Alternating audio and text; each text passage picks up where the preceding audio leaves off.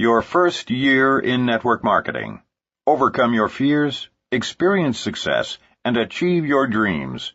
By Mark Yarnell and Renee Reed Yarnell. Narrated by Kevin Foley. Copyright 1998 by Mark Yarnell and Renee Reed Yarnell. This unabridged audiobook is published by arrangement with Three Rivers Press, an imprint of the Crown Publishing Group, a division of Random House Incorporated, and was produced in the year 2011 by Tantor Media Incorporated, which holds the copyright thereto. We are at that very point in time when a 400-year-old age is dying, and another is struggling to be born. A shifting of culture, science, society, and institutions enormously greater than the world has ever experienced. Ahead is the possibility of the regeneration of individuality, liberty, community, and ethics such as the world has never known, and a harmony with nature, with one another, and with the divine intelligence such as the world has never dreamed. D. Hawk, founder of Visa. Forward. As a business reporter and self-help writer, I have been researching and writing about the network marketing industry for 8 years. During this time, I've had the privilege of interviewing some of the top leaders in the industry and listening as they reveal their hardest-won and most closely held success secrets. Yet I've never found a richer load of hard-edged, practical information on network marketing than I did between the pages of Your First Year in Network Marketing by Mark and Renee Yarnell. I learned more from reading this book than I have during all the years that I've spent exhaustively researching the MLM industry. Of course, I am hardly surprised by the book's high quality. From the first time I ever spoke with Mark Yarnell, I knew that he was a master communicator. Many of the heaviest hitters in network marketing become surprisingly inarticulate when you try to get them to explain the nuts and bolts behind their success. But Mark has always possessed the unique ability to summarize and encapsulate his business wisdom in easy-to-swallow nuggets, delivered with humor and drama, and honed with a keen and subtle intelligence. The stories and insights that Mark imparted to me, through many fascinating interviews, played a big part in making my book, Wave 3, the success that it eventually became. It is clear from reading Your First Year in Network Marketing that Renee Yarnell is cut from the same cloth as her remarkable and talented husband. Together, they make an unbeatable team. These two have been through the wars together. In Your First Year in Network Marketing, they write with brutal candor of the bad times as well as the good, imparting to readers an unusually balanced picture of what it really means to work in MLM business and what it really takes to succeed. You won't find any loose talk in this book about getting rich quick. The Yarnells made their millions the hard way.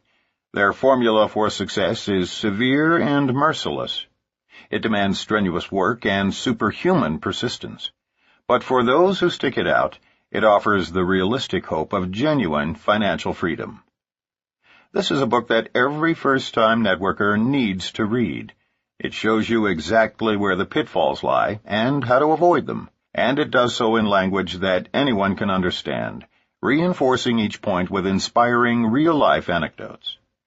For those networkers who take their business seriously, Your First Year in Network Marketing is, quite simply, indispensable. Richard Poe, author of Wave 3 and The Wave 3 Way to Building Your Downline.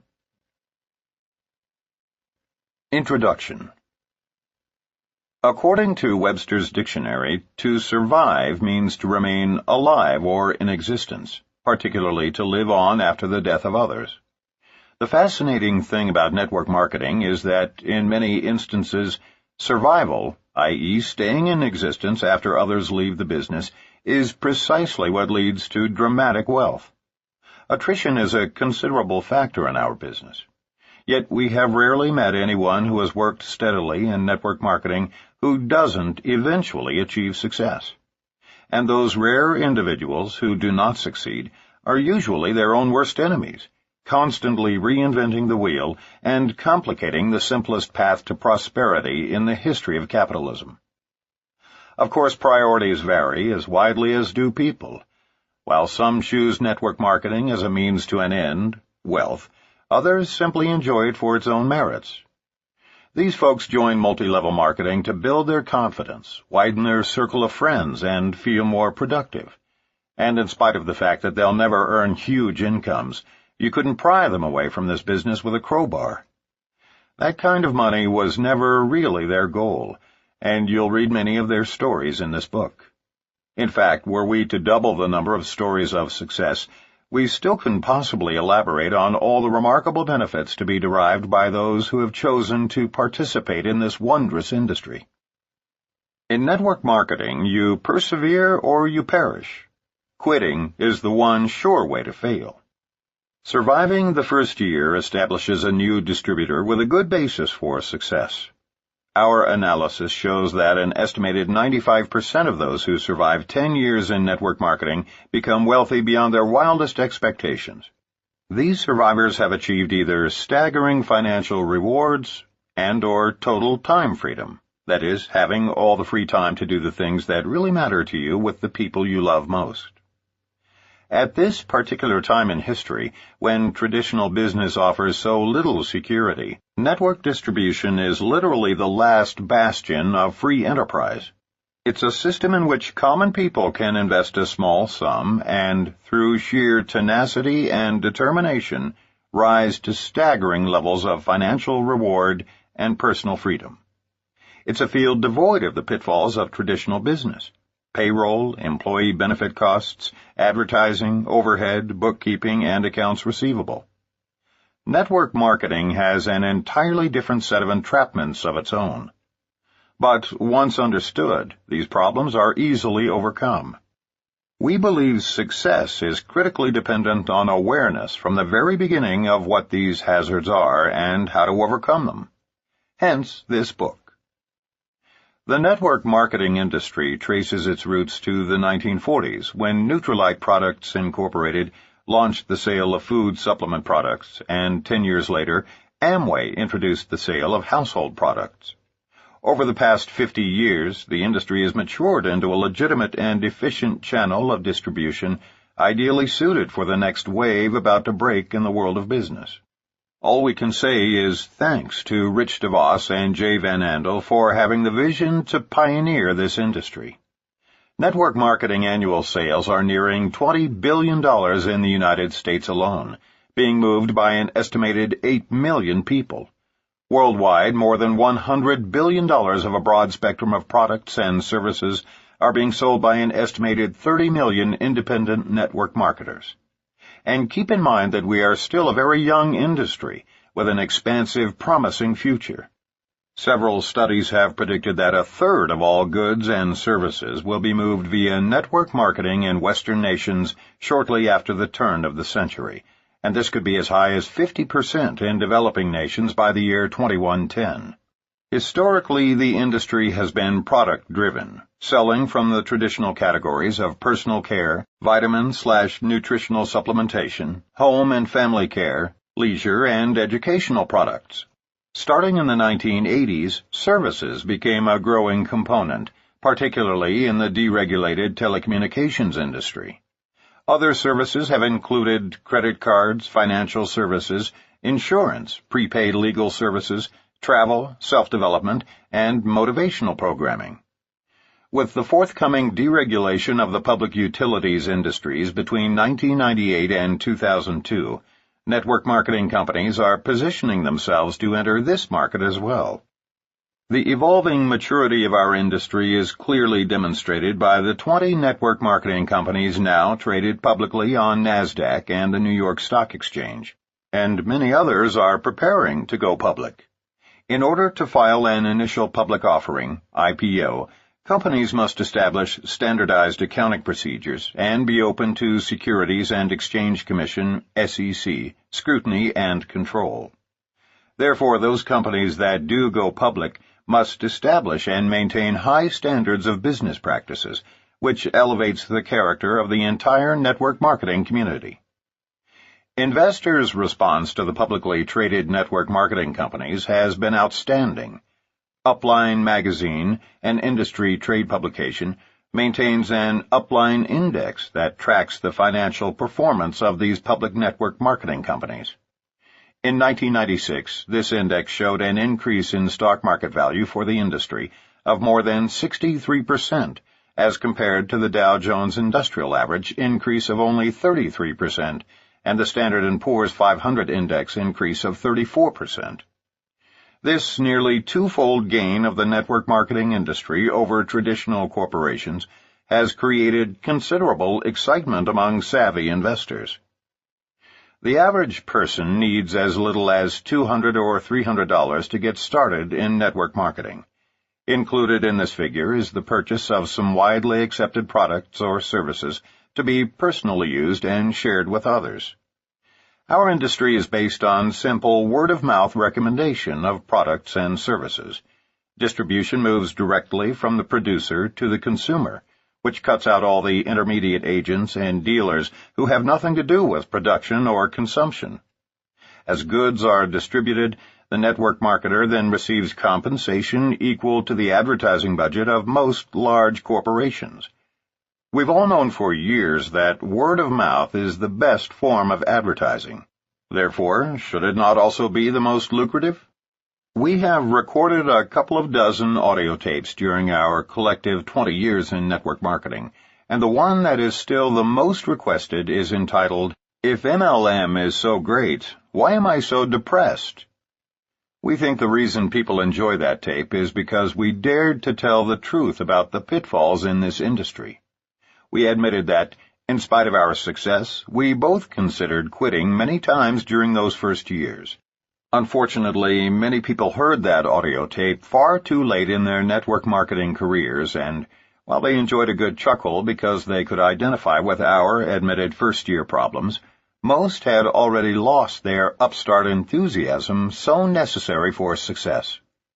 And once people lose the drive and enthusiasm to carry them through the tough months, once that excitement is gone, in many cases, so too is the chance to achieve dramatic wealth. There is an often-quoted adage in this business. It's much easier to give birth to a new distributor than it is to resurrect a dead one. And yet, as the stories poured into our Swiss chalet from across the Atlantic, we realized that this book may indeed resurrect thousands of discouraged network marketers once they read some of the truthful anecdotes shared by so many legends of this industry. As a prelude to these stories that we hope will impact your life, it seems appropriate to introduce you to one of the legends, Doug Weed, who is with the oldest and largest MLM company. Before we tell his story, we would like to tell you a little about the man. The night the Gulf War began, you may have seen Doug Weed interviewed on television by Dan Rather. Doug was then serving as Special Assistant to President Bush. He has been quoted in Time, Newsweek, U.S. News and World Report, The Washington Post, The Wall Street Journal, and hundreds of other major publications, and his 26 books have sold over 3 million copies in 15 languages. Except for his 6-year political sabbatical, Doug Weed has dedicated his last 20 years to building his organization, as well as researching and writing about network marketing. Doug has filled auditoriums and soccer stadiums in Poland, Hungary, France, Turkey, the United Kingdom, Australia, Indonesia, and the United States with eager network marketers in just the last year. So what does a legend like Doug Weed do with his money, credibility, time freedom, and power? In 1979, working side by side with Pat Boone and Archbishop Bernard Cardinal Law of Boston, Doug founded what is today one of the world's premier relief organizations, Mercy Corps International. Last year, it distributed $73 million worth of medicine and famine relief to the troubled areas of our world.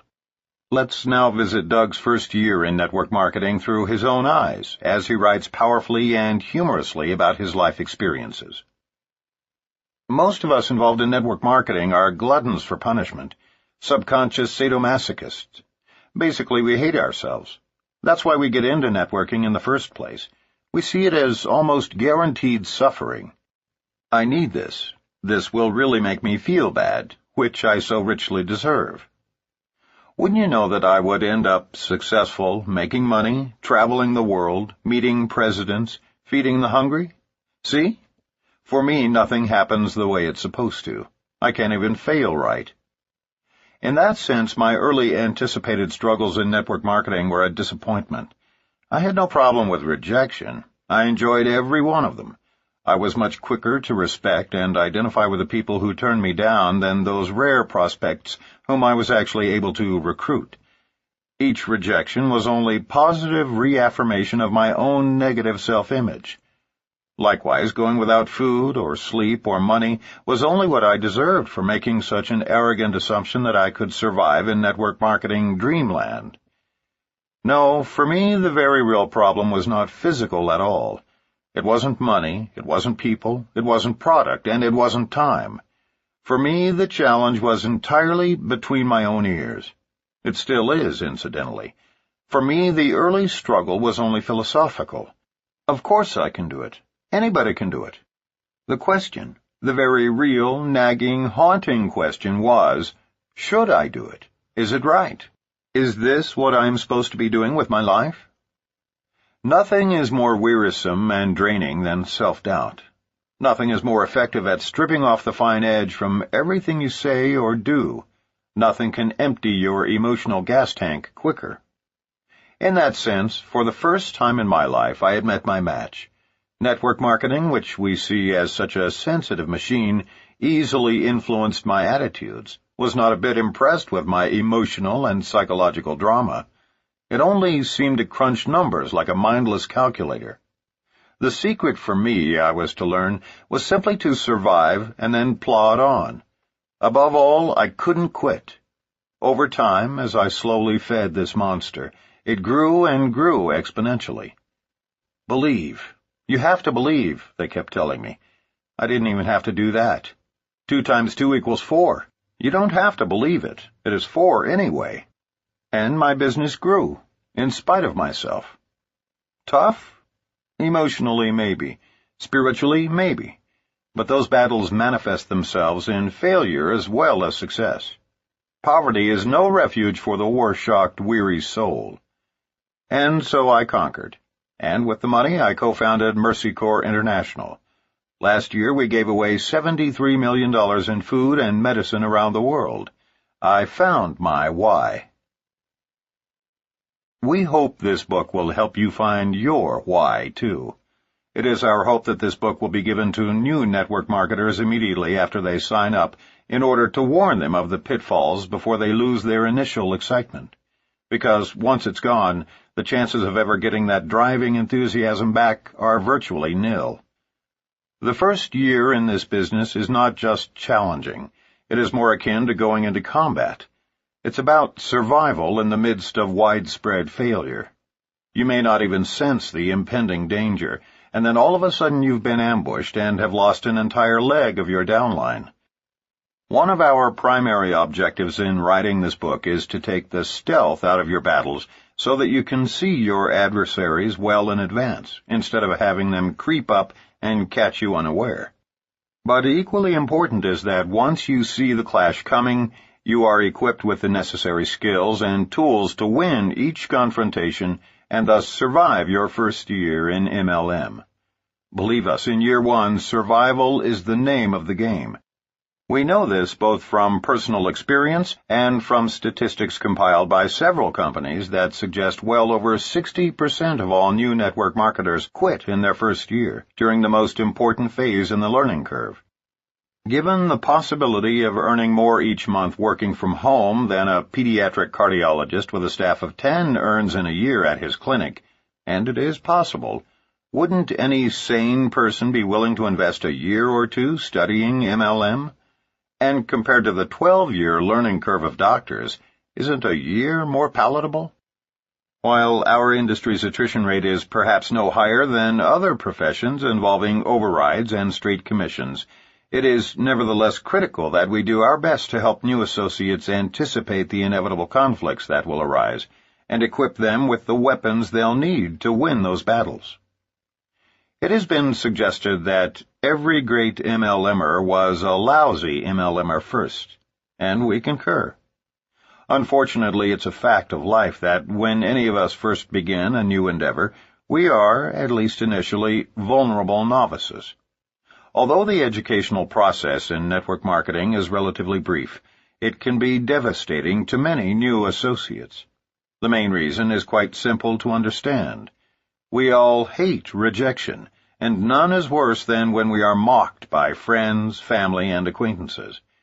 It doesn't take very long for people to become discouraged when every day for the first 4 or 5 months they are subjected to eye-rolling ridicule from everyone they know, love, and respect.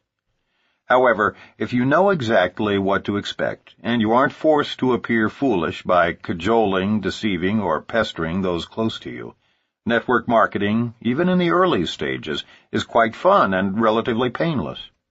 Preparation and anticipation are both critical. In this book, we will prepare you for most of the inevitable first-year challenges. We will teach you how to survive those conflicts by providing you with tactics that work. No theories, just facts. Most importantly, by preparing you in advance and sharing practical ways to survive each of these first-year challenges, we want to assist you in persevering. And if you do manage to survive the first year without quitting and without losing your sense of humor, the odds are great that you will continue long enough to become quite wealthy and successful.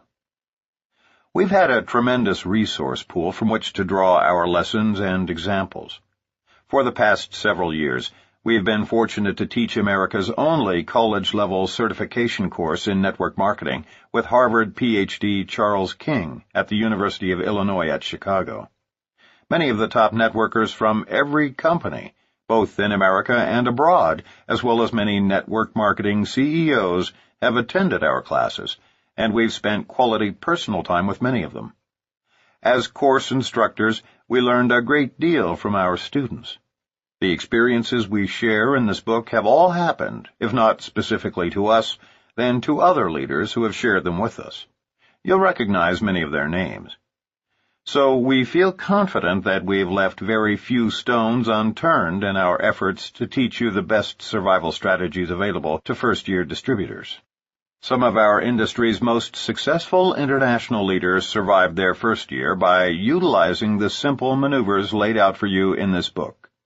Survive your first year, and you've got a tremendous opportunity to join those legends. From Mark's father telling him that he is ruining the family name by doing MLM, to a hungry reporter asking the Attorney General of Nevada to investigate our company in hopes of uncovering a scandal or conflict of interest while Renee was serving as chairman of the county commission, the two of us have survived some fairly devastating ambushes. We know what it's like to lose 6 of our 7 best leaders to a new upstart scam, that is, a company that misrepresents its earnings and/or product efficacy. And we've endured the humiliation of a close friend stealing an entire downline leg. Both of us fell into the management trap at different points in our respective first years, and wound up babysitting people who never would have succeeded no matter what we had done, because they weren't willing to do what we did.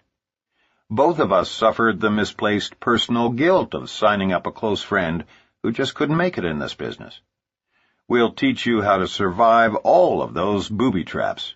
In fact, we'll show you how to avoid them altogether on your path toward achieving all the money you aspire to earn and the time to enjoy it.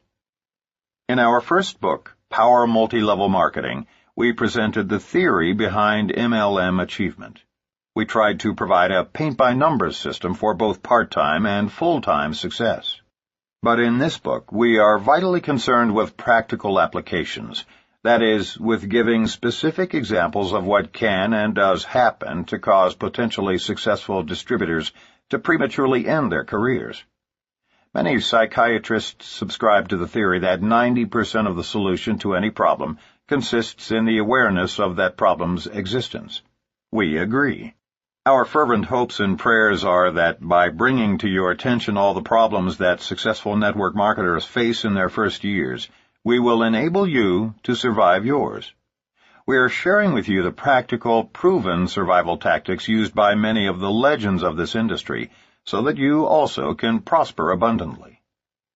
We're honored to have Dr. Charles King add a dimension to our book never before available, a quantitative analysis of network marketing from an academic perspective. Much of our most important data has been exhaustively researched and compiled by him. We've learned a great deal about the inner workings and technical marketing strategies of our profession from Dr. King. Many of his overviews are sprinkled throughout this book. His keen insights have been invaluable to us over the years, and his dynamic wife Sandra has directed all of our college certification courses. Nearly 1,000 students have graduated from our course to become network marketing professionals. So many thanks to Charles and Sandra King. Network marketing is indeed the greatest opportunity in the history of capitalism, and we consider ourselves very privileged to be able to participate in the industry. So naturally, when Prima Publishing contacted us about doing a book, not long after its marvelous success publishing Richard Poe's legendary Wave 3 books, we jumped at the opportunity with tremendous enthusiasm. As industry advocates, we believe that when any network marketing company fails, we all suffer. The future survival of our industry depends now on cooperation, not antagonism. Industry-wide success depends on elevating MLM companies and products rather than destroying the reputations, hopes, and dreams of our MLM competitors. Only then will network marketing become the most lucrative profession in all of free enterprise. Some network marketers mistakenly believe that the systematic ruin of their competitors is their best strategy for success. Little do they know that's exactly why they haven't begun to reach their potential. Unlike pioneers of the Old West who circled their wagons to fight off attacks, whenever one or more companies in our industry is threatened, we circle our wagons and fire inward. The old tactic of divide and conquer has been quite effective in the traditional business world. The traditional corporate pyramids have skillfully utilized the media and government regulators to similarly attack and stifle our growing industry. And all along they have hoped and prayed that we'd just go away. But we think it's time for them to stop fighting us. We respect all companies, not just those in our own industry, and we think they should do the same. Spanning our collective 20 years in the field of professional network marketing, we have been blessed to speak to hundreds of thousands of marvelous people in every part of the world. And while we've heard our industry denigrated in a variety of ways, not once have we heard it referred to as the rat race. This graphic description has been used on every continent and translated into every language to depict a traditional business. Rat race literally means a sprint between the world's most deplorable rodents, those who actually wiped out half the population of England during the Black Plague. And what is it they are so steadfastly pursuing? Refuse and rotten grain, in a hopeful pursuit to eat enough to see one more day. If for no other reason than to help people avoid that, we feel that this is a book whose time has come, because the human condition should be a joyous flight among eagles, not a frenzied dash among rodents. Betty Carter, formerly Senior Vice President for the Pacific Stock Exchange, recently shared a graphic comparison between the rat race of traditional business and the freedom of network marketing. In her own words, when traditional business grows, an entire population can be reduced to rats. I moved to Seattle several years ago because of the quality of life. Today, as two corporations expand, the entire city has been forced into a mindless trek for several hours each day. The average speed on major highways has been reduced to 21 miles per hour. Crime and other societal problems are rising dramatically. No one can yet predict the negative ecological impact of the several thousand-person influx each month, but environmentalists are clearly worried. The point is this. When MLM corporations experience explosive growth, thousands of people go home and soar like eagles. When traditional corporations explode, people from all over the world assume the posture of rats and take to the streets. Thank God network marketing has given me the freedom to run errands during the times when others are confined to their little cubicles, but it will just be a matter of time before I have to look elsewhere for tranquility. We feel we have an awesome responsibility to educate as many people as possible to the fact that they need no longer participate in the god-awful stress of traditional linear business. We wholeheartedly agree with Art Williams, the author of All You Can Do, when he suggests that we should all become crusaders in an effort to save the masses, at least those who will listen, from their headlong pursuit into 80-hour weeks, mediocre incomes, and stress-induced coronaries.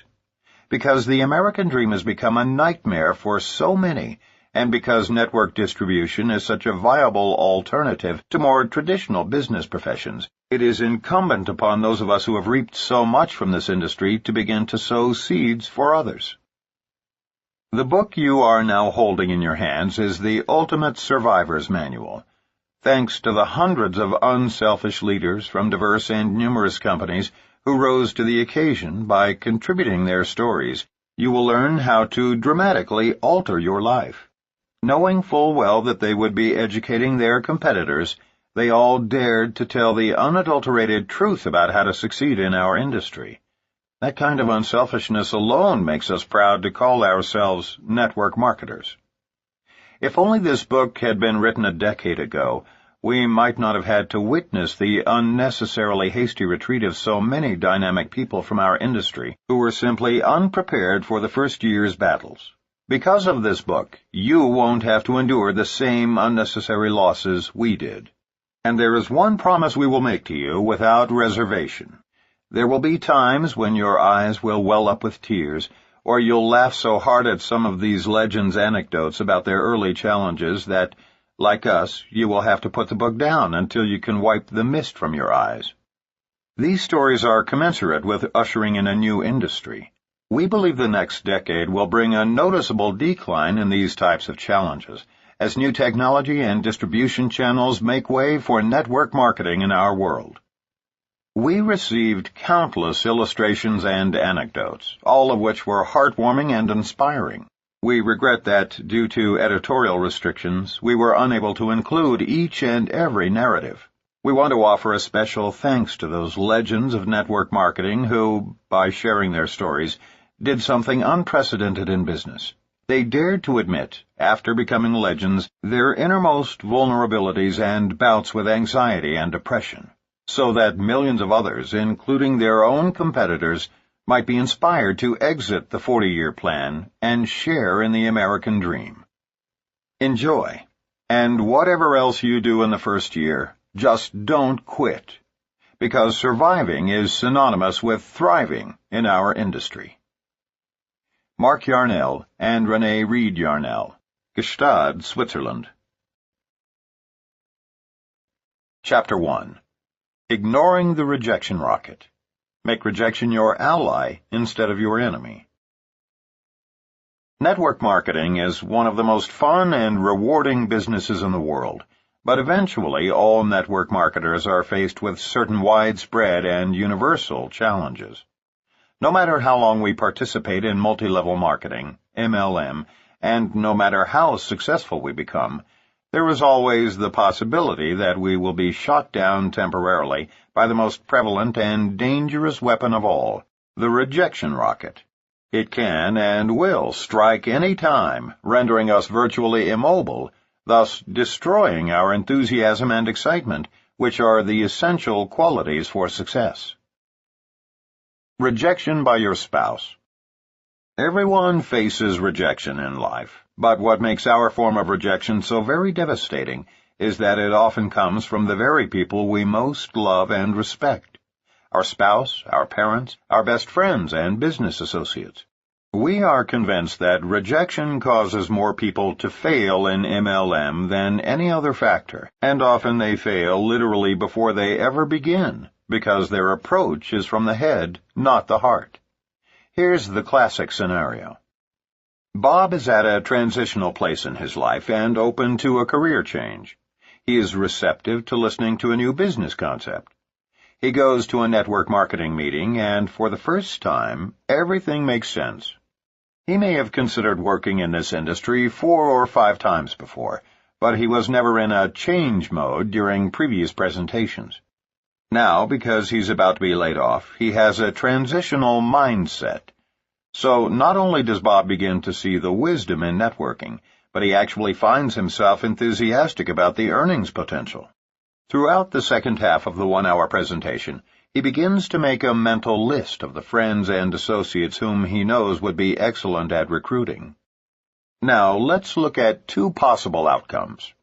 Regardless of whether Bob actually signs up or not, he's about to be attacked by the first adversary in this business. And unless the person conducting the presentation prepares Bob and the others for what is going to occur by presenting certain facts at the end of the first recruiting interview, Bob is going to quit before he ever begins.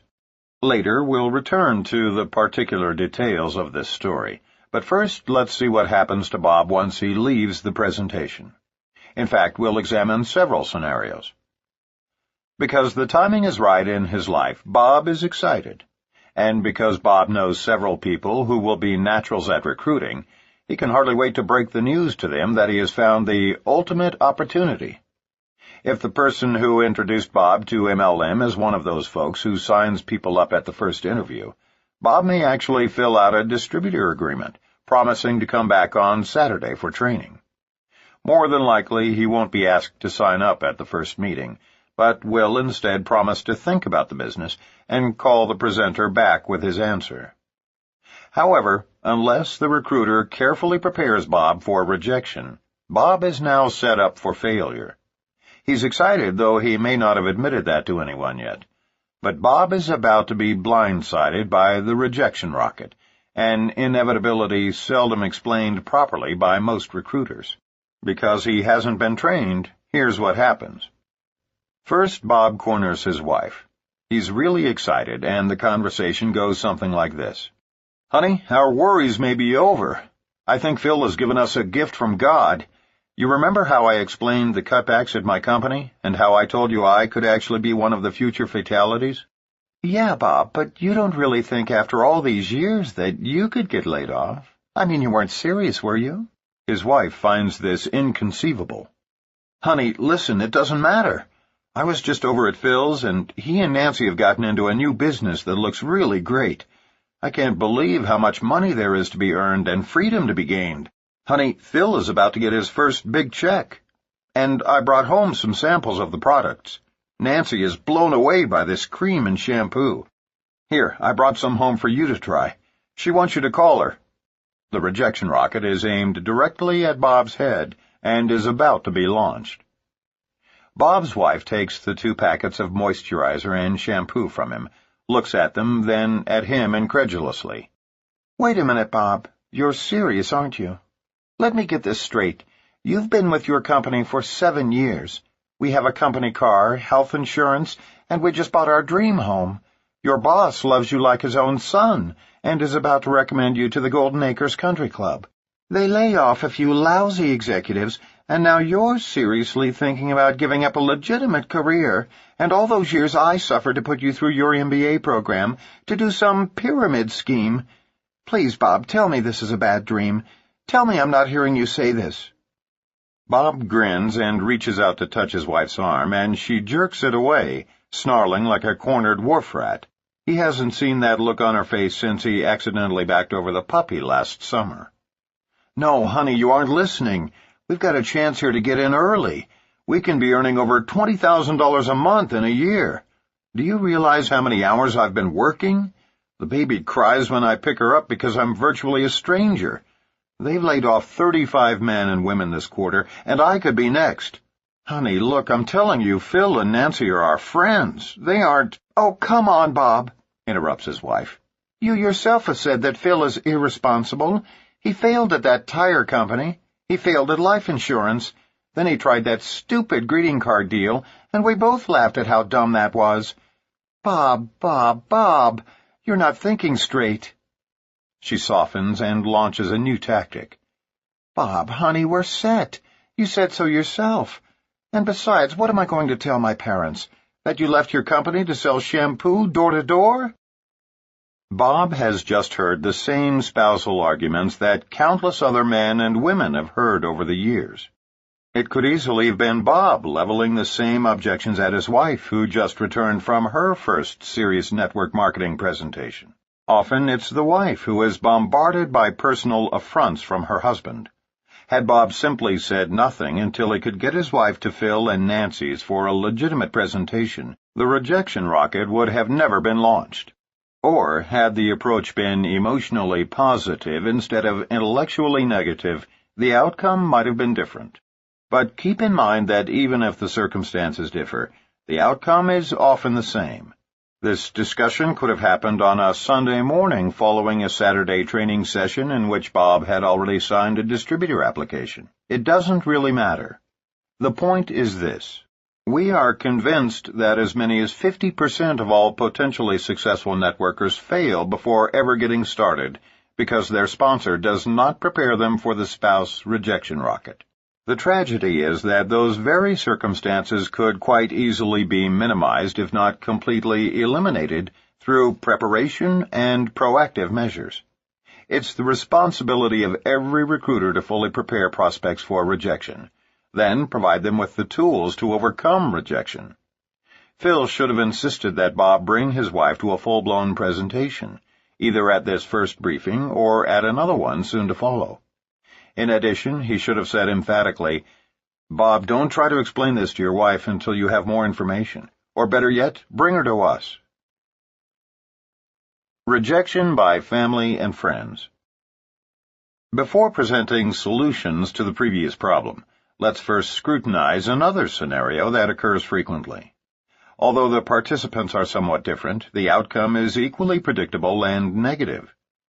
We begin by assuming that Bob's wife is as excited as he is about this network marketing opportunity. Let's also assume that Bob has signed up, and both he and his wife have been trained and prepared for any and all rejection. Initially, Bob decides to take the lead until their new infant is a little older. His wife will join Bob later. Bob can anticipate the primary objections used by prospective MLMers and has memorized a response for each one. In fact, he's quite proud of his knowledge and is even perhaps a little cocky about his ability to overcome objections. Bob is excited about his new skills of persuasion, believing with a smug self-confidence that he can effectively counter each objection. He's convinced that in this battle of wits, his prospects are unarmed. He fully expects to win any and all debates about network marketing, and prove to each of his friends that his new venture is far superior to traditional business. Equipped with that knowledge, he picks up the telephone and begins calling his 25 best prospects, those people whom he would love to spend the rest of his life with in a partnership. Usually one of three outcomes is predictable, so let's evaluate all three. Winning the battle. The first outcome is what we call winning the battle. Bob has just gotten past his close friend's secretary and is beginning his prospecting conversation. This is a man Bob has known since high school. Their lives are quite different now, so they see each other infrequently, but have nevertheless retained their warm friendship. The conversation begins with small talk, but let's move ahead to the actual dialogue about the business. Bob begins his approach. "You know, Steve, the other reason I called is to try to set up a convenient time when you and Sally can come over and take a look at a new business my wife and I have—" Steve cuts in. "Bob, it sounds like one of those pyramid deals to me. Don't tell me you and Christy have been sucked into one of those scams." Of course, Bob has been trained, albeit improperly, to handle objections, and he's armed for battle. "Actually, Steve, I can understand your reluctance to look at a deal like this, but all I ask is that you remain open-minded for a 45-minute presentation. Let me ask you, Steve, would Tuesday or Thursday be better for you?" Bob is proud of his canned response, but as we'll see, his pride is very fleeting. "Come on, Bob. You and I go way back. You can cut out the memorized speeches and shoot me straight. Sal and I aren't the least bit interested in one of those deals. In fact, my own father got sucked into some gold scam last summer and put over $5,000 into the deal, never signed up one person, and has a garage full of overpriced gold coins gathering dust," Steve says gently but firmly. At this point, or really before the conversation had even gone this far, Bob should have realized that Steve isn't in the right time in his life to see this opportunity. He isn't the slightest bit open to the business, and anything said from here on will only further alienate Steve, and therefore hurt Bob's chances to approach his friend at a later date when he may be more receptive. In fact, unbeknown to Bob, He may actually do irreparable damage to their friendship by continuing to pursue the matter. There's a specific 6-month rule we'll present later in the book that will help you avoid Bob's dilemma, but for now let's assume Bob is unaware of it.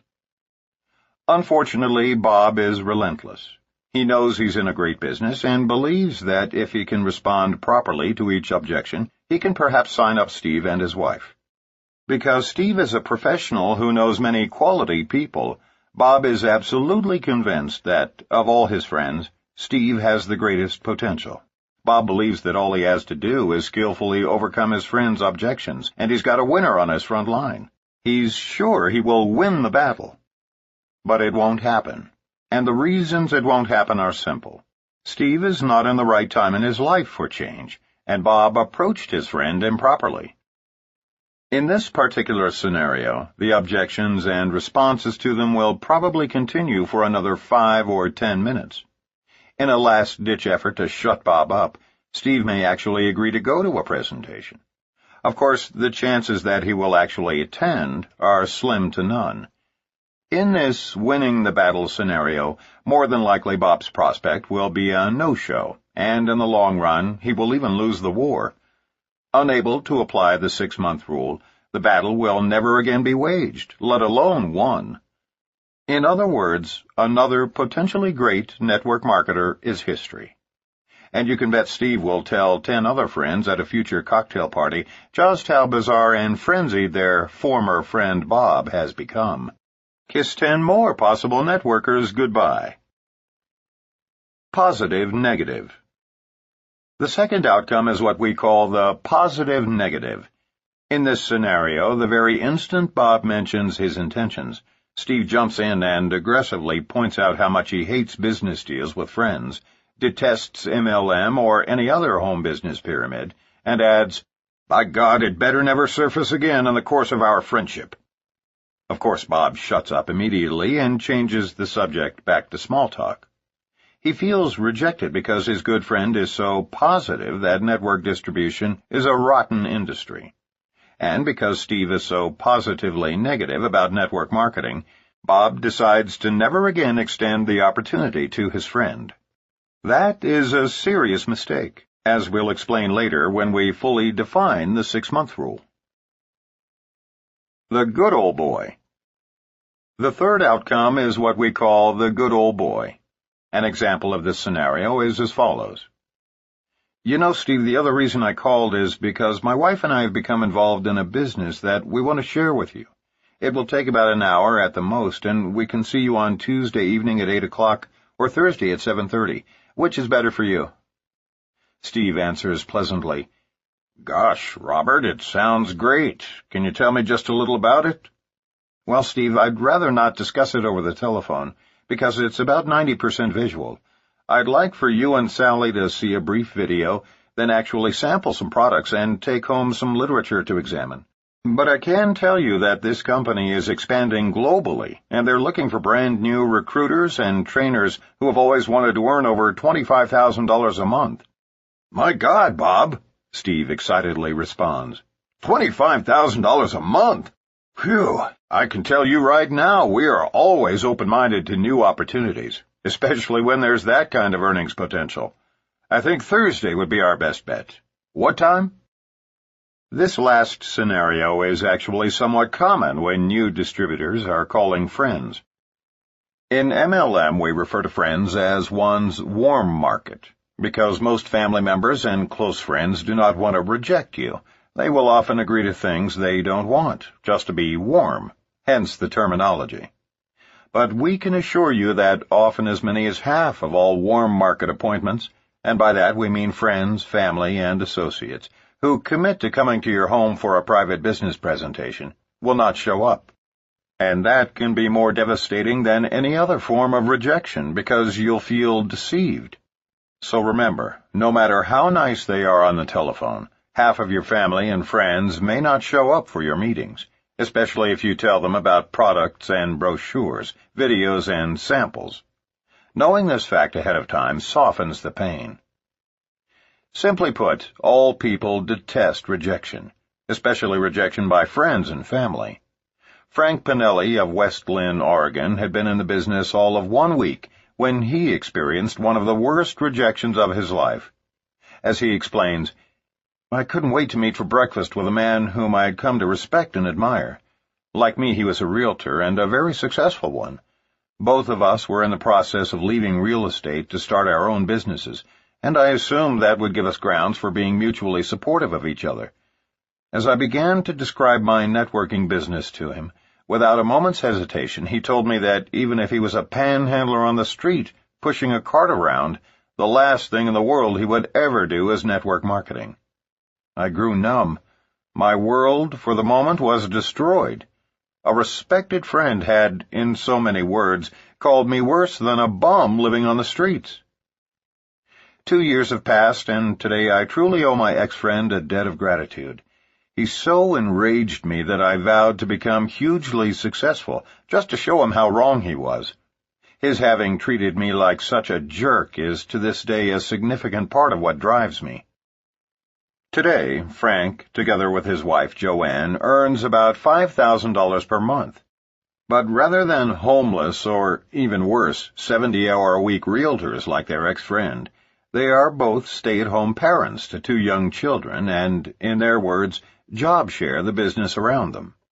Friends are often our biggest dream stealers, and once a dream is stolen, it is not easily recovered. But Frank and Joanne turned what could have been a stolen dream into a burning desire to rise to their full potential. Today they both love what they do and have their sights set on making it all the way to the top. And when they reach the very pinnacle, it will undeniably be because one business associate tried to smash their hopes and dreams. Perhaps once they make it to the very top, their realtor friend will decide to join them in business. Dennis Clifton, who, together with his brother David, built our strongest global organization, remembers how excited he was about his future when he first signed up back in May of 1986, before any of us knew what we were doing. As I began to go down my list, I quickly realized that this wasn't going to be as easy as I had hoped. Almost every person that I called was unwilling to even meet with me. But in spite of this, my positive attitude was holding up, until one morning. I had a friend who worked as a disc jockey at a local radio station. I called him at work and began to explain what I was doing. His response was something I had never experienced before. He actually began to laugh out loud. Now, I don't mean a whimsical smile or friendly chuckle. I mean a wall-rattling, spirit-crushing belly laugh. I was devastated as I hung up the phone. I had never been laughed at quite like that before. Then all the voices began to come to me. Why in the world am I doing this? Nothing is worth this kind of humiliation. Since nobody seems to want to do this, maybe they know something I don't. If I quit now, I'll never have to go through that again. I can remember slipping into that black hole that so many new distributors never come out of. When my phone rang, it was my sponsor, Mark Yarnell. He asked, "Hey, big boy, what's happening?" I responded, "Mark, you're not going to believe this, but I just got laughed at, big time." Then I told him everything that happened, and guess what he did? He started to laugh uncontrollably. After a few minutes, when he regained his composure, he said, "Dennis, don't let yourself worry about that goober. Just send him a copy of your check in 6 months." What a great response. For the first time in my life, I understood the full meaning of the old saying, "He who laughs last, laughs best." Today, more than a decade later, that man who almost laughed me out of the business is still a disc jockey in Austin, Texas. Me? I live in the mountains in Colorado with my wife and kids, and run an international business with distributors in over 20 countries around the world. I've made millions of dollars since that first laugh, and I can assure you it was worth it. Let 'em laugh. Maria Perkins of Santa Barbara has been with her company for 8 years and has made it to the 3rd level of her compensation plan. She sees her role in network marketing as a conduit or bridge for people like herself who cringe at the thought of sales, and recommends that her associates approach the business like professional consultants. In order to sustain herself through these years, she plays her own mental imagery tape in her mind. No matter if it was my 40-year-old baby brother smirking at my efforts, the people who swore they would show up and didn't, or even the friends who suddenly viewed me as some ex-con about to bamboozle them into my newest scam. They all led me to the mountaintop, and it is here I shall remain. Maria is convinced that we all have to operate on our own agenda, not someone else's. May you be as fortunate as Frank, Dennis, and Maria when you have one of your friends put you down or scoff at you. Later we will discuss the very finest friend approach in order to minimize the rejection like these distributors faced. But we hope that learning of their battles with rejection will assist you in coping with your own. Fine wine can be a byproduct of sour grapes. Turn your battles into a motivational force and let that force propel you through those early rejections. Dennis is right. It is all worth it. Preparing your prospects for rejection. The rejection rocket can be leveled at you any time in your career, and the problem is that you generally don't see it coming. It's a stealth weapon. It can take many different forms and is frequently unrecognizable right up until impact, and then kaboom! While we certainly cannot help you anticipate every potential kind of rejection, we can definitely prepare you for those forms of rejection which are the most destructive. Avoidance of these dangerous weapons is fairly simple if you begin programming your networking professionals at the very beginning, literally during the close of the first recruiting meeting. Let's set the stage. You have just presented your business opportunity effectively by following a specific format. One we'll explain in a later chapter. And you're convinced that 3 of the 5 prospects sitting in your living room are tremendously excited about the income potential. They've asked all the right questions, and you've answered them to the best of your ability. You've played the video, very clearly and simply explained the numbers during your board presentation, handed them some samples, and finally explained that training is here at your home next Saturday at 10 o'clock a.m. You're ready for the closing comments. Comments specifically calculated to call their attention to rejection and assist them in avoiding it before they are sideswiped. We are irrevocably convinced that most people who leave the first presentation excited but never sign up or return for training are usually fatalities of the easily avoided rejection rocket. Here's how we prepare our unwary prospects. We suggest you memorize or paraphrase this for your own use, speaking in the singular or plural accordingly. Folks, I know some of you are excited about the numbers you've heard today. I realize that you will want to do your due diligence, as would any responsible entrepreneur. But let's face it, if I'm right, if you really can earn this kind of monthly income and semi-retire in 3 to 4 years, or at least have substantial personal and financial freedom, you'd have to be brain dead not to take me up on this deal. But I want to warn you about the 2 primary causes of failure, so you can avoid them while you're doing your investigating. Don't be afraid to use a comment like brain dead on your prospects, no matter how successful or professional they appear. We've never had anyone fail to laugh at the comment. But more importantly, you are asserting your obvious leadership, a quality they desperately need to observe in their mentor before considering joining our industry. The first cause of failure occurs when you network marketers listen to people who don't know what they're talking about. The second cause of failure results from their not listening to those of us who do know what we're talking about. Let me give you an example. It's just human nature that when we get excited about something, we want to share it with others. Whether it's a new flavor of ice cream or a business opportunity, it doesn't really matter. We want to share it, especially with the people we most care about. That's fine with ice cream or a good movie, but it's not right to share this business with anyone until you're completely trained and knowledgeable about our company. Why? Because the primary cause of failure in our profession stems from people getting excited about the tremendous earnings potential and then charging out to tell their closest friends and relatives before having the slightest idea how to do our business. It is critical that you not say anything to anyone until we have taught you a successful approach. If you begin talking to your relatives and friends about this industry, most of them are going to tell you that you've lost your mind. And even though you think you've got all the facts, even though you know the truth about the earnings potential, and even though your friends, neighbors, and relatives know nothing, they will still tell you you're an idiot. And if you have 10 or 20 people in a row question your sanity, especially people you know and love, you will give up before you begin. So don't even attempt to sell your spouse on the opportunity. Simply get him or her back here for a presentation as soon as possible. Now, I know you think you're strong enough to avoid being influenced by people whom you know are completely ignorant about our company. Everybody thinks that. And let's say that you are. Let's say that even if 20 friends and relatives reject you and tell you you're an imbecile, you do not collapse under the weight of their negative attitudes.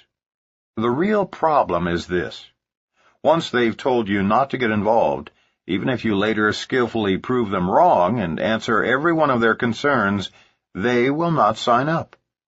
Remember, once they've ridiculed you for getting into MLM, they cannot afford to sign up themselves because that's tantamount to admitting their own foolishness.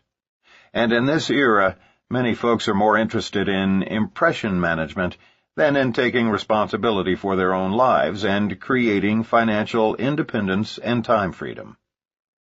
So, until you've been signed up, made a commitment, and been trained professionally, do not, and I mean this emphatically, do not approach your friends, relatives, or even your spouse with this business until we have taught you how to share this information with them. Some of your very best warm market recruits will never join you, no matter how successful you become, if you approach them improperly. Years of experience have taught us that the single largest cause of failure results from listening to people who don't know what they are talking about. Here's the problem. New prospects' friends and family don't know anything about your company or the business of networking, and in their ignorance they are certain it must be a scam.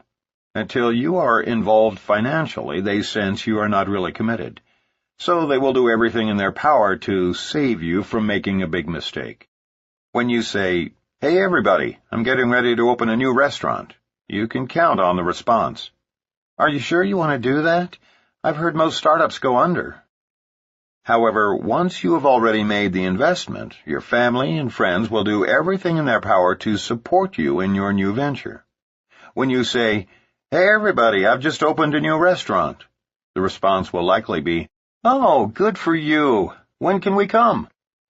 Rejection by family and friends is by far one of the biggest challenges in network marketing.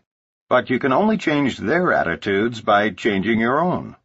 After you've elevated your own self-esteem and confidence level, only then will you be able to help others elevate theirs, often altering their opinions, strengthening your family's support or interest, and opening doors to your friends and associates.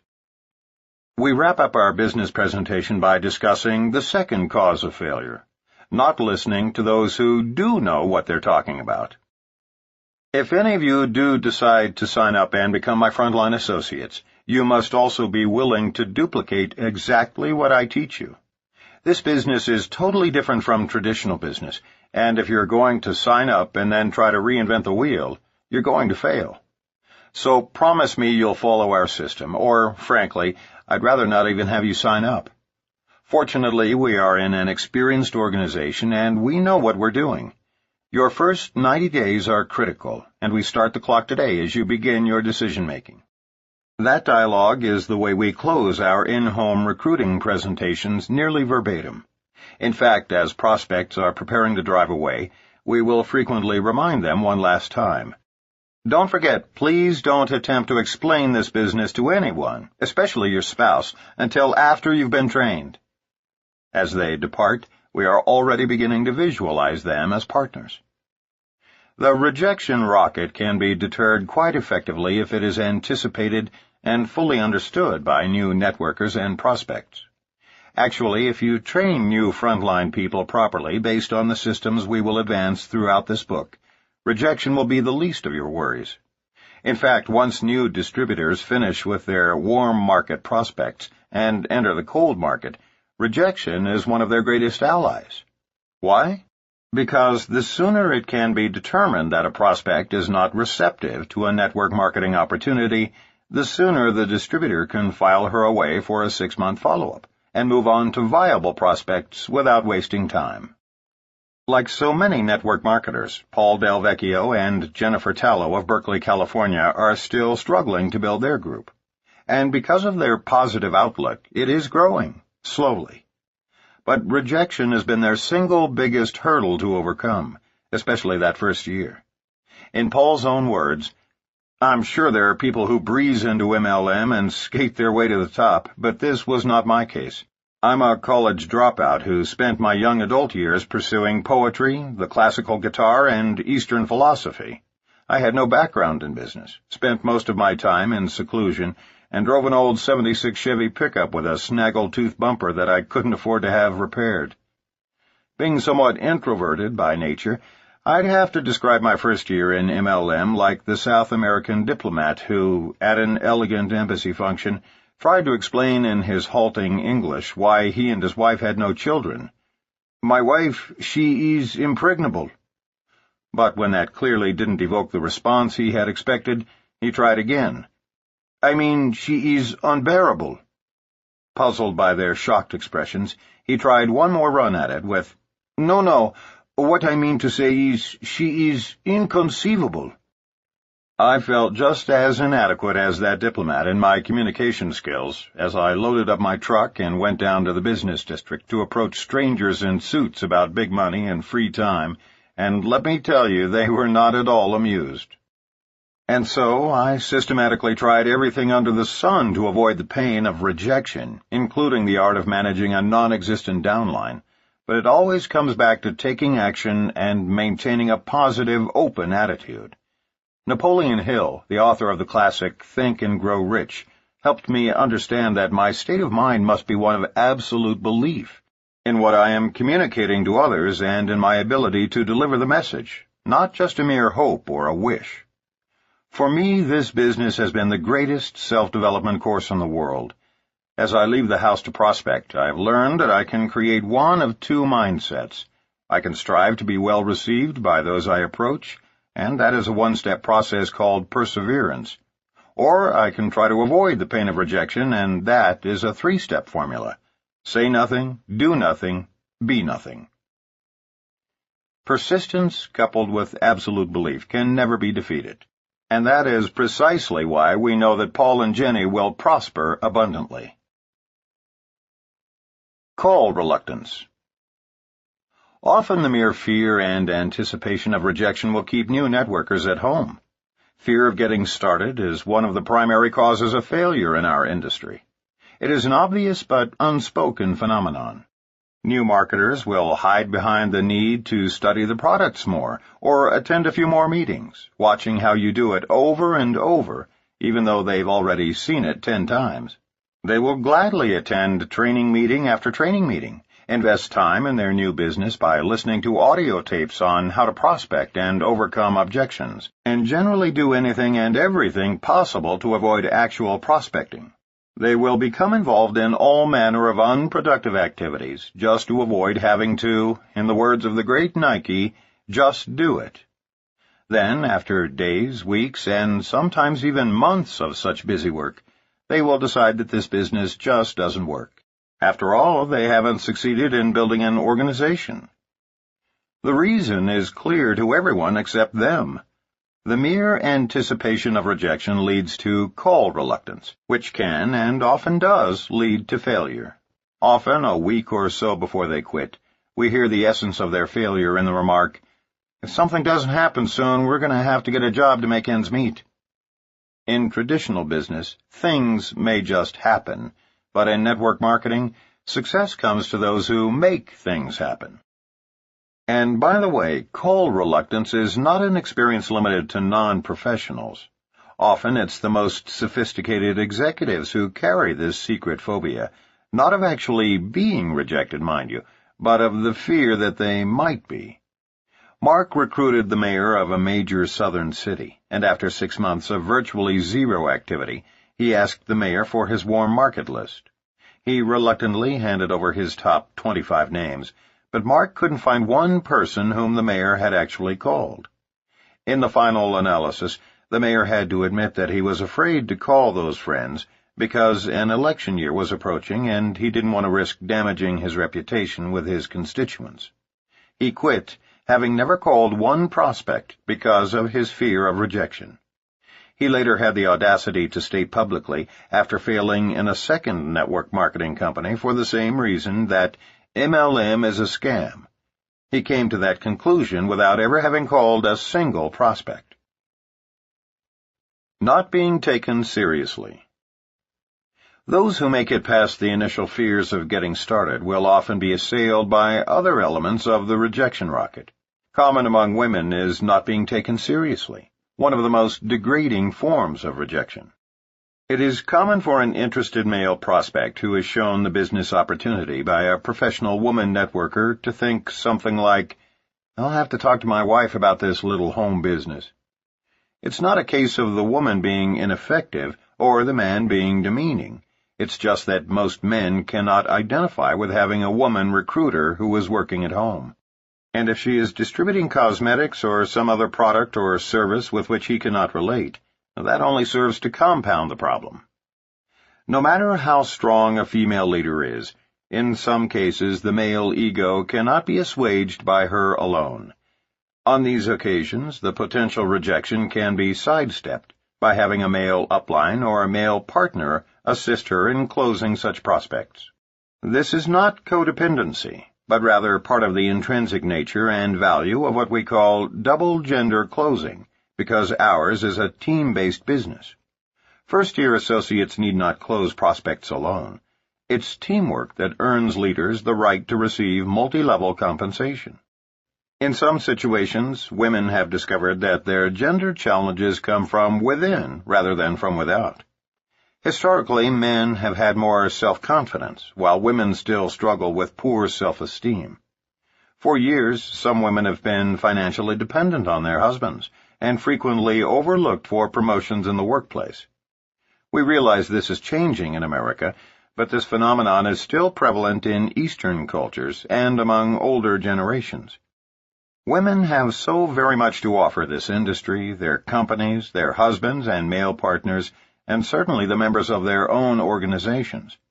The problem has stemmed from an industry-wide lack of awareness about just how much women have to give and how needed feminine qualities are in today's global marketplace. The role of women is on the threshold of explosive change, along with their image. If you suspect that you are being rejected because of an attitude you project, then take some time to work on your own personal growth before attempting to build an organization.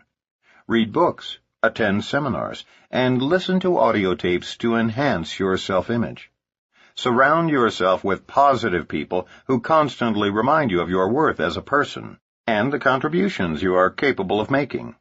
Shake off any residue of negative self-esteem, any emotional baggage that you may be carrying around, and take pride in yourself. It is important to understand that you have a greatness and an unlimited potential to elevate everyone around you. Practice exuding your inner strength with your head held high, and you will see an immediate difference in your general acceptance, your leadership success, and your income.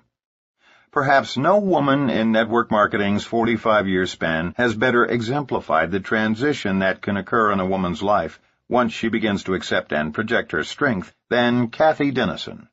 At the age of 30, Kathy Dennison awakened to realize that she was living a nightmare.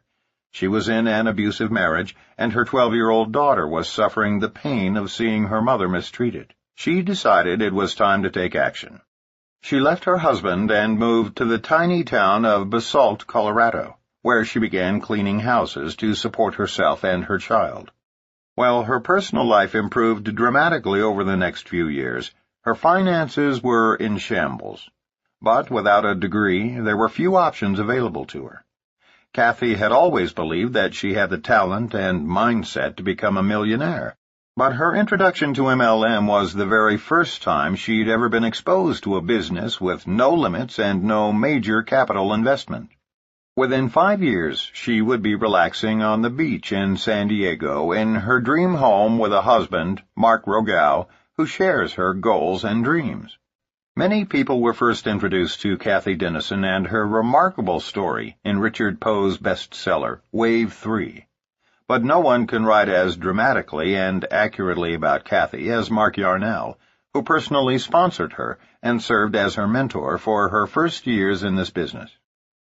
When I first met Kathy Dennison in Aspen, Colorado in 1987, she was a single parent, living in a tiny one-bedroom apartment, doing her best to support her family on her meager maid's income.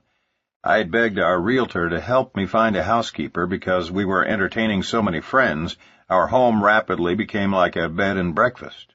By the way, move to Aspen and you'll learn just how many of your friends love you. Kathy agreed to meet me as a favor to her best friend, the realtor, but had actually decided not to accept the job. At that time, she was already cleaning numerous houses and felt burned out. On the other hand, she really needed the money, and she owed the realtor a debt of gratitude for the numerous jobs she had arranged for Kathy after she left her abusive marriage. When Kathy walked into my home that first day, I was immediately impressed with two things. First, she was obviously an extrovert. Second, she had enthusiasm, a very warm smile, and although she was working as a maid, she was definitely a people person. Naturally, the old recruiting Yarnell came out, as he generally does whenever I meet a strong personality. But in Kathy's case, I suppressed my enthusiasm as rapidly as it surfaced, mainly because I wanted to devote a solid year to snow skiing, hang gliding, and writing the first edition of my book, Power Multi-Level Marketing. And truthfully, even though I teach new distributors not to play God, that is, never to qualify prospects and always assume that everyone has the potential to succeed, I violated my own teaching. I decided that in spite of her enthusiasm, I wasn't going to sponsor my housekeeper in a town of 2,000 because the chances of her success were minimal. What a fool I was. After finally awakening from my stupor and signing her up, Kathy promptly signed up every possible prospect in Basalt and Aspen, then moved to San Diego and gradually built a business that transformed her into a millionaire. After recognizing my own stupidity in prejudging a maid, I made the decision to never again violate the one definitive precept in our industry. There's a seed of greatness in everyone. Never qualify prospects for any reason. Nearly a decade later, Kathy Dennison is one of network marketing's true heroines. As more women like Kathy join our industry, and we continue to hear more financial and emotional rags-to-riches stories, women will continue to occupy positions of importance in increasing numbers. And as Richard Poe so correctly pointed out in Wave 3, Dennison's stripped-down approach served her well. She rose from a lowly maid to a millionaire in just a few years. In 1997, Kathy was named one of the top 10 women of distinction in Jerry Hoffman's International Directory of Network Marketing. We spent an afternoon skiing in Switzerland during the winter of 1997, and when we returned home, we saw the familiar red light on our answering machine signaling that we had a message. That simple 2-minute message meant as much to us as any other achievement in either of our lives. Mark flipped the on button, the machine rewound, and there, in a broken voice, was our frontline associate, Kathy Dennison. Her message was a simple, "Thank you for believing in me." That afternoon, Kathy and her wonderful partner/husband, Mark Rogow, had received their millionaire's pin from the home office, signifying that they had earned over $1 million, thus inducting themselves into the company's elite millionaires club. So overwhelmed and appreciative was Kathy, so moving was her message, that we sat down and silently shed tears of joy. In that brief moment, the purpose that most forcefully drives us in network marketing was fulfilled. To this day, we can write without equivocation that you could take away everything we own, our income, our entire downline, homes and cars, and our involvement in network marketing would be justified in its entirety because of the joy we felt for Kathy and Mark on that afternoon. Seldom, if ever, has one of life's experiences so touched us at the very core of our beings as did Kathy's short message.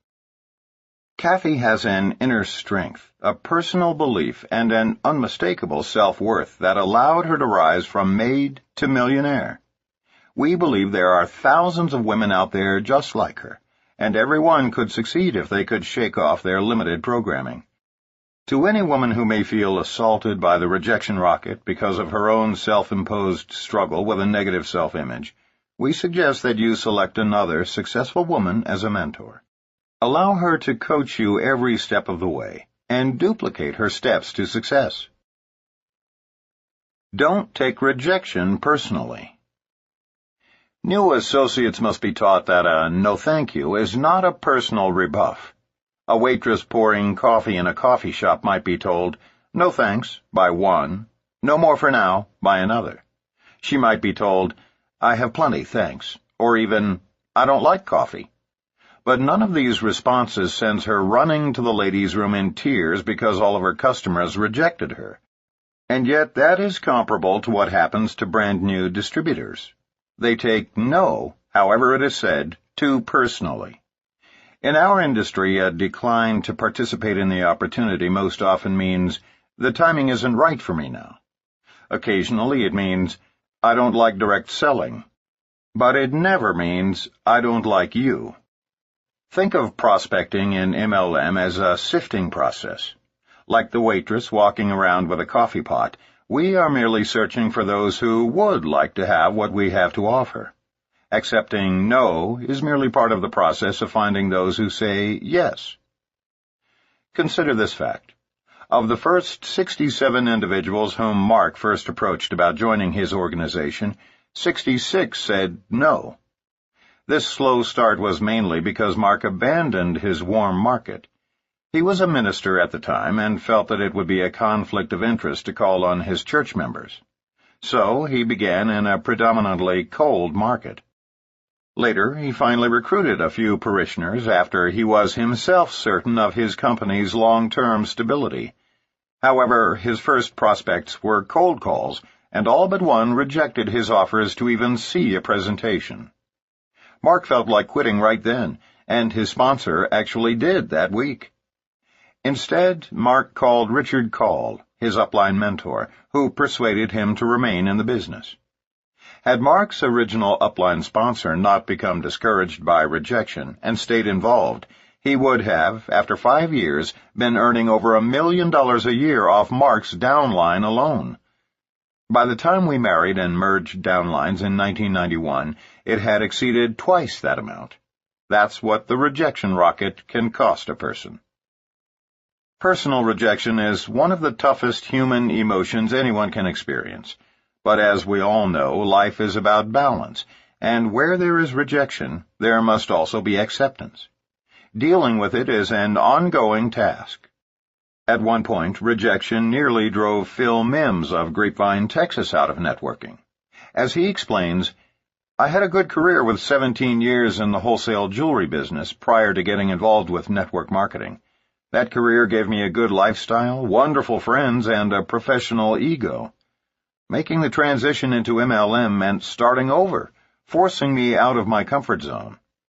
As I approached friends, family, and jewelry associates to be either my customers or to join me in business, I watched personalities change. Friends became cold and distrusting. My family began to snicker. Jewelry associates responded with concern for my sanity. It hurt me when they appeared to feel that I was taking advantage of them and abusing our relationships. I wanted to just say, "Okay, never mind," and head back into my comfort zone and secure jewelry life. I almost quit network marketing entirely. Those feelings continued for my first 18 months in MLM because my friends were important and their acceptance was crucial. Then it hit me. Some members of my downline began thanking me. They expressed their gratitude for my help and for leading them to great changes in their lives. Wow! The acknowledgement made my heart pound and my eyes tear up. It dawned on me that if I were to quit and return to my jewelry business, I would perhaps lose my new friends and business associates whom I really liked better. Networkers are such caring, sharing, giving, and excited people who, like me, are seeking success, peace, and freedom. Traditional business offers these things for a few people, whereas success is possible for so many in network marketing. To remember now that I almost quit because of my wounded pride helps me to understand what my new downline reps face. Shedding my old self and becoming a new person was indeed a painful transition. The hardest thing I ever did was to leave the comfort zone of my jewelry business. But as a result of my newfound personal freedom, personal growth, and feelings of appreciation, I found a bigger and better comfort zone. I'll always be a networker, thankful that God opens doors, provides the courage to go through them, and furnishes the light to guide my way. Not talking to enough people. If we only talk to a dozen people in the course of a week, the art of rejection by those few becomes bigger than life. If we contact a few dozen people each week, rejection is no problem, because a few will always get involved. Remember this law of balance. Increase the number of approaches and decrease the impact of rejection. Susan averaged 10 contacts a week in her business because she was working part-time and had an extremely busy schedule. Because she was working from her warm market list, she had a high ratio of positive responses. 5 promised to come to her Tuesday night business briefing to learn more about this opportunity. 2 actually showed, but neither signed. All she could think about were the 3 who didn't show, and the fact that they didn't even have the courtesy to call and cancel. 4 more weeks of that kind of rejection, and she will be out of the business. Why?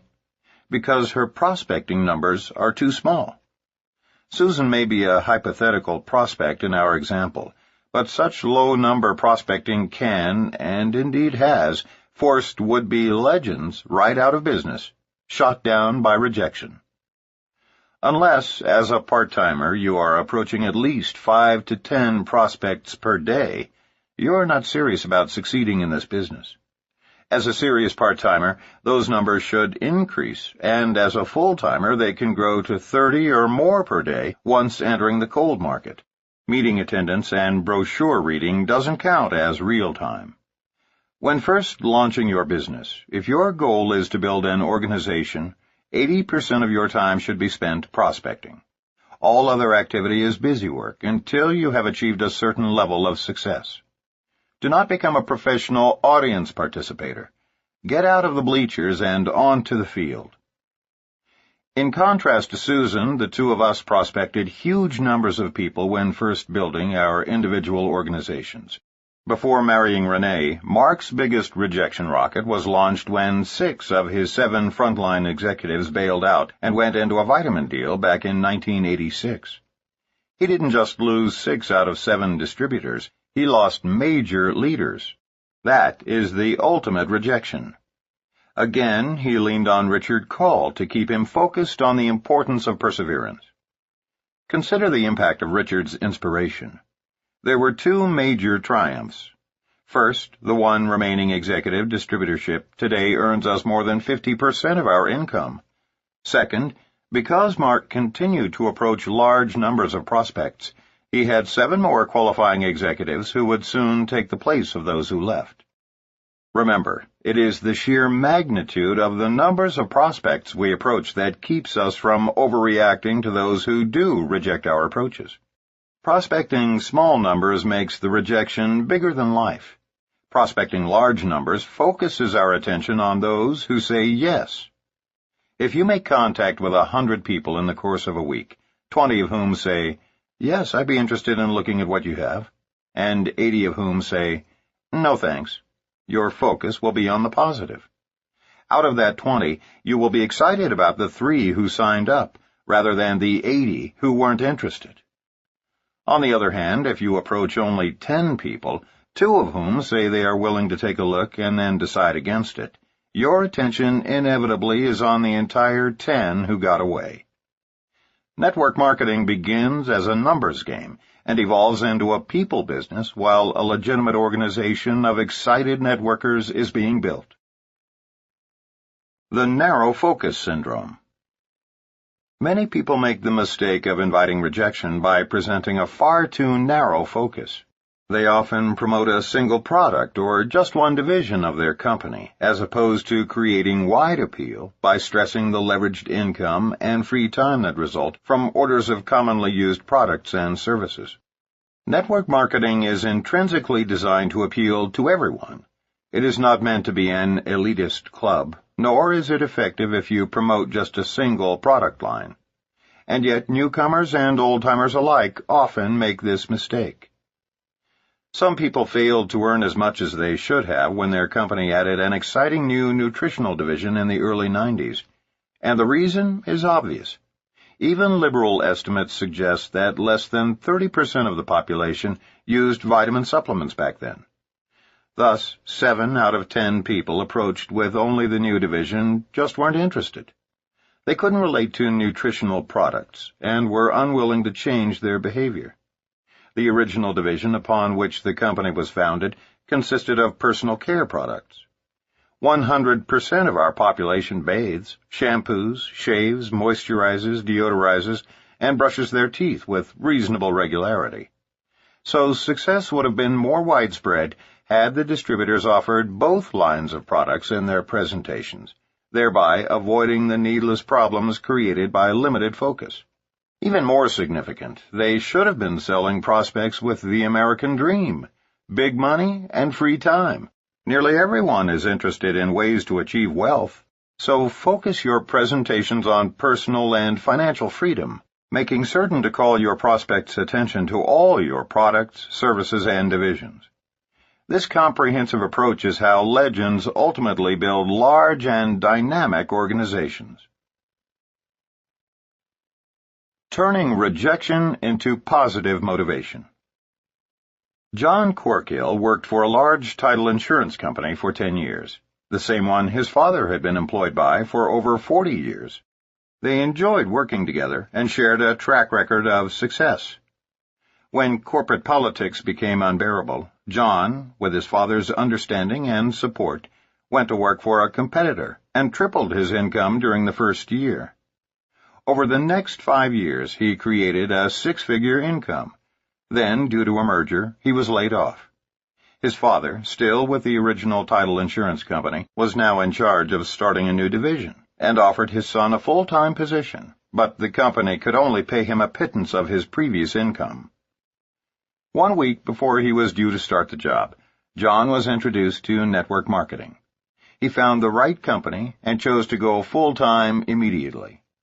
After receiving the news, his father's comment was, "John, I guess everyone has to do something. However, if you fail at that one, you can always sell makeup since one of the largest companies is based right here in Dallas. But whatever you do, I just hope you're not going to come over to my house and try to push your products on your own dad. I know all about network marketing. Those people make $200 a month and 9 out of 10 of them fail." John assured his father that his disapproval of the new career path he had chosen was understandable, and that he just didn't want to rely on his father for normal family support. When John did not become defensive, something clicked in his father, who seemed to realize that he was treating his son like a carpetbagger. He asked John to sit down and began inquiring about his goals. When his father was convinced that his son was fully committed to becoming the 1 out of 10 who succeeds, as he had done with the company in which they both worked, the father-son relationship was back on track.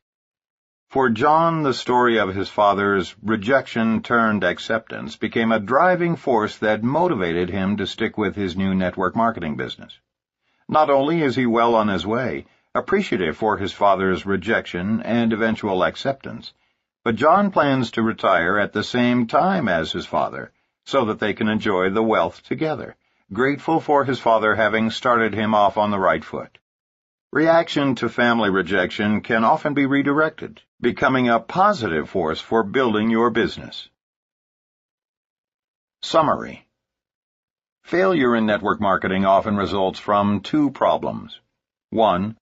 The new distributor's argumentative approach in recruiting frontline people who have already made it obvious that the timing isn't right in their lives. 2.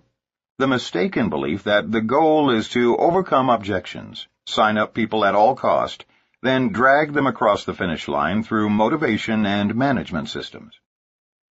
If warm or cold market prospects are approached properly, they will only reject your offer if the timing is not right, in which case you want to gently back off and reapproach them every 6 months. Rejection is your ally, not your adversary, and if handled properly, it will expedite your recruiting activities and actually set you up for a positive outcome.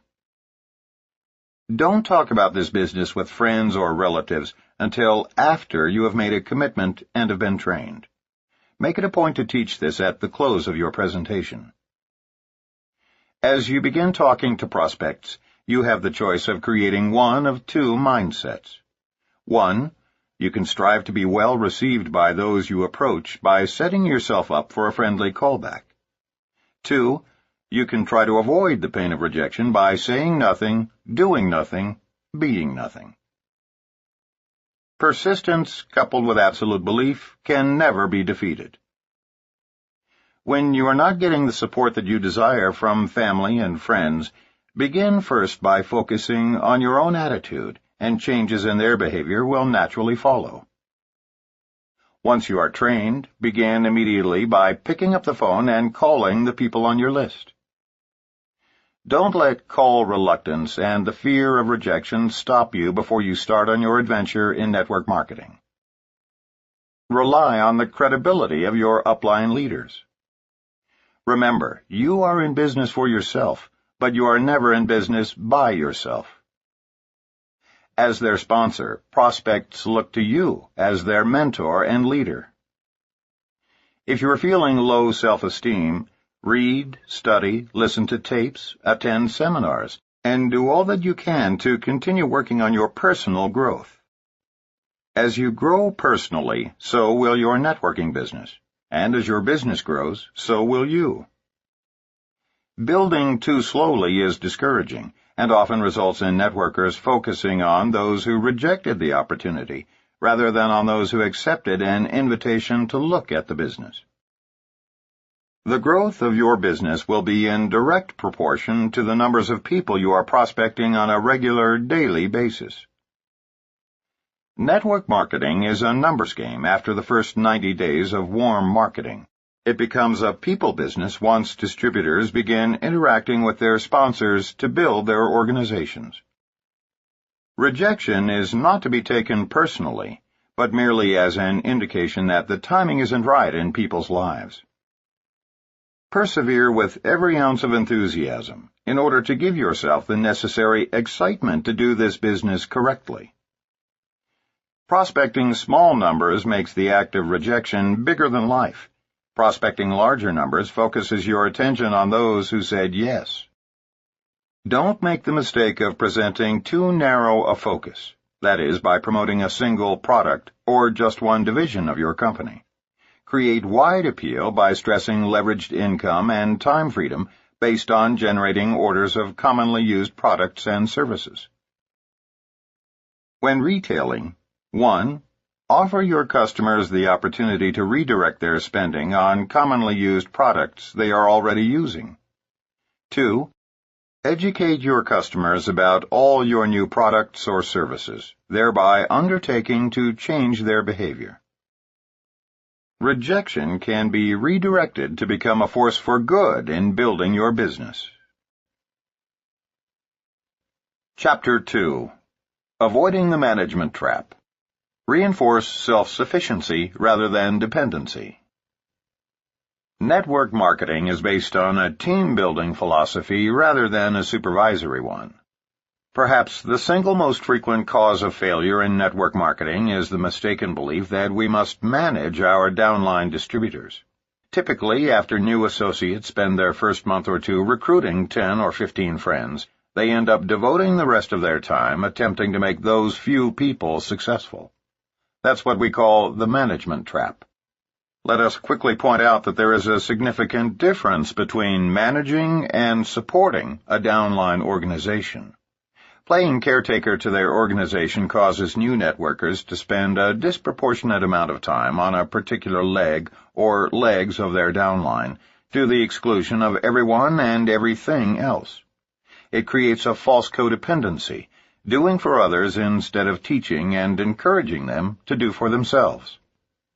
The management trap creates two serious problems for a business builder. First, it produces weak and lethargic distributors because someone else is doing their work for them. Second, while managing others, that networker loses valuable time that could be more wisely invested in prospecting and recruiting new frontline distributors. And remember, new blood is the lifeblood of any organization.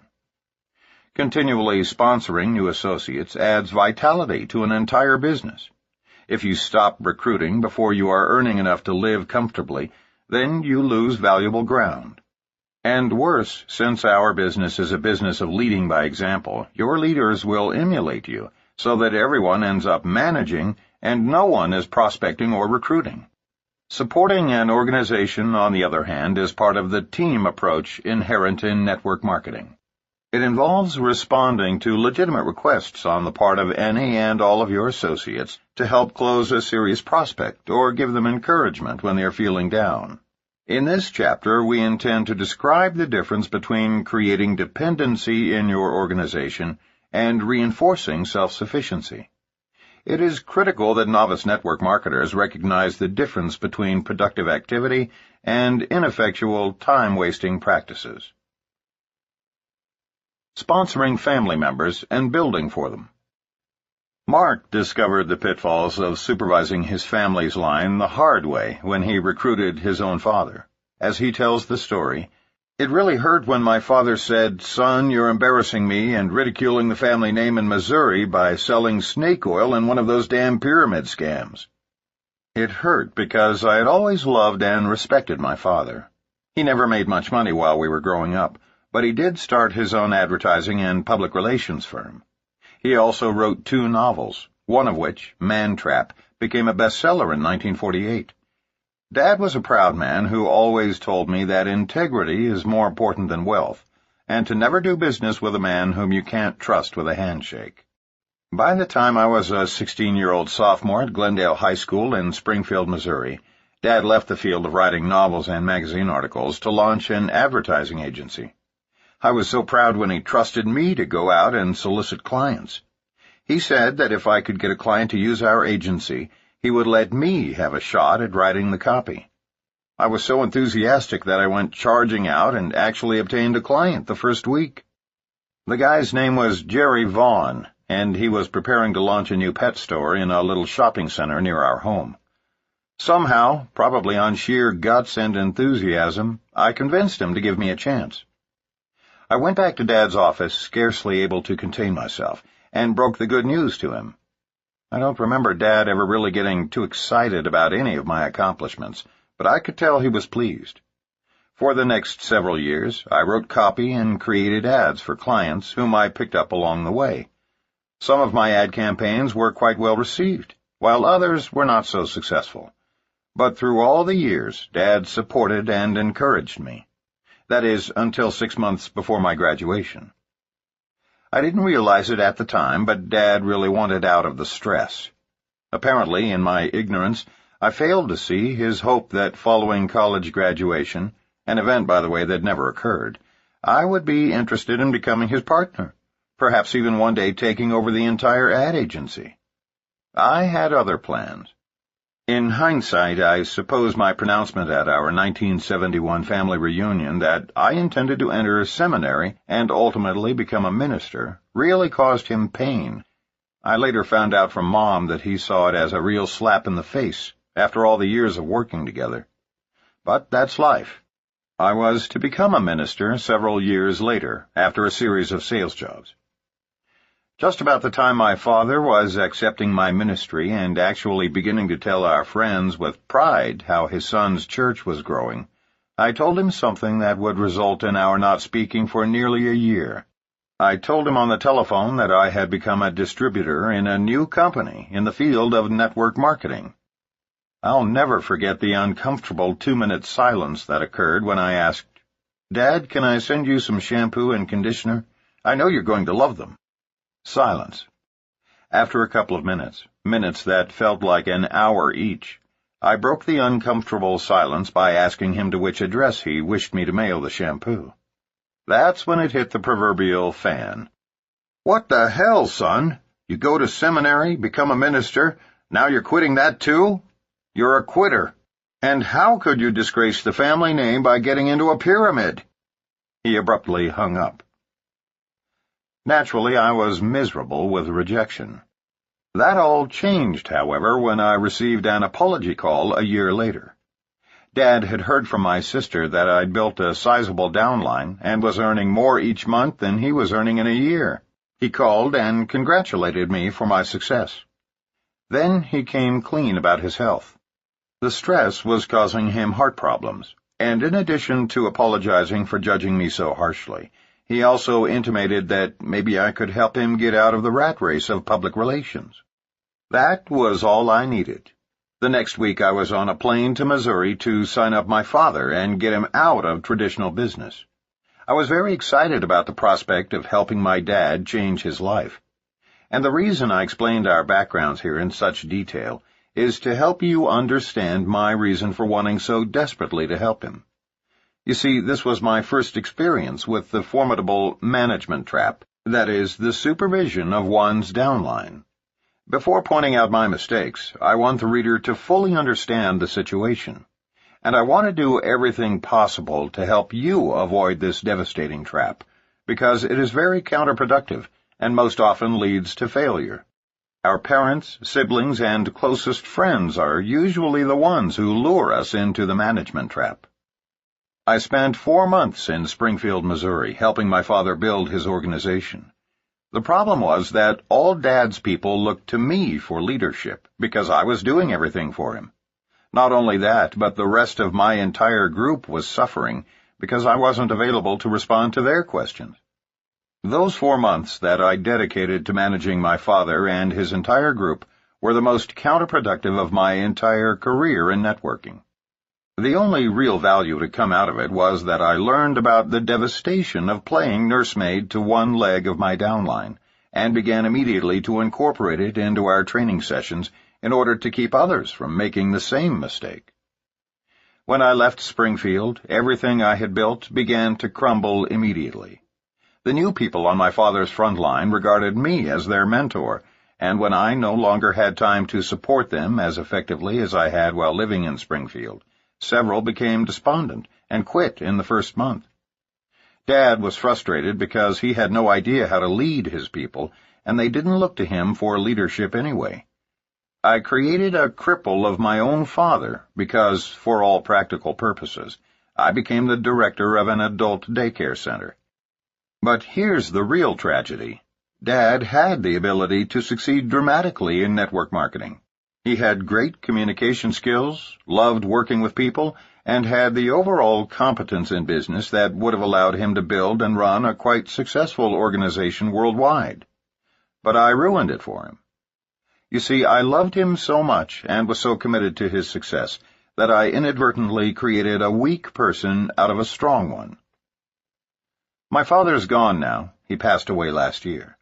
And sometimes while sitting in the solitude of my study thinking of Dad, I secretly wish an angel would appear and wave a magic wand, leaving behind a tiny golden plaque above his ashes which reads, "Here lies a great man, Dwayne Yarnell, who could have been greater had his son not loved him too much."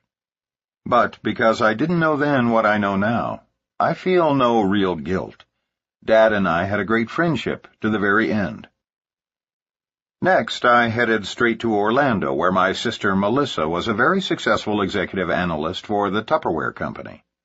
With my sister, I had a legitimate reason to enter the management trap, or so I then mistakenly thought, because I felt that she had a personal conflict of interest.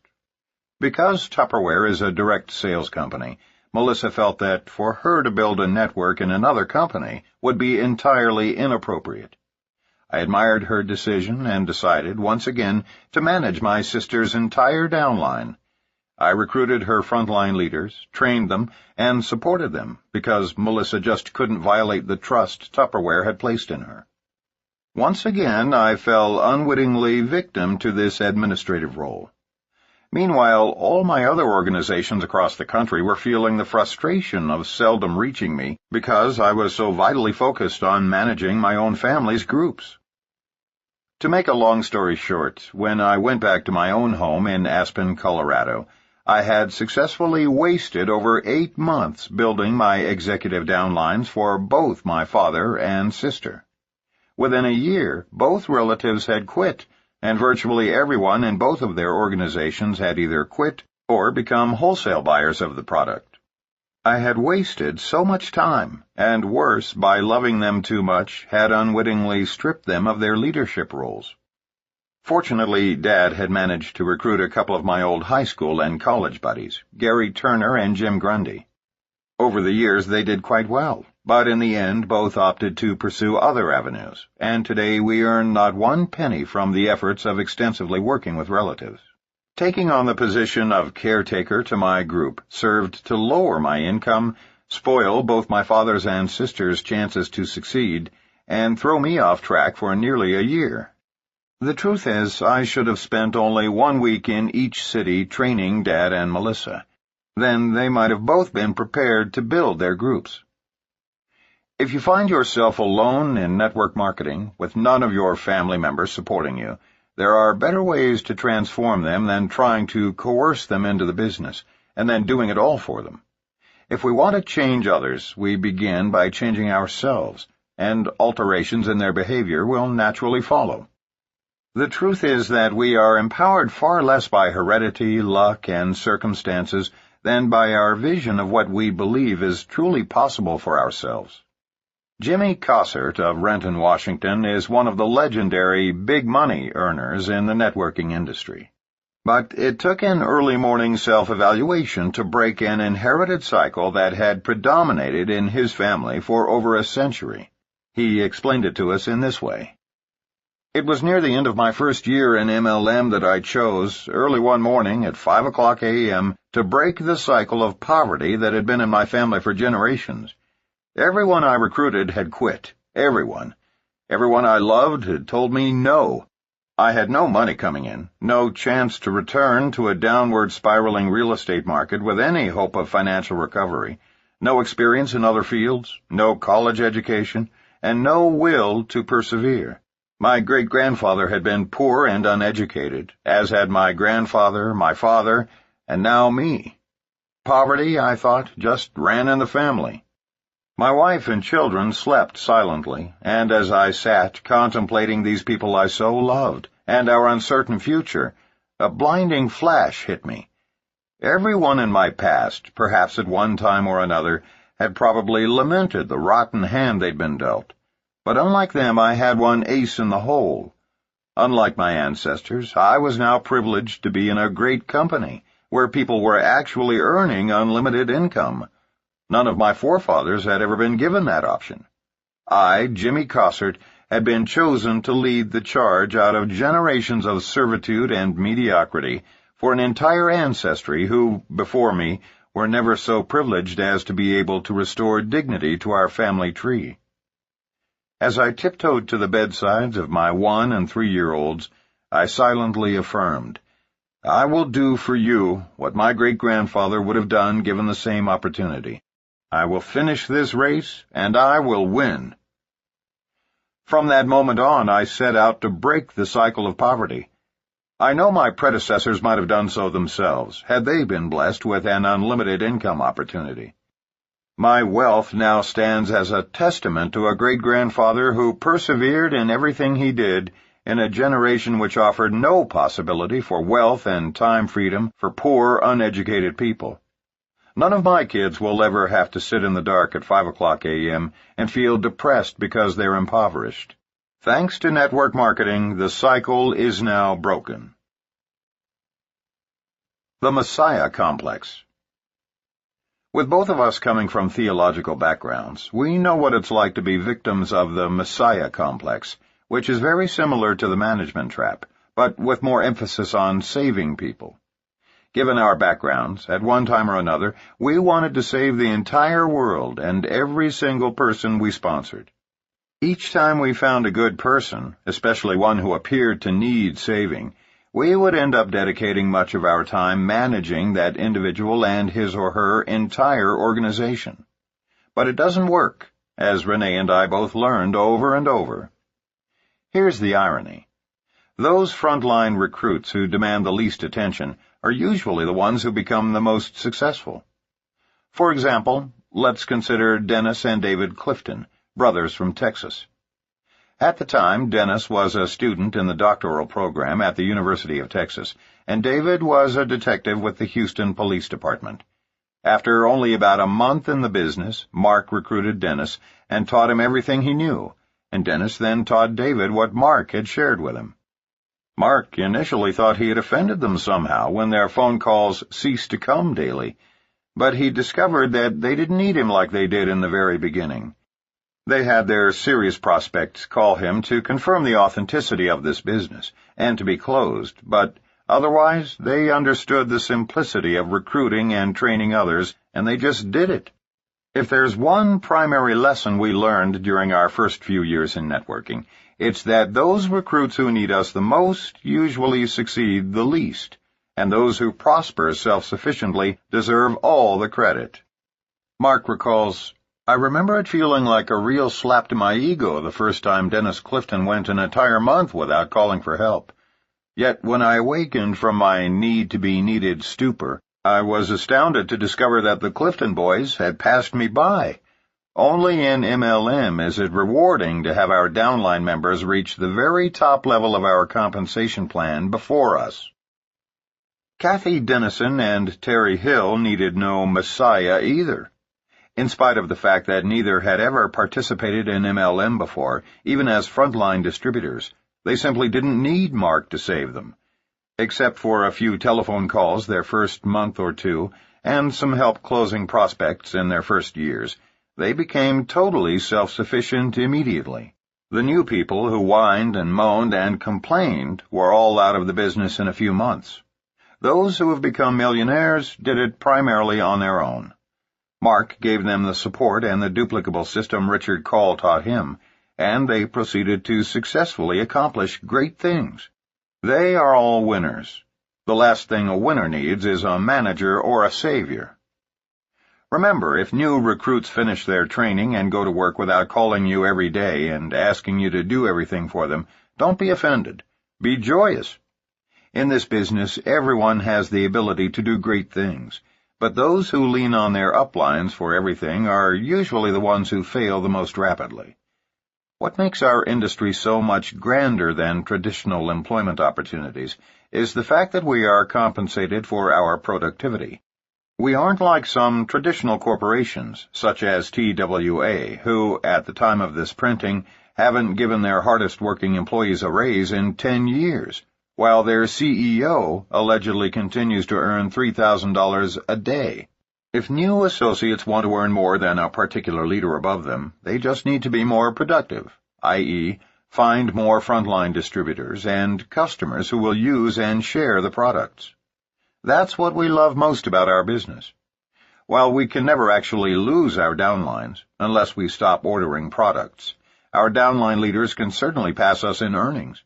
And some of ours have, especially since 1992, when we chose to dedicate ourselves to enhancing this industry's image through positive articles and media reports, lectures to universities, clubs, and organizations, and books such as this.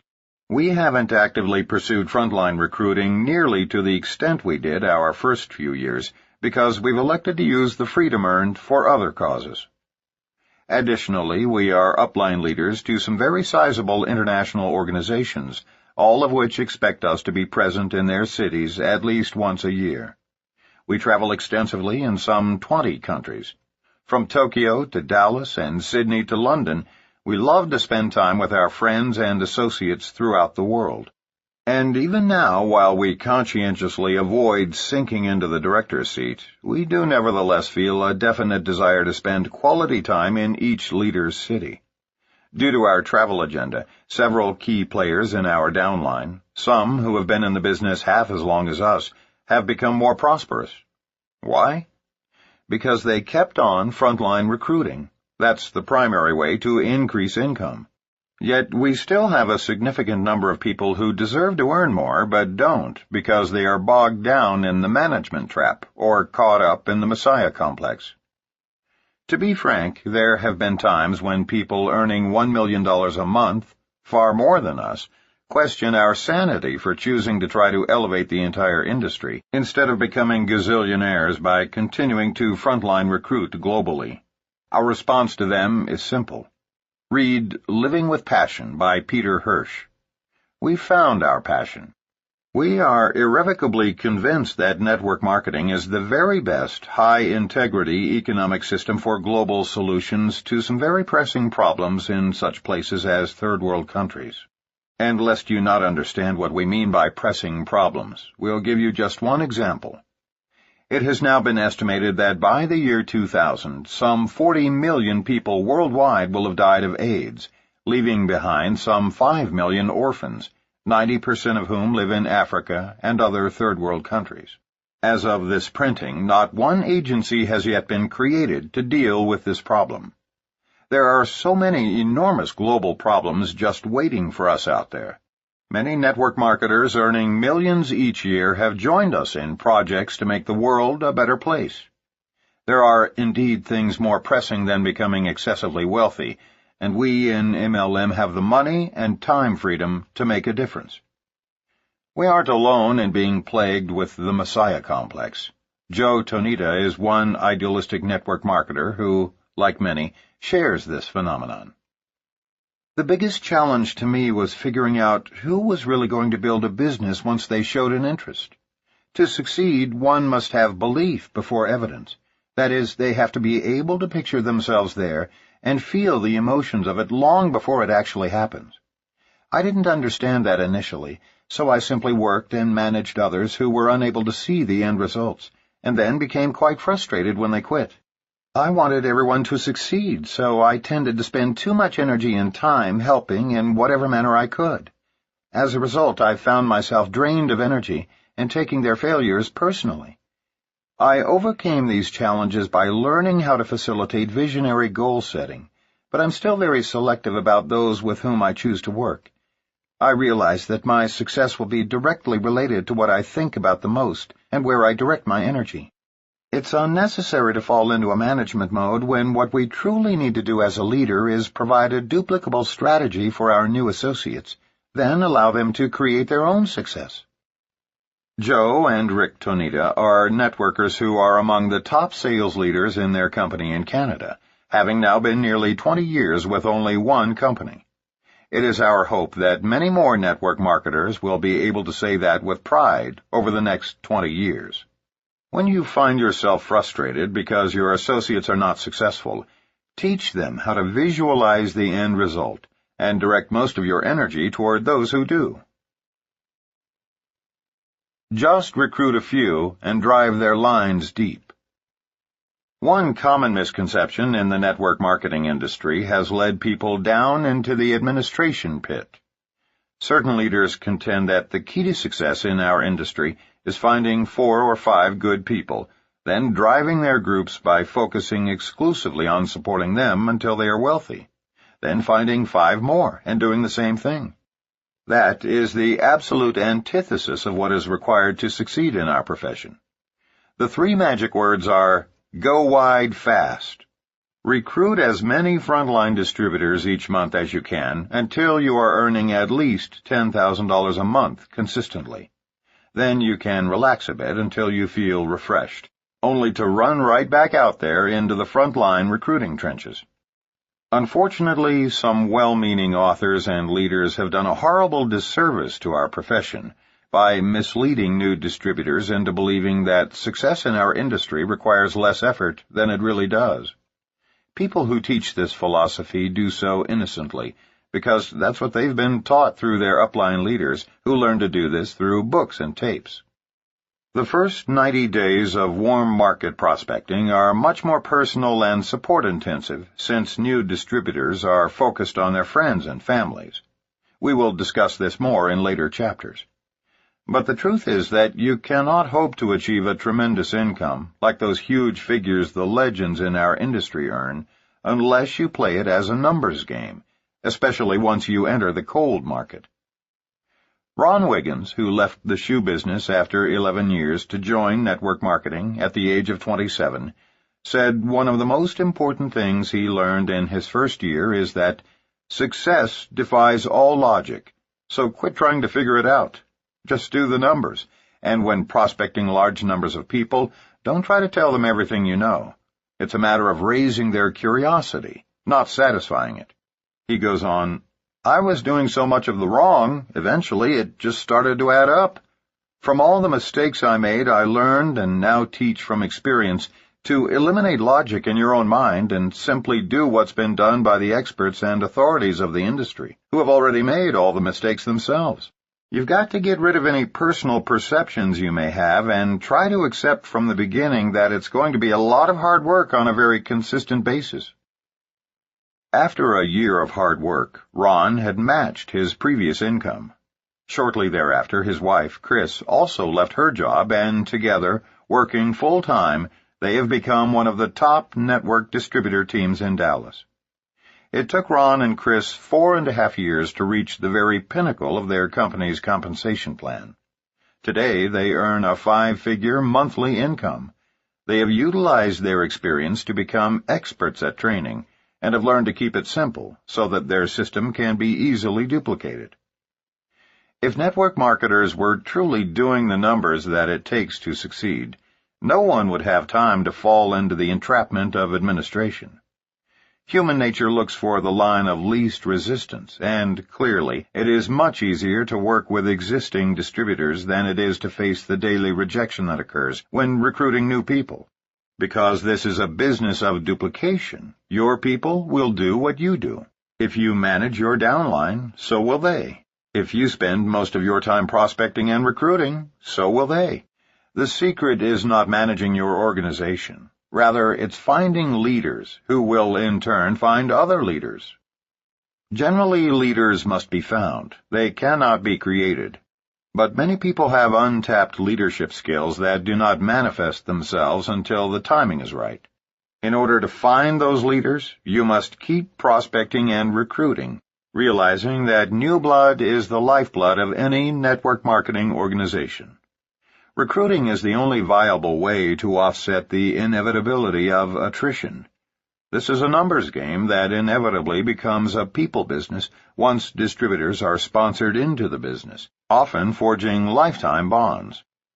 It would indeed be wonderful if we could all skip to the bank each month with checks for $10,000 after merely working with a handful of frontline leaders.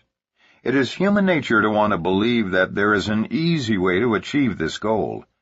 We warn you against leaders and authors who grossly and unfairly mislead people by projecting concepts that feel easy and effortless to everybody, yet don't work.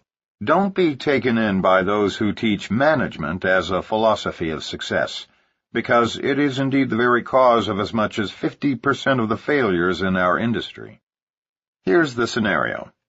A new associate is exposed unwittingly to this system, spends a few weeks talking 5 friends into signing up. Then the rest of his or her short career consists of attempting to drag those 5 people over the finish line. Then, the next thing you know, our network marketer is having weekly babysitting sessions in the living room of someone's home. Fortunately for Amway, 2 of their biggest leaders saw the folly of this philosophy early on. Because, as leaders, they command so much respect and loyalty from their downlines, they were able to immediately replace this concept with more realistic guidelines by replacing one best-selling book from their sales tool repertoire. We truly believe that one of the several reasons that Amway has continued to grow and become a multi-billion-dollar empire, while none of their competitors have done half as well, is the absence of widespread dissemination of this management philosophy. Their distributors don't try to manage everyone. They continue to place their emphasis on showing the plan, thereby adding new frontline distributors. It is the same with our own downline. Over the years, we have promoted Power Multi-Level Marketing, our book, and All You Can Do by A.L. Williams. Consequently, our most successful leaders continue to recruit large numbers of frontline distributors and teach their people to do the same. Babysitting the downline. Before we met, one of Renee's most promising groups was in Rochester, New York. It was a dynamic growing leg of her organization led by a couple, Gary and Lori, who were self-sufficient with all of the vision, the integrity, and the enthusiasm to succeed at network marketing. They sponsored a friend named Mike, who was their strongest catalyst. For nearly 2 years, everything went well.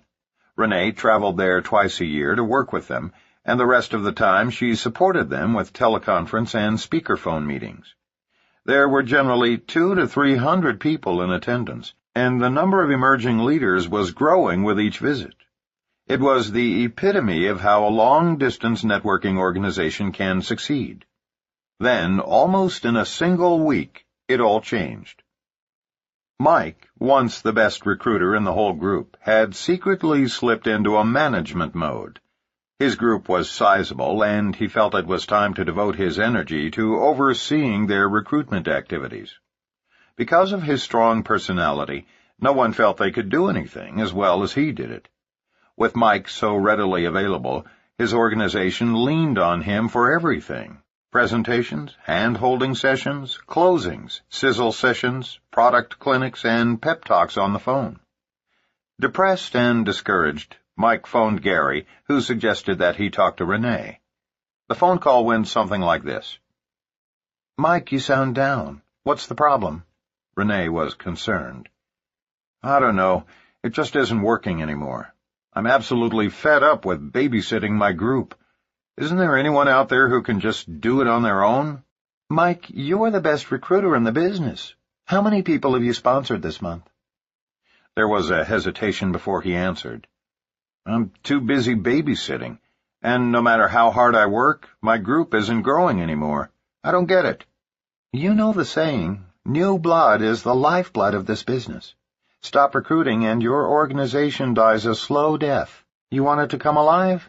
Go back to what works and what you do best. Recruit." "I just can't see the light at the end of the tunnel. It looks like I'll be babysitting the rest of my life.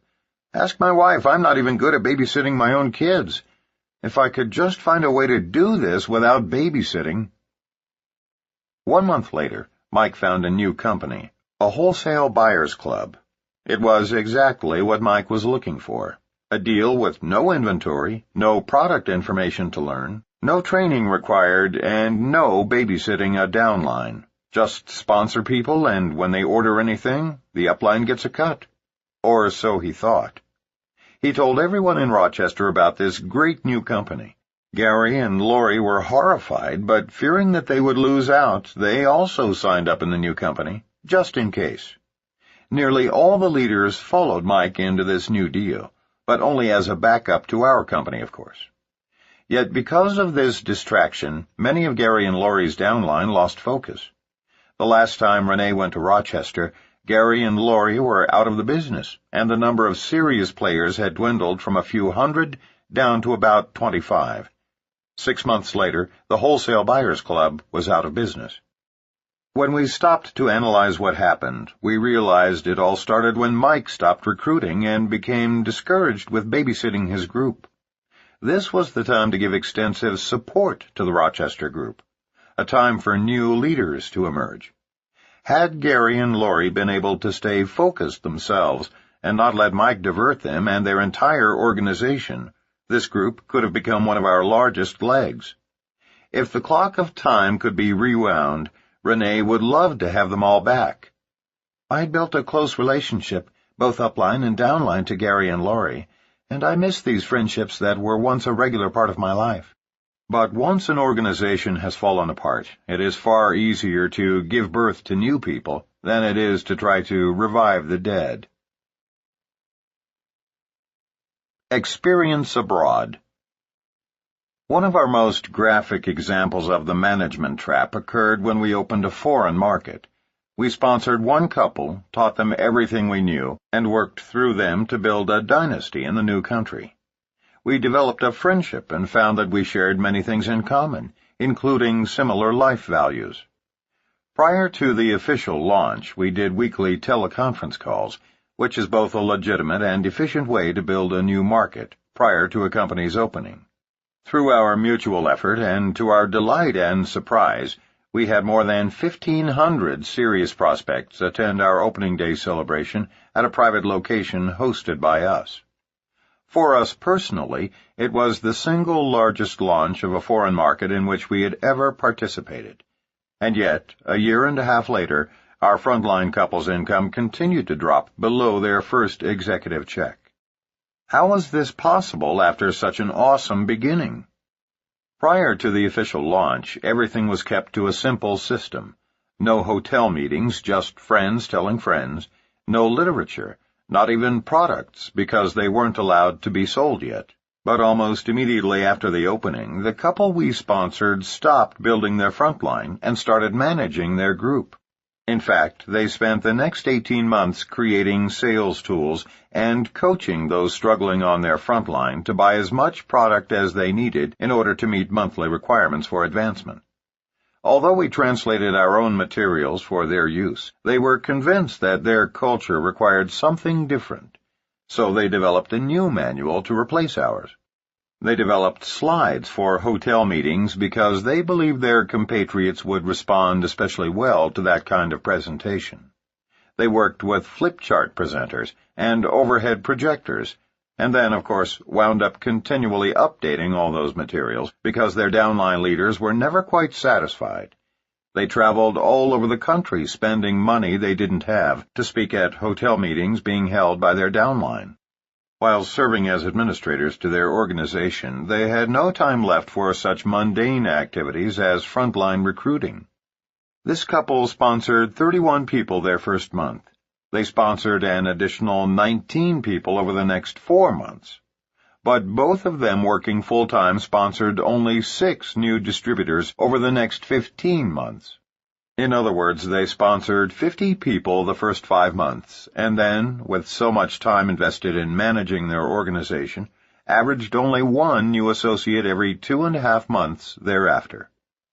This couple was far more achievement-oriented than materialistic, and therefore they were more interested in setting records and receiving recognition than in making money. Their goal was to be the first in their country to reach the maximum recognition level in our company. They achieved their goal, only temporarily, but their entrance into the management trap ruined what should have been our greatest income-producing leg. The couple quit in frustration. To this day, they blame it all on the compensation plan, the product pricing, and the failure of the industry in that country. They worked as hard as any 2 people have ever worked in network marketing. But it wasn't the cost of merchandise that led to their failure, nor was it the company's remuneration method or the inadequacy of network marketing in that part of the world.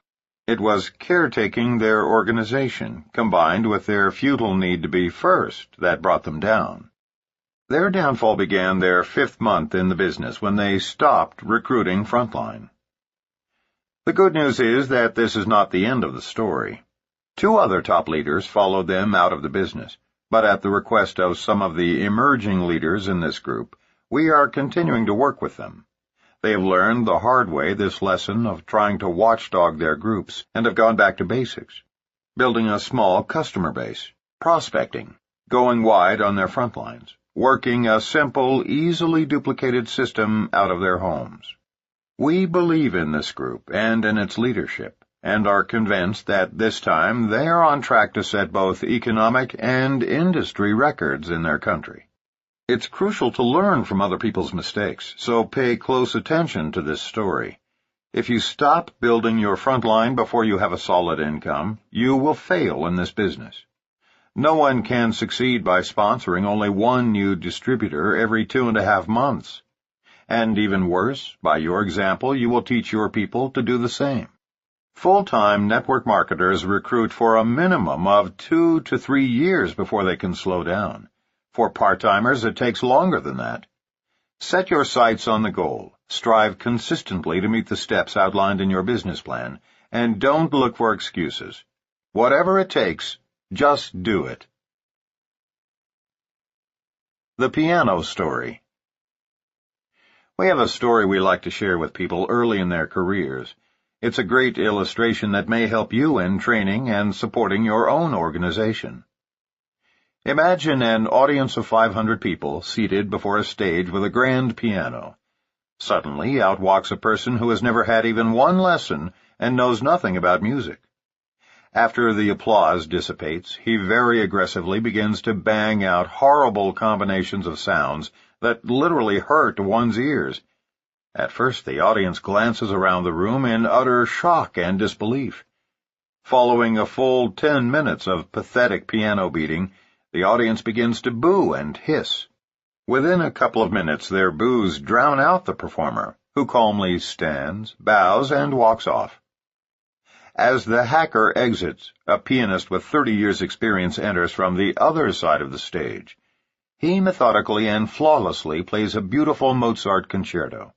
When he's finished, the crowd leaps to its feet and gives him a thunderous ovation as he bows 2 or 3 times, then exits the stage.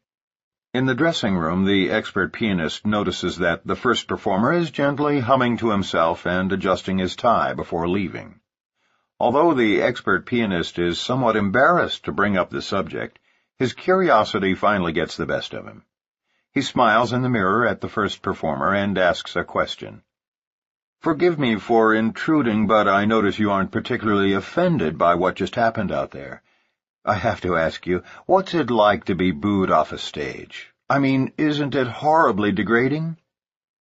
The gentleman turns around so that he is facing the pianist, and with all seriousness responds, "Oh no, I didn't take it personally. It was the piano."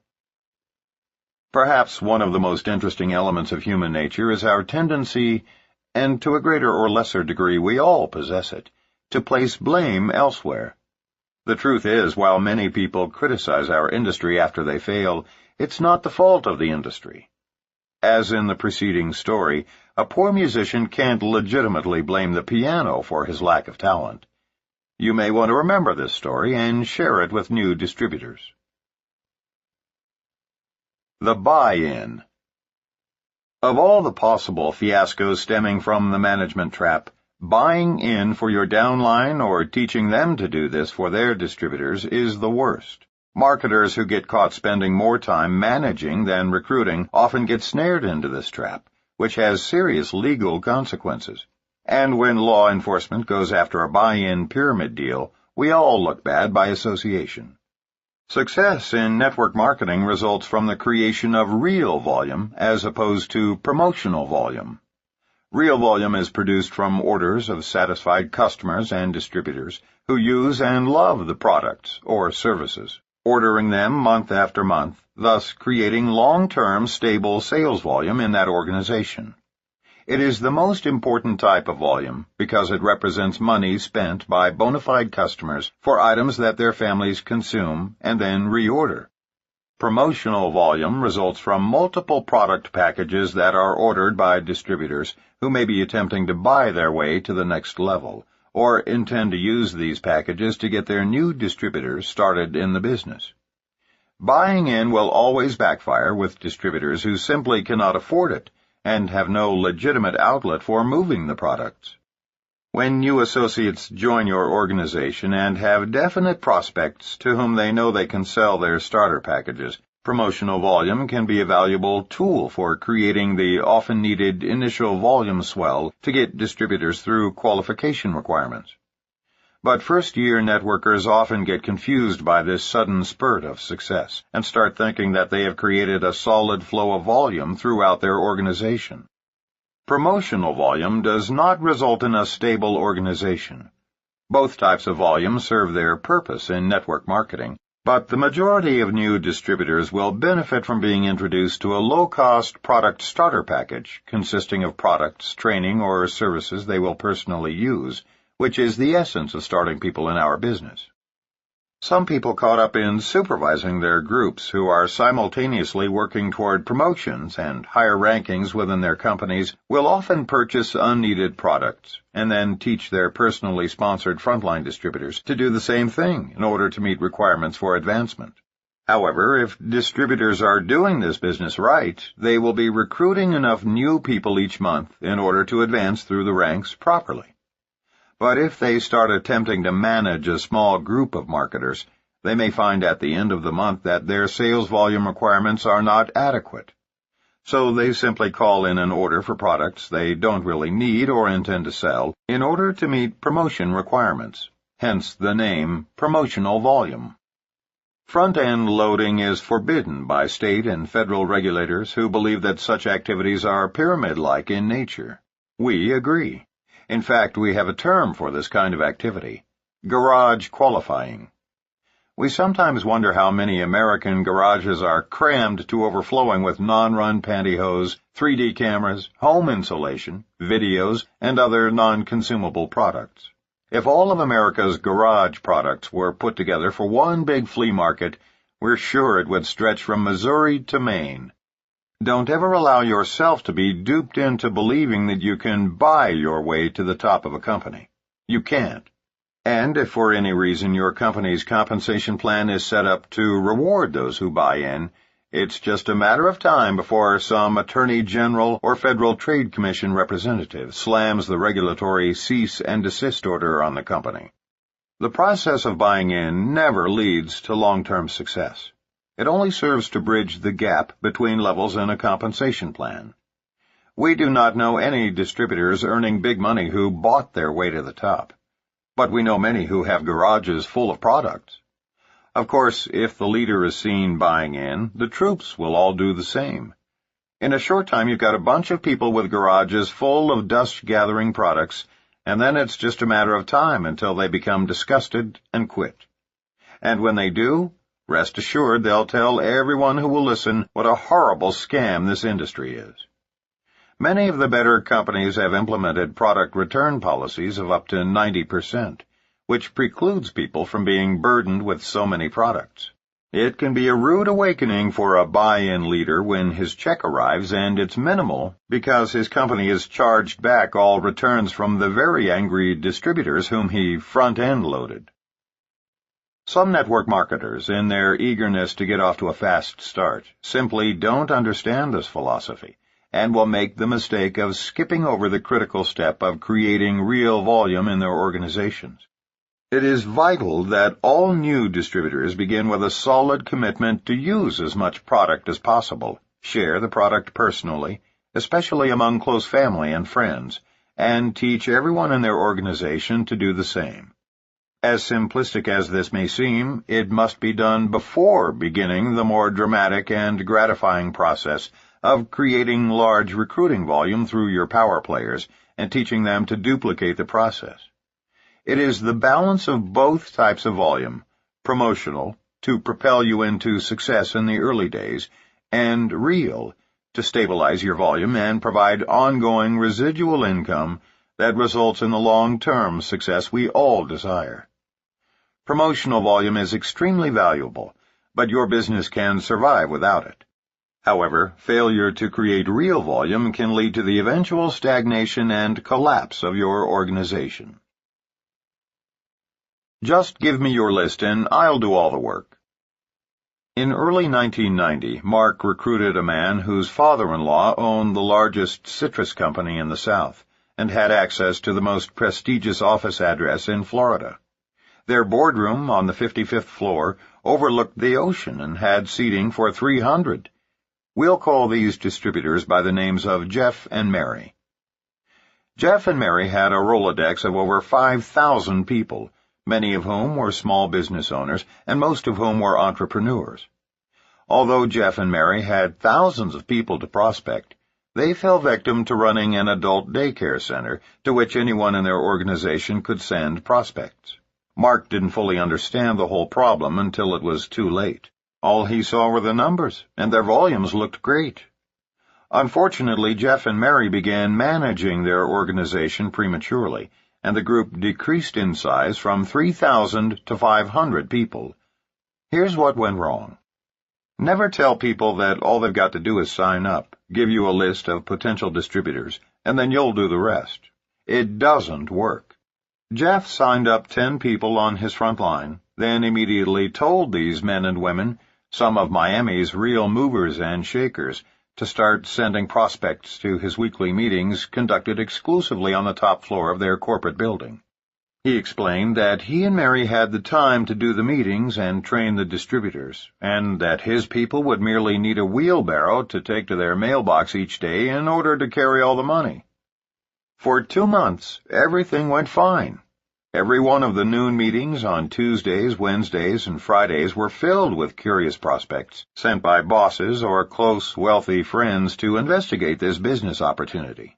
By the middle of the second month, Mary also had to launch Monday and Thursday meetings, and by the end of the next month, those too were filled.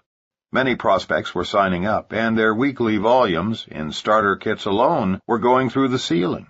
But everything changed the Monday that they announced that people were going to have to start doing their own presentations at their own homes in order to take care of the spillover. Just imagine the chaos. To begin with, Jeff had trained no one to do anything except send him leads, and none of the frontline people who had signed up under his 10 personally sponsored folks had been trained to do anything but send in their prospects. Simply put, in month 3, Jeff and Mary were so caught up in the muck and mire of the management trap that they couldn't move in any direction. Some new distributors were saying they'd been misled and demanded their money back. Some were angry that they hadn't yet met qualification requirements. After all, they'd been sending Jeff and Mary leads for 80 days. Where was this $15,000 a month they'd heard about? One small group revolted and went to another office complex to begin their own meetings, but no one wanted to go there or send their people because the leader wasn't as good a speaker as Jeff, and they complained that the office wasn't as attractive. 2 couples got together and hired an attorney on a contingency basis and filed a misrepresentation/fraud case against Jeff, who then had to spend countless hours preparing for depositions. Mary and Jeff, without Mark's presence in Florida to supervise what they were doing wrong, purposefully hid from him the system they were using. They knew he deplored big recruiting meetings, that he spoke against offices, that he taught everyone to avoid babysitting distributors at all costs. They fully understood his go wide fast advice, putting as many people on one's front line as possible until wealth had been achieved. Yet they fell victim to the management trap. Had Mark been in Florida instead of Austin, Texas, he might have been able to steer them right. Or, had they been honest about their methods, he could have salvaged the situation. All he heard about were the many great people they were recruiting and all the great volumes being achieved. By the time he discovered the truth, it was too late, for they had both mentally and emotionally burned out. Within 5 months of the day that Mark sponsored Jeff and Mary, they were selling everything but their clothes and leaving town humiliated.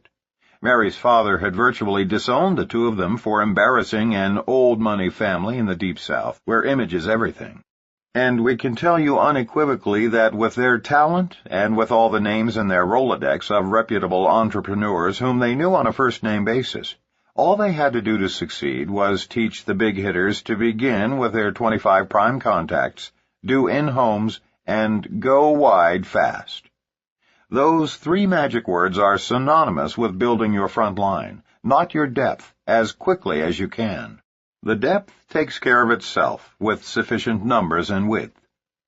Jeff and Mary needed to do only 2 simple things in order to avoid their problems and ultimately become successful.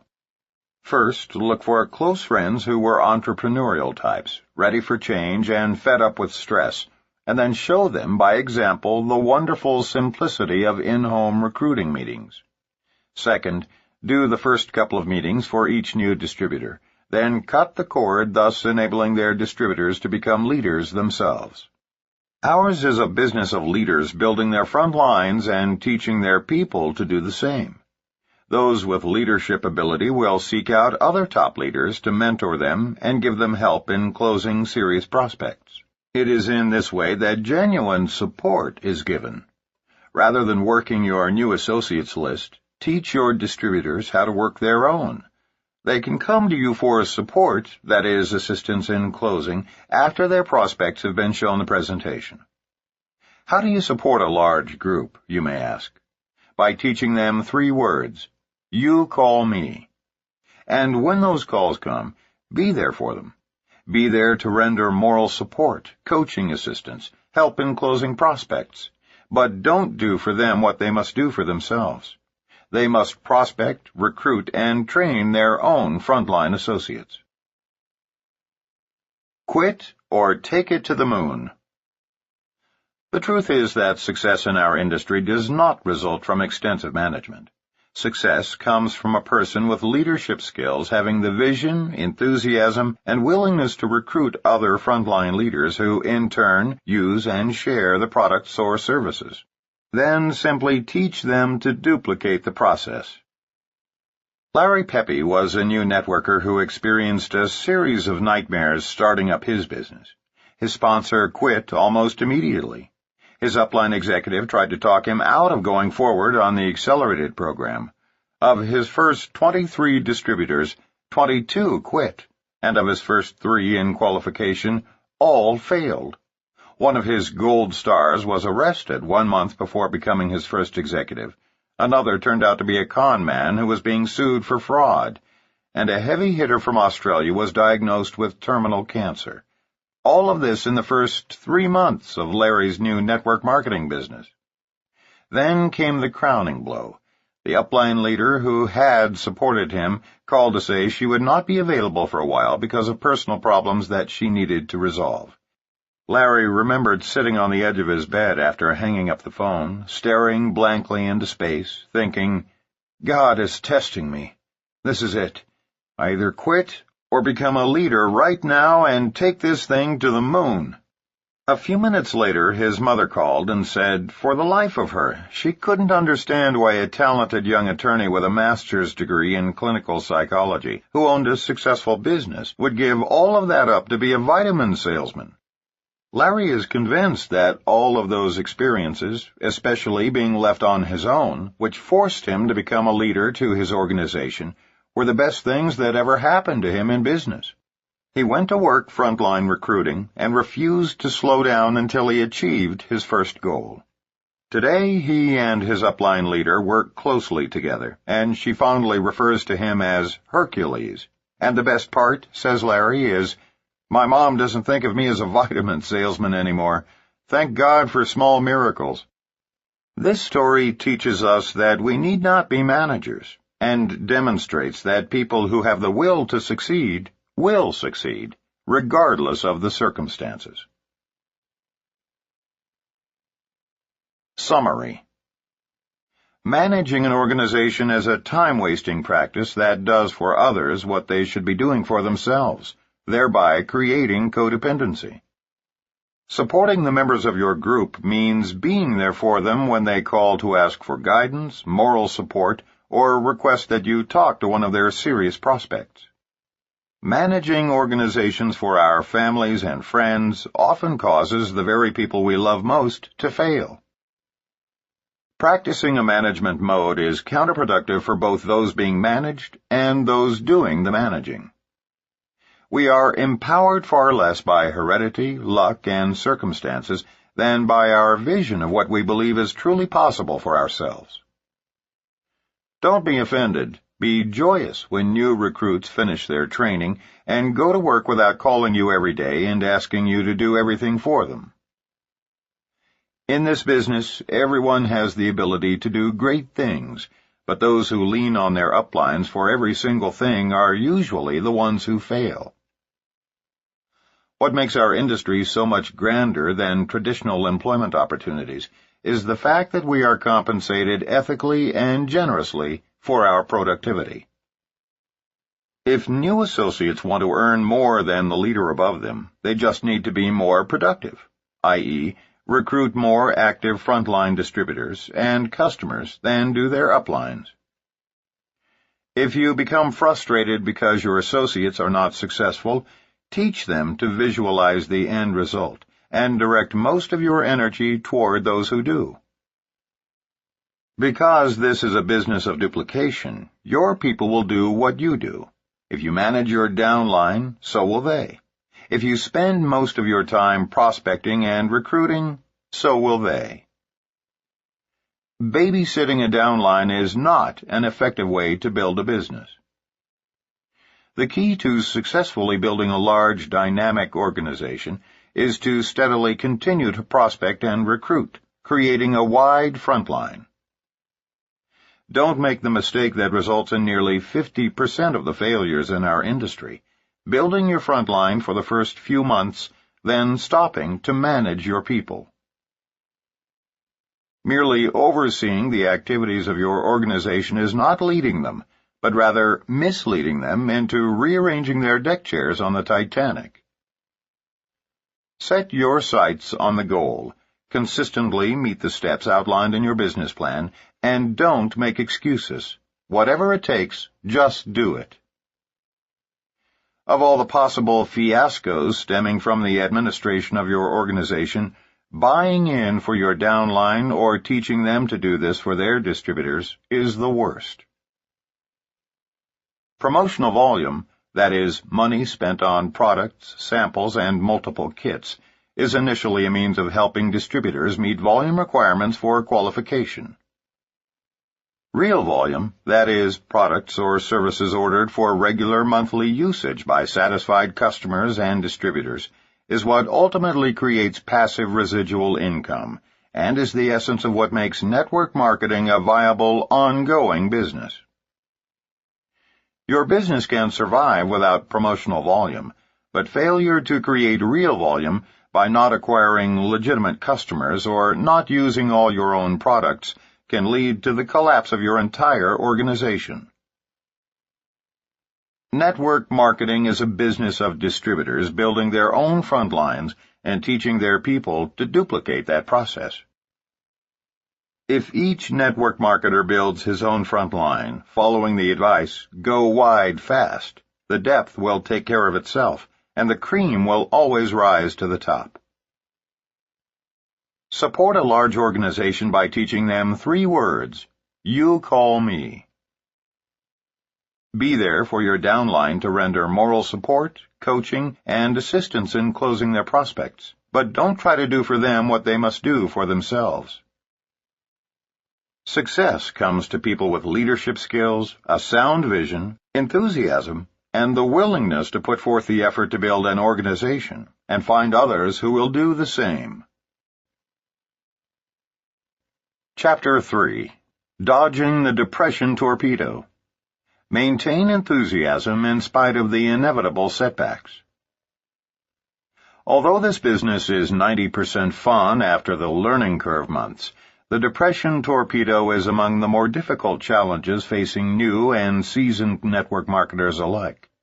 Of necessity, successful recruiters must be enthusiastic, sincere, articulate, and believable. A depressed person cannot survive in this industry. Thus, we need to prepare our newest associates by warning them of the most common causes of depression, beginning with an open admission of our own personal struggles with this formidable adversary. As previously mentioned, one of our all-time best-selling sales tools is an audio tape entitled, "If MLM is so great, why am I depressed?" There are probably several reasons for its popularity. Obviously, it's one of those titles that grabs people, and the content was quite humorous as we presented anecdotes from our first years in the business. But the primary reason it was so well received is because everyone can relate to it. In this chapter, we will discuss depression using the image of the depression torpedo, so named because it seems to come out of nowhere, and after it hits, can sink a person rapidly.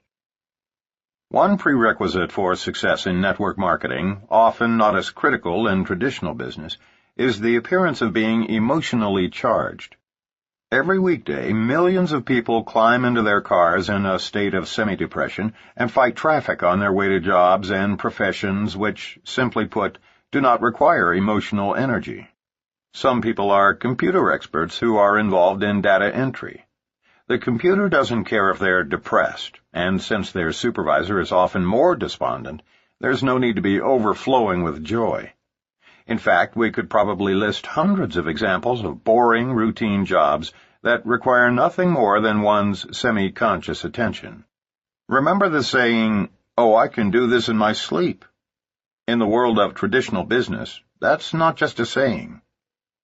Success in network marketing, however, depends on one factor perhaps more than any other, a positive, uplifting personality and demonstrable enthusiasm and exuberance. Network marketers cannot effectively convince people to change careers, or for that matter participate in a new part-time opportunity, unless they appear to enjoy what they're doing. Indeed, no one should ever go into the community or pick up the telephone for the purpose of recruiting prospects or selling services or products, unless he or she is in a positive frame of mind. Causes of MLM depression. When friends decline the offer to come to a distributor's home for a business presentation, or worse, stand us up after accepting the invitation, it's a bit depressing. Each time a valued associate goes AWOL by slipping into apathy, changing companies, or quitting MLM altogether, we can become depressed. The more we dwell on such things, the more depressed we become. And yet we all know that attrition is going to happen.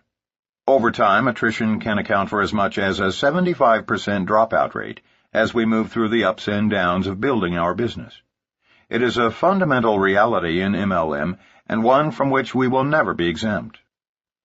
After years of experience and success in network marketing, Ron Wiggins has developed a philosophical attitude about attrition.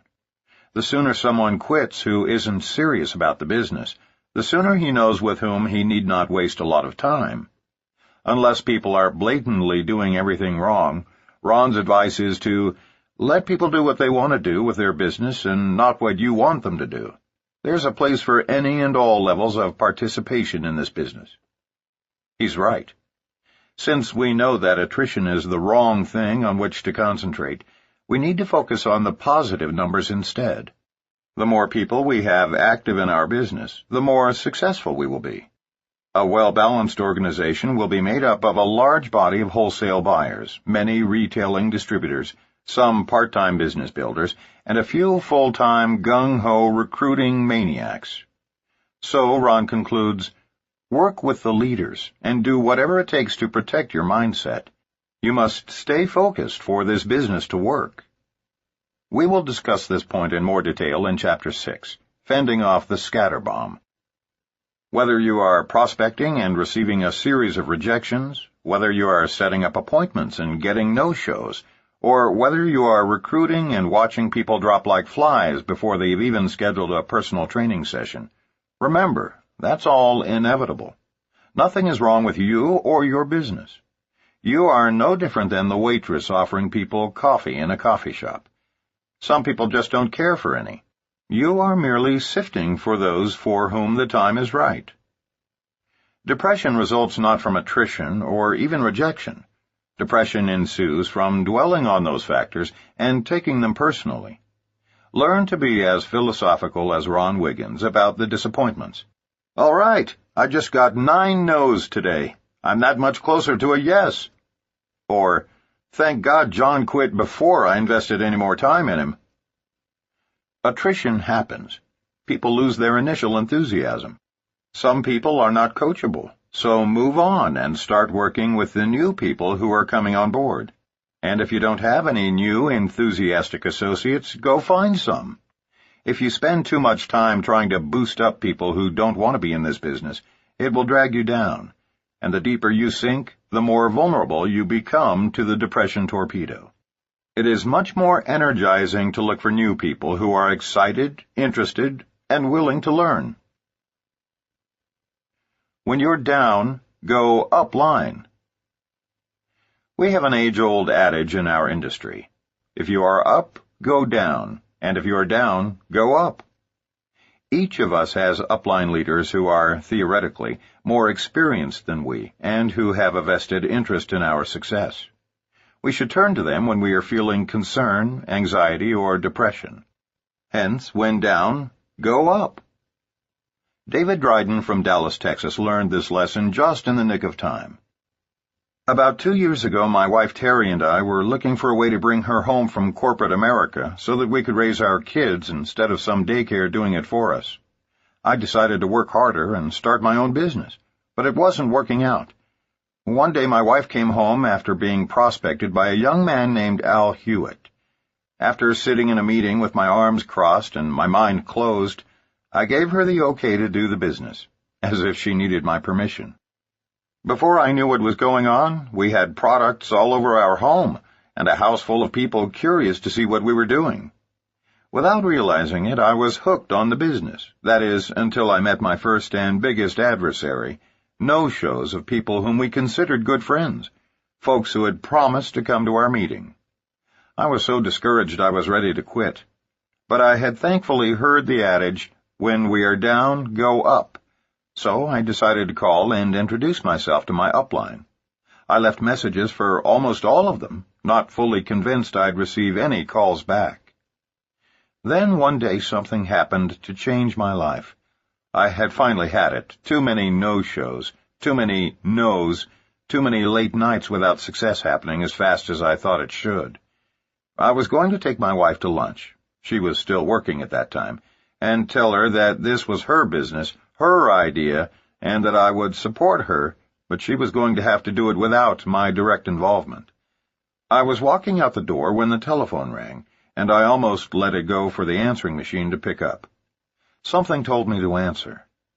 On the line was a strangely familiar voice with this outrageous Texas twang, asking if David Dryden was in. The call was from Mark Yarnell, who was actually returning my call. We very casually discussed the business and the successes possible, but I never mentioned my immediate plans to quit. His last comments were focused on perseverance and how many people similar to me had hung in there and how successful they were now just because they didn't quit. Well, this obviously changed my plans for our lunch conversation, and it goes without saying that Terry and I are still working our way toward our goals. Thanks to upline support from Al Hewitt all the way up to Mark Yarnell, we now know that we will achieve our dreams. David added as a postscript that it took him nearly 2 years to figure out why he didn't quit back then. It was only while writing out this story from his heart late one night that he completely understood why he is still in this business, and how it changed from his wife's way out of the corporate world to their shared dream. We must always remember to return calls to our downline. A simple 5-minute conversation can often be the only thing necessary to protect them from vulnerability to the depression torpedo. Upline support can make or break a new networker's early months in this business. Vera Holub of San Diego, California, has relied heavily on her upline and, in turn, tried to emulate them in working with her downline. As she explains, "I grew up in the cotton fields of South Texas in a tin-roofed shack with no running water or electricity. I lost my only brother to suicide at age 33. I worked my way through junior college in a kitchen cabinet factory and finished my BS degree in dental hygiene. I achieved the American dream/nightmare by busting my chops, working with a bunch of neurotic dentists for $50,000 a year. Finally, I realized there had to be a better way.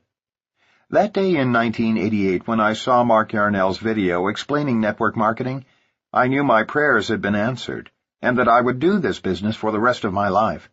Quitting was never an option. Today, I have a life about which many people only dream, and I am able to take care of my aging mother, who was responsible for giving me the dream to rise above our early situation.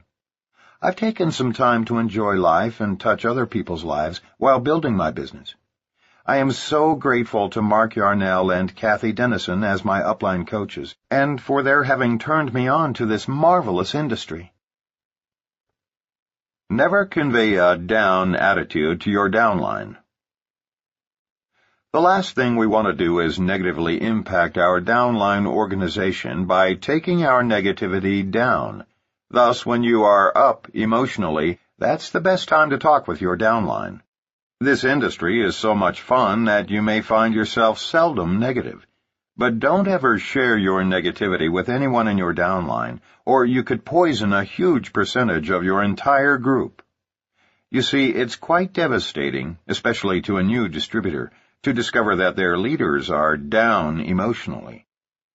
If you have ever played the game of gossip as a child, you remember how, once in a circle with your friends, one individual would whisper a quick story to the person sitting next to her. Then, after being repeated by each person, it would reach the original storyteller, often distorted completely beyond recognition. If you've never played that game, let me assure you, by the time a simple story has gone through a mere 5 or 6 individuals, that story can become dramatically distorted. And that's just 5 retellings. In networking, a simple story can be told, on the telephone or in person, as many as 5,000 or 6,000 times over a period of a week or less. Can you even begin to imagine the distortions that inevitably occur? If not, here's a graphic example. Mark describes a situation that happened to him in his first 6 months. Even though my group was naturally smaller in this early stage, I discovered the dramatic impact that can occur by a leader talking to downline members when he is down himself. I was angry when a pro football player on my third level decided to quit in his second month of our business. It troubled me for 2 reasons. First, I had invested numerous hours in personally training him. After all, how often does a simple country boy from the Boston Mountains of northern Arkansas get a chance to coach an NFL star? Second, everyone knew him, and I was in ego heaven each time I told anyone, especially my close friends and family members back in Missouri, that I was spending quality time coaching my great friend and associate, Mr. NFL. So when he quit and took 5 of his best friends with him into the old USA Vitamin deal, I was depressed and angry. I made the mistake of mentioning to a new frontline leader what he'd done and why I was so angered by his actions. 2 weeks later, by the time I'd all but forgotten Mr. NFL, I received a disturbing message on my answering machine from a tearful downline member of another completely separate organization. This lady was not even in my own downline. I didn't know her, had not talked to her before, and have not spoken to her since this incident. She didn't tell me what was disturbing her, but merely suggested that I call her immediately so I could help her make an important decision.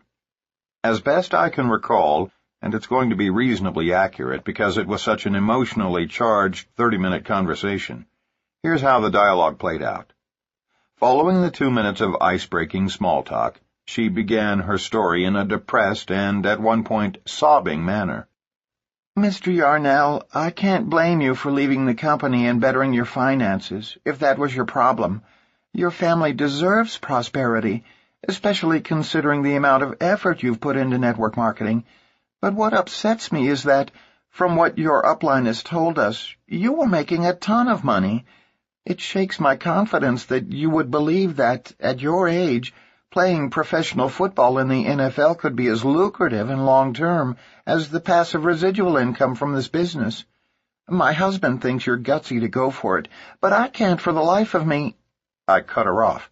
I was shocked, literally shocked beyond comprehension. What did you just say, Sally? I said my husband thinks you're gutsy. No, I interjected. Before that, something about joining the NFL? Are you kidding? I mean, I'm 36 years old and never even played college ball. There was dead silence, though I could hear her clear her throat. Then she softly asked, You mean you didn't try out for the 49ers last month? You didn't really trade in MLM for NFL? I must confess it was the most comical distortion of facts I'd ever heard. When I assured her of this impossibility, I could hear her let out an audible sigh. She was so relieved to find out that I was not getting out of the business. I'll run off any mountain or glacier in the world with a paraglider, the open parachute form of hang gliding, but that's a sissy sport compared to pro ball of any kind. If I were hit just once by a mediocre NFL tackle, I truly believe I'd be lucky to live through it. I'd tremble at the thought of being hit by a guy like Steve Bach, a former NFLer from Portland. So I decided that this misconstrued rumor was so absurd that I needed to track it back to see if I could find its source. I never could, but it does remain the most preposterous scuttlebutt about me I've ever heard. Here's the point. Mention anything even slightly negative to your downline, and you'll likely wind up on the wrong end of a highly perverted untruth. From being slightly angered by an NFL star leaving my organization, to being so fed up with MLM that I had joined an NFL team in order to play professional football as a 36-year-old, 5'10", 155-pound guy, is a stretch. This illustration is sufficient all by itself to give you good reason to avoid sharing angry complaints with your downline. The The rumors will come back to haunt you, and, at the very least, the fact that their upline is depressed will cause your downline to question the business. A case for optimism. The underlying embarrassment some professionals feel after joining network marketing and the negative reactions of their peers are two causes of depression, though they aren't easily admitted. We need to especially prepare former physicians, lawyers, accountants, and other professionals for the internal conflict they nearly always experience during their transition to MLM. In their previous life, no matter how underpaid or overworked, they were seen as somebody important with a title and an office. Now they are starting over at the bottom rung of the ladder as lowly network marketers.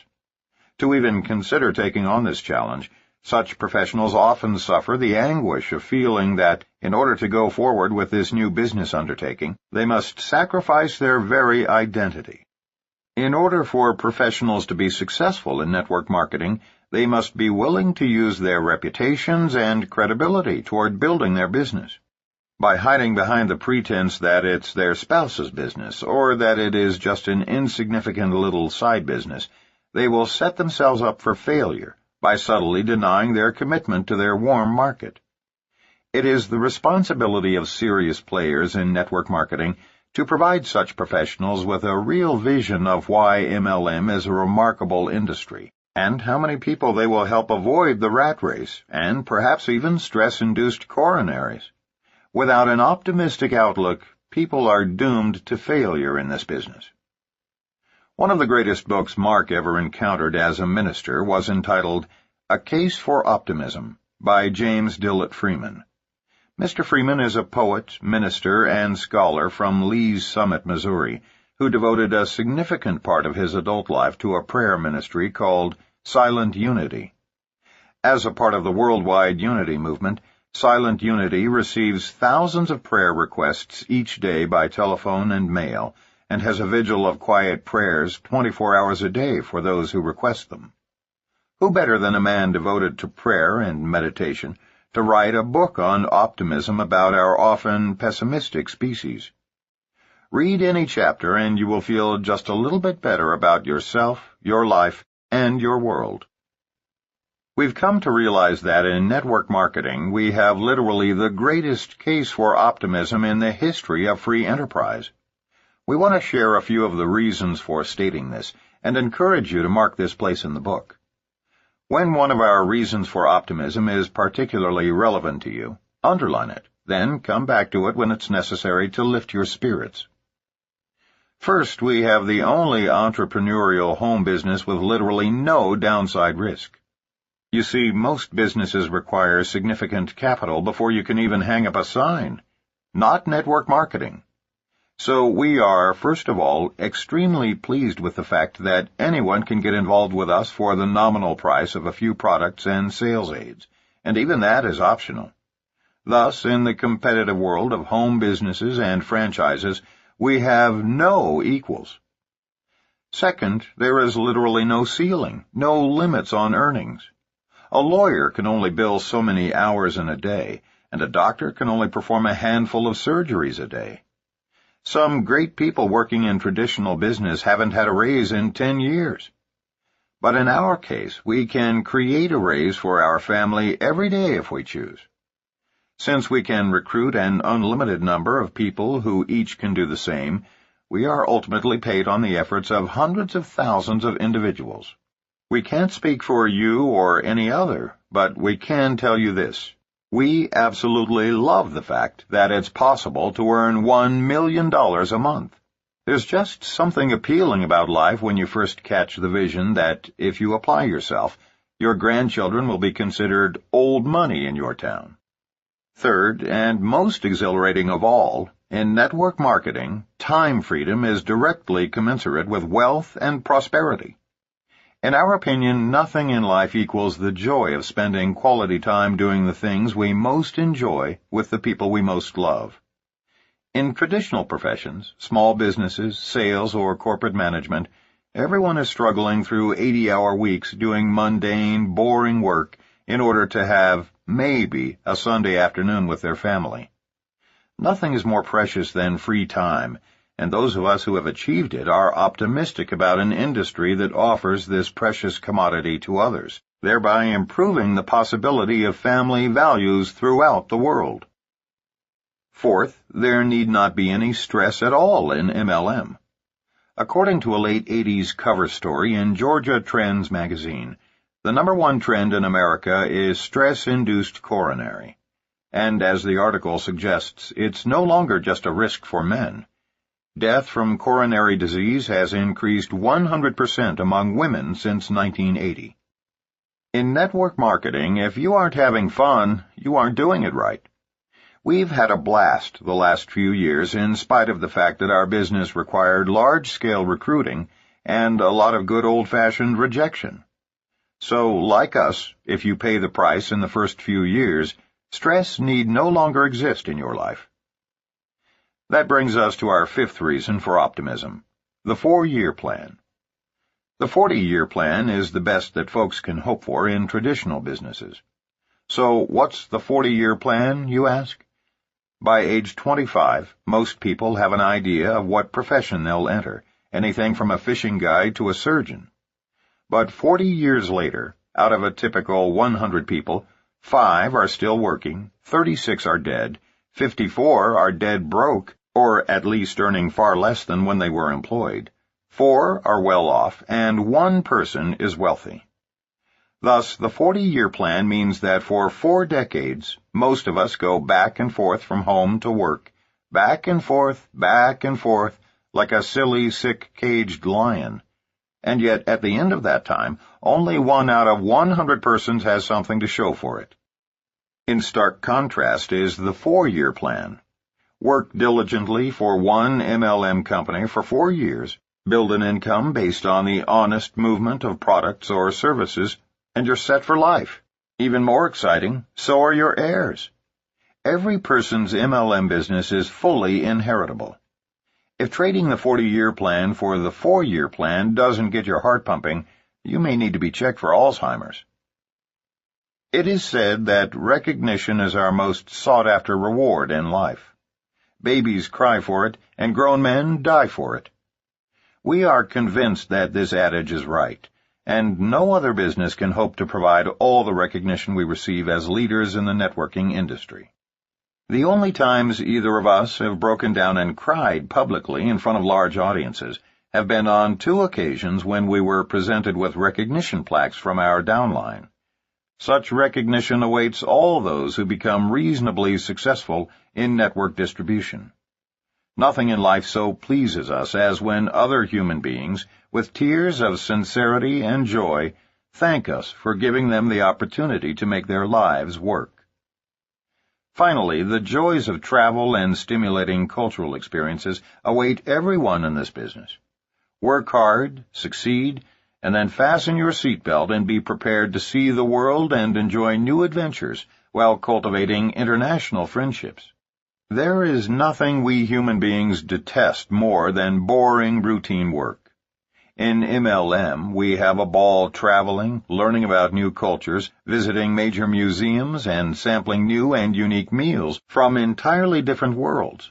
Network marketing is an incredibly diverse and lucrative profession. So, as you can see, there are many reasons for optimism in network marketing, and we highly encourage you to periodically review this chapter and, in particular, these ideas, should the depression torpedo catch you unaware. To become involved in network distribution is to become one of the luckiest people in the world. Controlling our attitudes. Our attitudes are among the few possessions that are totally ours and can never be taken from us. Houses and cars come and go, but our values and attitudes are with us forever. It is only when we continually exercise control over our own attitudes that we can manage external circumstances. Real change comes first from the inside, and our behavior naturally follows.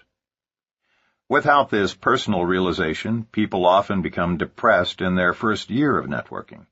There's a natural tendency to feel personally rejected when a relative or close friend decides not to participate in your business, or to take it as a personal insult when someone whom you've spent hours supporting and training decides to quit the business for no obvious reason.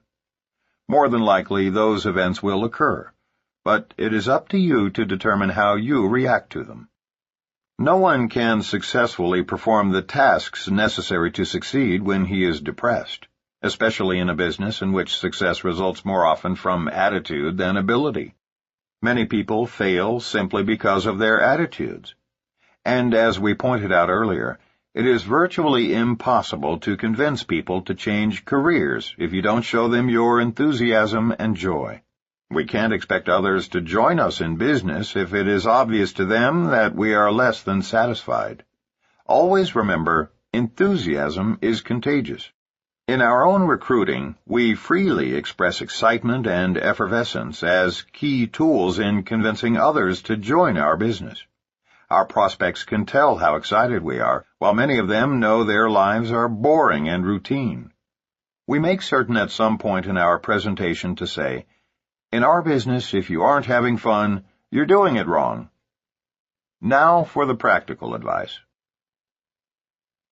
No more news. Never before in our long history as civilized beings have we had so many means of completely controlling our attitudes until now.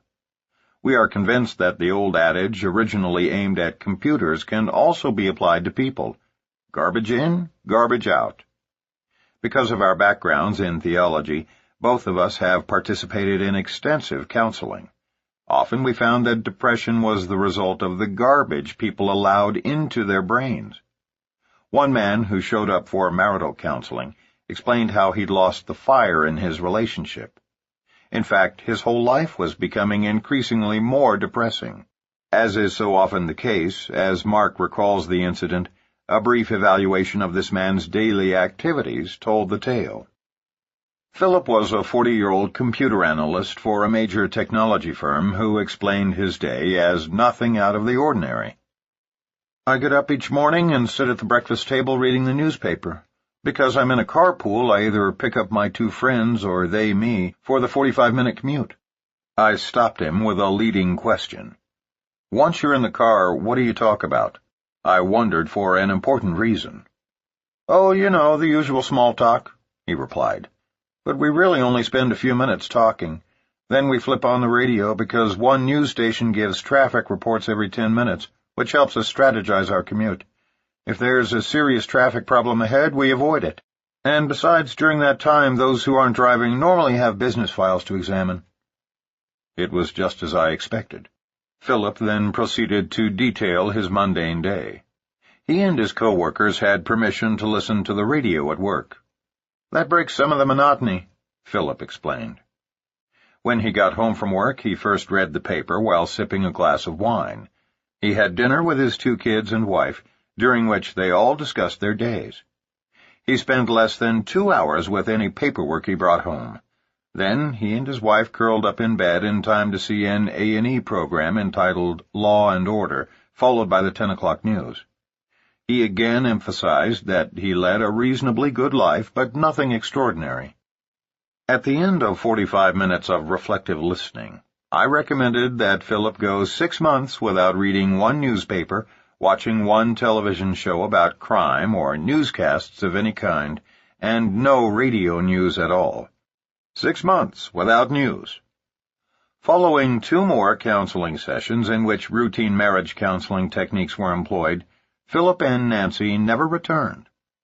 We bumped into them 2 years later at a conference, and they both beamed. Their marriage had taken a positive turn, and Philip thanked me profusely. He made a point of mentioning that he really didn't know for certain what changed, but something had surely improved his life. "By the way," he said as he turned to walk away, "except for the weekend edition of USA Today, I don't mess with the news anymore. Not that that has helped a great deal." Wrong, Phil. The entire marriage turnaround could probably be traced right back to the elimination of those meaningless newscasts. If you are troubled by depression, read this next sentence 3 times. No more news. If Martians land anywhere in the world, you'll hear about it within 15 minutes from someone in your circle of friends.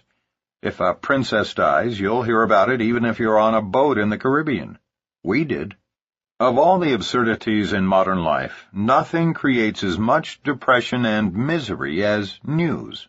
We are bombarded each day of our lives with radio, television, computer, and print news. To truly understand the effect it has on us, consider the philosophy of the news media. Remember that they are in business to make money, and that to be profitable, they must be interesting. And consider the often quoted philosophy in the news industry. Good news is no news. They know that the American public lusts for the extraordinary. A murder is more fascinating than a man who donates $150,000 to charity. Donald Trump divorces Marla Maples, so naturally the tabloids cover every angle of the story. But last year, Trump gave $2 million to programs for New York's homeless, but we would have never known had a mutual friend not told us. We subscribed to The New Yorker because of the great stories, but no mention was made of Trump's altruism. Why? Because the public isn't interested in and will not buy good news. So what does that have to do with us? Plenty. When we sign up new frontline distributors, we give them one specific assignment prior to their one-on-one personal training, to which they are invited following the completion of these assignments. We'll cover them in depth in a later chapter, but suffice to say they are quite simple. 1. Define your goals. Visualize the end result. See yourself there, then commit your goals to writing. 2. Make a list of 2,000 warm market leads, people with whom you want to share the opportunity. Then prioritize your prime 25 family members and friends. 3. After personally using our products, find 10 customers who enjoy them as well. 4. For the sake of preserving your positive attitude, avoid any and all news for 6 months. Except magazines which are 75% literature and 25% current event news. It's very easy to enforce the first 3, but not the last. However, a cursory evaluation of your distributor's attitude will reveal a great deal. If he's bouncy and sincerely exuberant, he's probably not watching the news. Create a positive environment from the inside out. We are irrevocably convinced that putting positive information into our brains is essential to success. We do that by reading uplifting books and articles, listening to inspiring tapes, and practicing daily affirmative communication with ourselves and others. Read books that motivate you and share them with others. Uplifting materials need to be spread like wildfire. Here are just a couple of our recommendations. First, make note of the telephone number for the American Youth Foundation, 314-772-8626. They distribute 2 of the most important, yet seldom read books that we encourage each new distributor to order and read. Both books were written by the late, great William H. Danforth, founder and former CEO of the Ralston Purina Company in St. Louis, Missouri. He was a wealthy, rags-to-riches entrepreneur who had a genuine interest in the personal development of men, women, and children of all ages. Although today very few people have heard of him, Mr. Danforth was a champion of human potential who wrote books with this timeless message. Any person, regardless of age, color, sex, or inexperience, can rise to the same levels of success as the most renowned entrepreneurs. Mr. Danforth challenges all adolescents to become the world's greatest in whichever field they choose. It is absolutely impossible to be discouraged after reading either of his books, Action and I Dare You. And you don't need to read them from beginning to end. You can start reading any place in the material and skip around. While they are targeted at young people about to embark on adulthood, they are critical for adults about to launch new entrepreneurial careers. Similarly, the story of A.L. Williams is about a relatively impoverished high school coach who had a dream. His dream was to create an unlimited opportunity in which ordinary people could rise to extraordinary heights.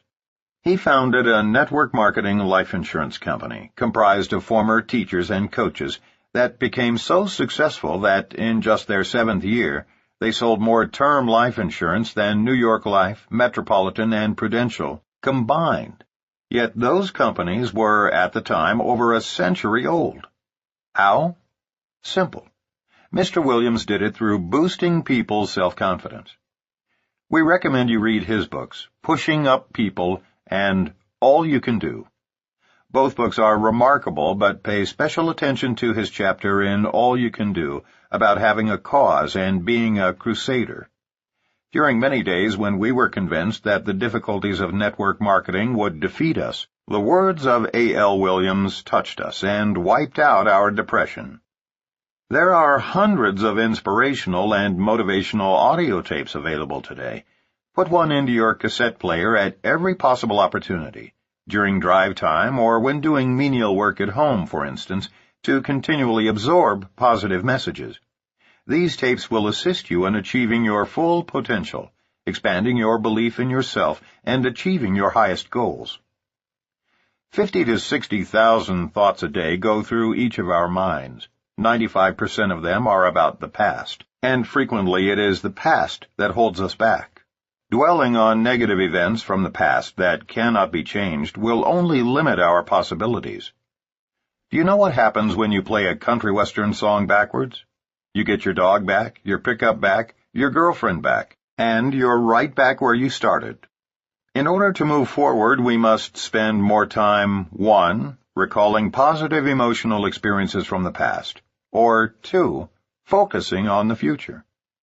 The moment you feel yourself spiraling downward, play some music from your past that conjures up happy days. You can't help but feel good. Think about past situations that turned out perfectly. Just those thoughts give you warm feelings. Then take those feelings and emotions and inject them into the present moment.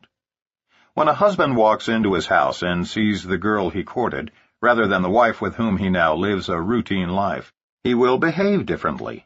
His loving actions toward her will often cause similar reactions from her. This example is just one way to use the past to change our emotional responses to the present. The depression torpedo may be looming out there, but we don't have to be struck by it. We are 100% in control of our own mindsets. When working on personal development, putting more energy into thinking about the future is equally effective. This takes effort and determination, because our natural tendency is to dwell in the past. Striving to visualize ourselves as we want to be is the first step toward change and growth. If we can't picture ourselves in a positive future, we may never get there.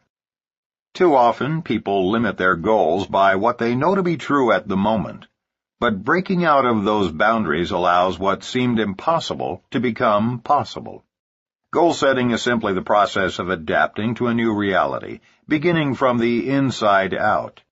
To gradually turn those dreams into reality, begin to visualize them long before they ever happen. Start saying to yourself, "It is possible," even though it isn't happening now.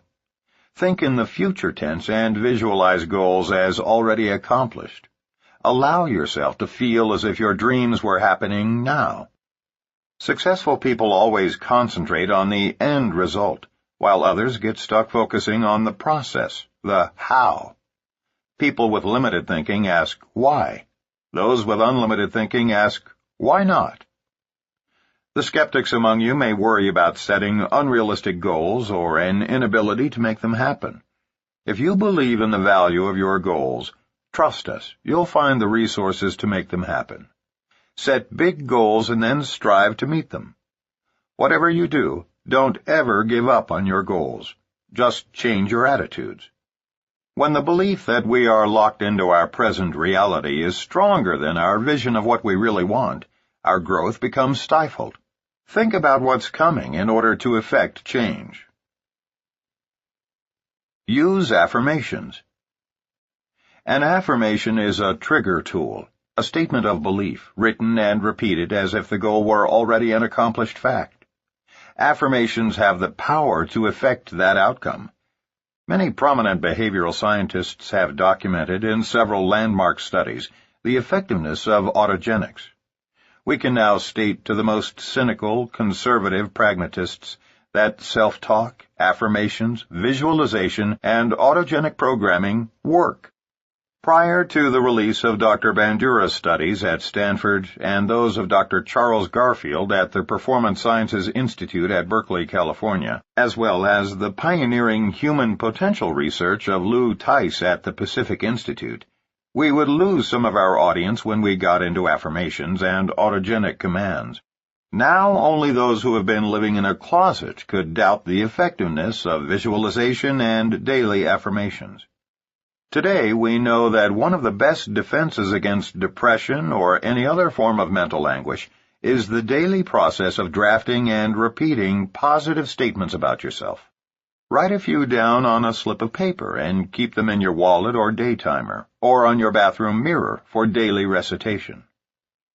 Here are a few affirmations that seem to work for everyone, but we encourage you to write some of your own, related specifically to your wants and needs. Read them silently every morning when you wake up, and every night before the lights go out. After reading each one, visualize the written statement as if it is transpiring right now. Read the words, picture them happening, and feel the emotions that go with the vision.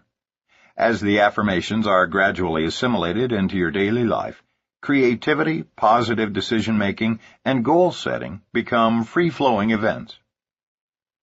I am powerful, knowing that I alone am accountable for the results of my decisions and actions. I enjoy every facet of life because I easily and enthusiastically create fun, joy, and adventure. I feel supported working with a team of positive people who share my values. People listen to me when I talk because I have something of value to say. I clearly communicate my business vision to others in such a way that they are inspired to join me and become a part of it.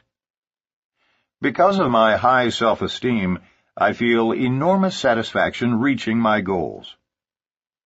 I value myself as a person, and I know that I am worth at least $50,000 a month and more.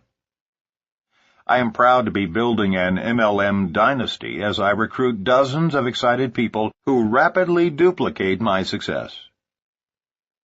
What you'll notice about this exercise is this. As you visualize the new, you gradually begin to shed the old, believing with every fiber of your being that what you visualize is happening to you at that very moment. That is when change begins to occur. Change is often 2 steps forward and 1 step back. When you do well, say to yourself, "That's like me." When you make a mistake, say, "That's not like me. I'll do better next time." We have used each of these affirmations repeatedly and have shared them with many other people who have seen dramatic results by repeating them regularly. Dr. Bob Sharp, a dentist from Big Rapids, Michigan, fell on tough times back in 1989. Divorce, dissolution of my professional corporation, the premature death of my partner in my new dental practice, an office building project gone sour, and finally, my wife's 6-month battle with cancer had left me over $1 million in debt. By January of 1996, the IRS was threatening to seize what assets I had, until $90,000 in back taxes were paid in full. The moment the IRS actually withheld payment from my major insurance vendor, the situation finally looked hopelessly bleak to me.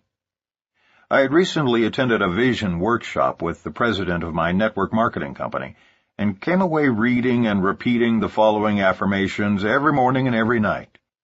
I am sitting on my deck overlooking my pond stocked with bass, pike, and bluegill. My wife, Susan, and I are free to travel wherever and whenever we wish. People seek my advice because of my talent and religious conviction. I have the time and money to help my children as they begin their careers, etc. Almost immediately, things started to change. My builder loaned me $200,000 to pay all my past due debts, including the one to the IRS. My dental practice began to prosper. My network marketing business, which had been stagnant, began to grow. I regained my personal confidence and self-esteem. Within 5 months, all short-term debt was current, and all long-term debt was being paid on schedule. Most exciting of all, in October, Susan and I bought and moved into our dream home. It is a 51-acre farm, complete with a fishing pond and a swimming pool, a lighted tennis court, a barn for our horses, a 10-acre hayfield, driving range, and a guest house that we rent out. We have deer, geese, ducks, turkeys, and thousands of birds as our guests. My relationship with my company and the industry is much more than just making some extra money part-time. It is about personal development and the freedom to lead a life of choice. It is about being content with what you do every day and helping other people lead the lives of their dreams. More and more scientists, including respected quantum physicists, have come to the realization that we cannot produce magic results by thinking away the laws of physics. However, we can dramatically impact our subconscious, which directly influences our daily productivity. Perhaps you'll recall that in 1969, the Federal Communications Commission became very concerned that consumers could be unconsciously manipulated by subliminal advertising. It was eventually made illegal because it is so very effective. That same kind of manipulation can also be utilized for positive productivity. Try using affirmations for a month, and you'll use them for the rest of your life. When you use affirmations, you will be defending yourself against the depression torpedo, and no bad news or disappointments will be able to penetrate your shield. Create a positive environment from the outside in. Our final piece of advice to avoid depression, and this need not be a tough one, is that new distributors should avoid dream stealers and negative people at least through their first year in network marketing. Often the negative people are family members or even close friends. Because success in MLM results more often from attitude than ability, it is important that we spend time associating with people who support us in our desire for success. Set clear rules for those who are constantly talking negatively about our business or criticizing our dreams. Sit down with those negative people one at a time and have a serious, authentic discussion. Let them know that regardless of their opinion of this industry, you need and expect positive, uplifting comments or no comments at all. Tell them the truth. If they persist in involving you in counterproductive, negative discussions, you've got a decision to make. Either you deserve a life of financial security and time freedom with your family, or you deserve to live a mediocre life amidst negative people. It's up to you. But in most cases, if you ask people nicely to support you, they will do so if they truly love you. Dr. Robert Neff of Dallas, Texas, had received a lot of negativity from those for whom he held tremendous respect in the first year of building his networking business. Their greatest argument was that the industry was fundamentally flawed, taking advantage of others for your own personal gain. He knew that this wasn't his experience, but their words stayed in his head and held him back from building his business. Why? Because these words depressed him. Although he had been raised as an atheist, Dr. Neff was growing in his understanding of spiritual values, as he was coming to grips with his place in the industry and his emerging religious faith. He had an astounding realization one morning. Network marketing was modeled after Christianity. He frantically wrote down the parallels that he saw, and as he did so, the doubts he was harboring about this industry left him. He knew at that moment that network marketing was an inherently good industry that revolved around helping others help themselves. It was the act of writing this down that was so beneficial to Dr. Neff. We love his analysis, and couldn't have expressed these parallels more eloquently, even though we were both trained as professional theologians. Reading these similarities between network marketing and Christianity, it's easy to understand how they helped to alleviate Dr. Neff's depression. Here's what he wrote. 1. It is very unlikely you'll learn about it unless someone else invites you to see it. 2.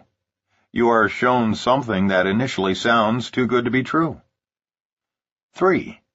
You are given support for its validity, but mostly through personal stories, and hence your belief is based mostly on faith. 4. You are told that you must first believe before you can experience the incredible benefits.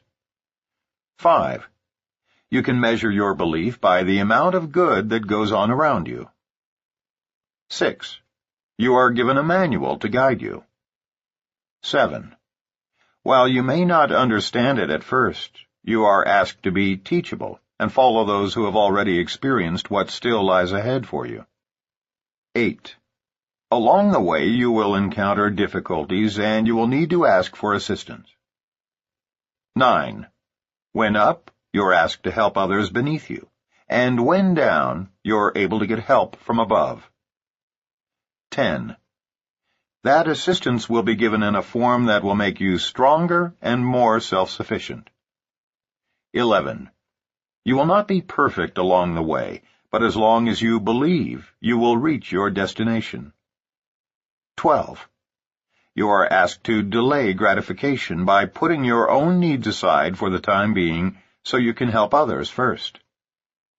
13. Providing this help will require dedication, persistence, and hard work.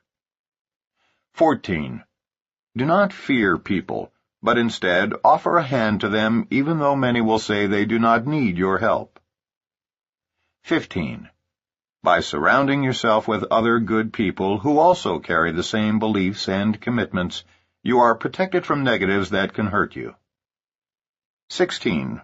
You are invited to come together on a regular basis to renew your vision. 17. As a result, you will learn more about yourself, about others, and about life. 18.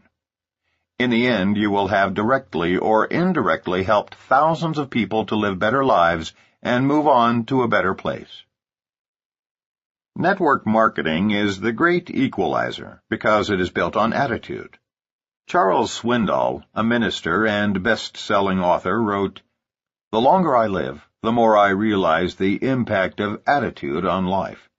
Attitude to me is more important than facts.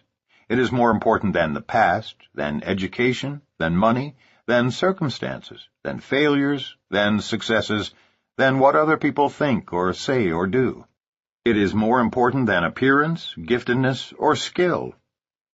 The remarkable thing is that we have a choice every day regarding the attitude we will embrace for that day. We cannot change our past. We cannot change the fact that people will act in a certain way. We cannot change the inevitable. The only thing we can do is play on the string we have, and that is our attitude. I'm convinced that life is 10% what happens to me and 90% how I react to it. And so it is with you. We are in charge of our attitudes." Programs that support personal growth through attitudinal changes are on the rise. The EDGE curriculum, Increasing Human Effectiveness, and the Pacific Institute's Investment in Excellence are two such programs. Many of the concepts in this section can be indirectly credited to Lou Tice, who led us to Dr. Albert Bandura, 45 years a psychologist and arguably the most quoted expert in cognitive strategies for self-mastery and peak performance. It was from Dr. Bandura that we learned the most important new developments in self-efficacy and human potential, which today form the basis of our own personal development curriculum. Just believe and keep going. It seems obvious, but we'll say it anyway. The secret of survival is simply to not give up. The way to avoid despondency is to keep the faith. Of course, they're both true. Life's challenges are essential to our growth. Without them, we would fall into a comfort zone, bringing our creativity to a screeching halt. Darrell Moore of Baton Rouge, Louisiana, found this to be the case back in December of 1994, when he and his wife Mabel faced what he described as the darkest month in their network marketing business. In August, we filed our letter of intent, LOI, putting the company on notice that we were planning to pursue an executive status. In September and October, we met our qualification goals, but in November we had to take a grace month. We already had one frontline distributor who had completed his executive qualification the previous September, so we saw December as our do-or-die month in the business. If we didn't make it, we would not only have to start all over again, but we would lose our only executive who would roll past us. We were both worn down to a nub. All we had ever heard was that December was the worst month of the year because you could not get people to do anything but think about the coming holidays. Mabel spoke to me in a tone of voice that implied we had reached the end of the line. I felt like a doctor in an emergency room who had finally emerged from tending a loved one and said, "We've done all we can do." There was my wife, looking forlornly at me, asking, "So what else can we do now?" The only answer I could come up with was to keep doing what we had been doing and not give up. I believed that hard work, coupled with faith in what we were doing, would carry us through this moment of crisis. The very next week, on December 10th, we gained a new frontline distributor, Bryant Miller, of all things by losing a coin toss in Jackson, Mississippi. Sharing a co-op advertisement with one of our frontline distributors, June Lyle, we flipped a coin to see who would get the first sign-up. June won and sponsored a businessman with a resume a mile long. We got the next prospect, Bryant, though more than a week passed before he signed up under Mabel and me.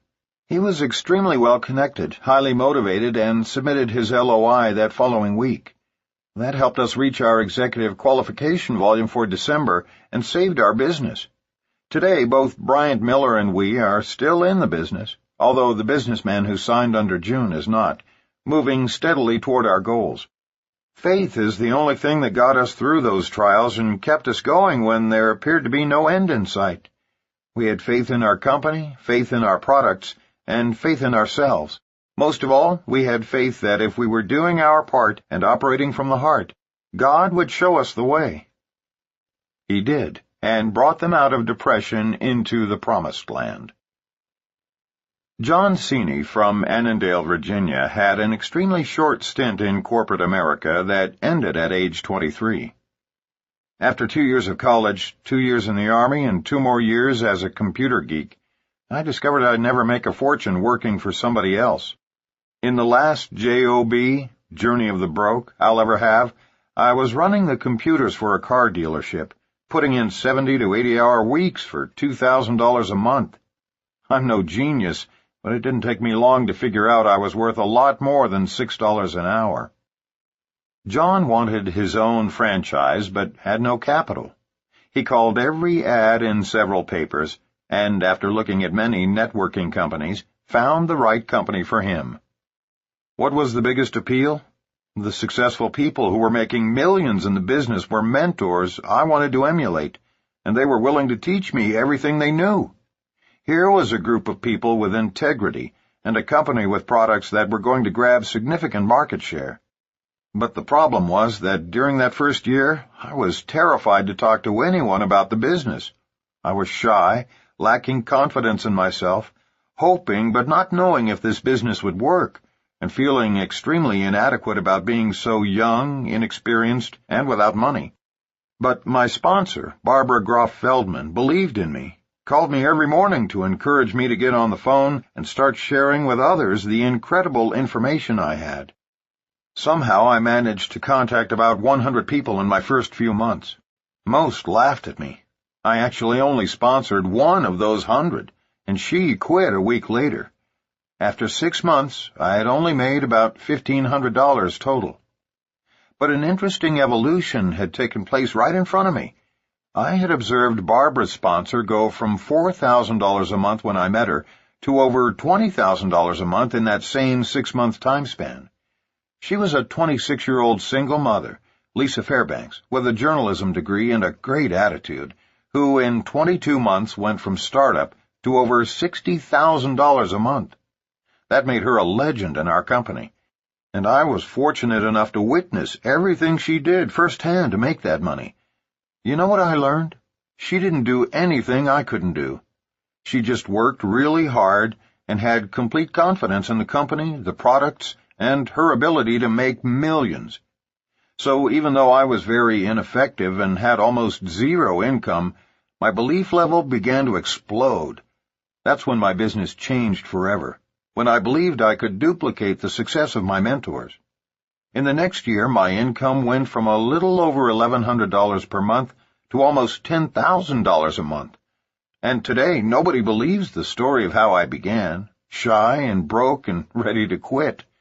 But it doesn't matter. Just remember 3 magic words. Keep watching winners. Today, we've helped so many people quit their jobs and go through the same tremendous personal growth. It would have been so easy to quit network marketing, walk away, and say, "Those deals don't work." But I have an attitude in my head that I love. When everybody else gives up, that's when I really go to work. And I had great role models to help me maintain my positive focus. Looking back, the sacrifices I made in the beginning were tiny compared to the return on my investment. Besides, how else can someone start a business that's profitable in a year or two with little or no debt, and then consistently make a 6-figure income working from home? At age 20, I spent about $1,000 getting a real estate license that I never used. So risking $1,000 on my company was hardly a gamble. I look back at where I'd be if I could have found the capital to purchase that pizza franchise 7 years ago. I might just now be finishing paying off my loan, having lived at the store 24 hours a day, and I'd weigh 350 pounds from eating pepperoni pizza all day, with no time for exercise.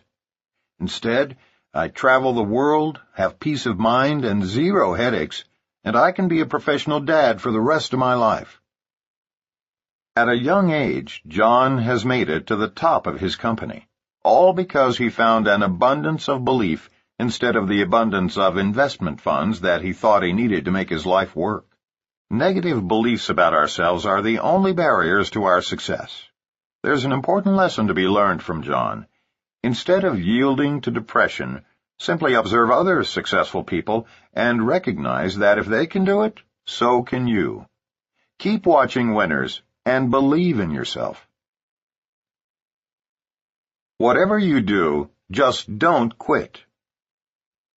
John and Patricia Dwyer from New York City began their networking business in August of 1991.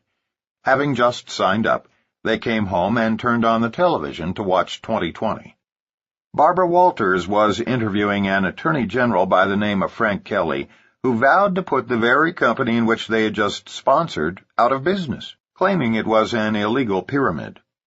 Absurd as it may sound, what kept them going was the fact that many friends called to make sure they knew about the program airing.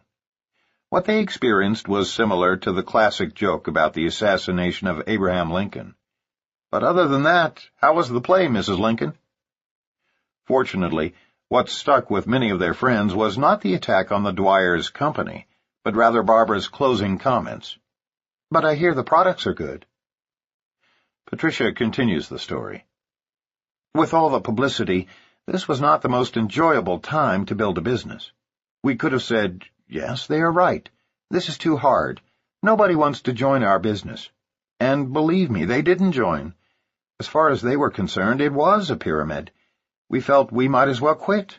No one would blame us. But that would have been a terrible mistake. We would have missed all the great friends that we've enjoyed meeting over the 6 years of building our international business.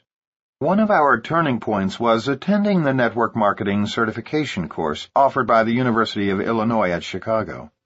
It is the first ever of its kind, taught by the Yarnells and Dr. Charles King. We met marketers from so many different MLM companies, making friends with them, and coming away knowing with certainty that this industry was going to be the business of the future.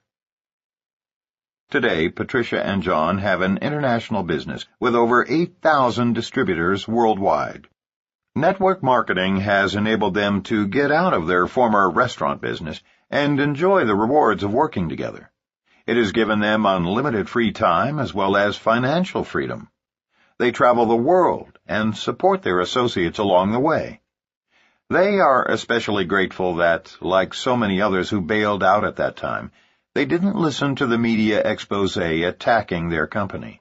Rather, they used their own good judgment and, in spite of very rough beginnings, just refused to give up. Remember, depression can't win if you are constantly learning, bettering yourself, and associating with other positive people. Steve and Cynthia Rose of Colorado Springs, Colorado, had a similar experience. They first heard about this industry in 1987 when they were living in Austin, Texas. They were invited to meet Mark Yarnell, who they heard was very successful with an upstart MLM company. Because of busy schedules, they passed on the opportunity. After a series of failed businesses, 4 years later, in 1991, a young attorney and his wife from Albuquerque, New Mexico, again offered them the same opportunity. Hearing that Yarnell was still involved in the industry, and with their backs against the wall, they took a second look. Selling a sofa to gather the cash to buy their starter kit, they took off like a whirlwind, only to be thwarted by the same media attacks and regulatory scrutiny with which the Dwyers had to contend. Describing the catastrophe, Steve and Cynthia remembered, "We saw our downline of chiropractors, bankers, and business people flee like rats from a sinking ship. While we remained at the helm, our belief in the company and its products grew stronger as we watched the company open international markets, build a 10-story headquarters and warehouse, and introduce a new division through all of the turmoil. All this in the first year of our network marketing experience. After the unfair coverage by the national media, we could not speak the name of our company for several months without defending our company's position and ourselves. What we learned from our experience was invaluable. To be successful in MLM requires a willingness to make internal changes, because this is truly a business of transformations, inside and out. Above all else, we must never yield to depressing outer appearances once we know deep down that our key leaders have integrity, and our products or services are beneficial to all." Jordan Adler of Tempe, Arizona, joined his company in September of 1992, with $36,000 in credit card and IRS debt, a downward spiraling job, and one broken-down Jeep. "I chose to work through whatever challenges presented themselves. I knew that long-term residual income never came to quitters.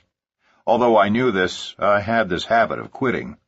In fact, I'd quit 6 of the 11 other MLM companies in which I'd been involved. The other 5 went belly up before I had a chance to quit them.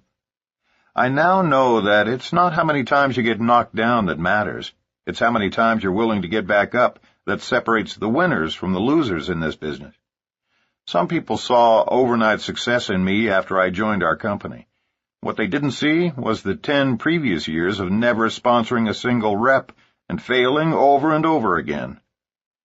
In early 1993, I sponsored a friend in Peabody, Massachusetts.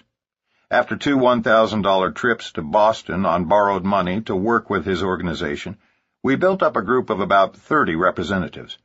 My friend and his buddy had been promoted twice. We were excited. A few months later, I put another airline ticket and rental car on my credit card to do a meeting for them back east. I flew over 1,000 miles and drove through a nasty snowstorm to get to the meeting. I couldn't believe it. All the guests no-showed or canceled, and my friend and his buddy quit that night and were never seen again.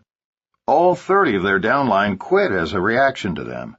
I couldn't revive a single one. Half my group vaporized that cold winter, but the fire still burned in me, and I went back to Phoenix and continued to build. Today, my organization has tens of thousands of representatives and continues to grow each month.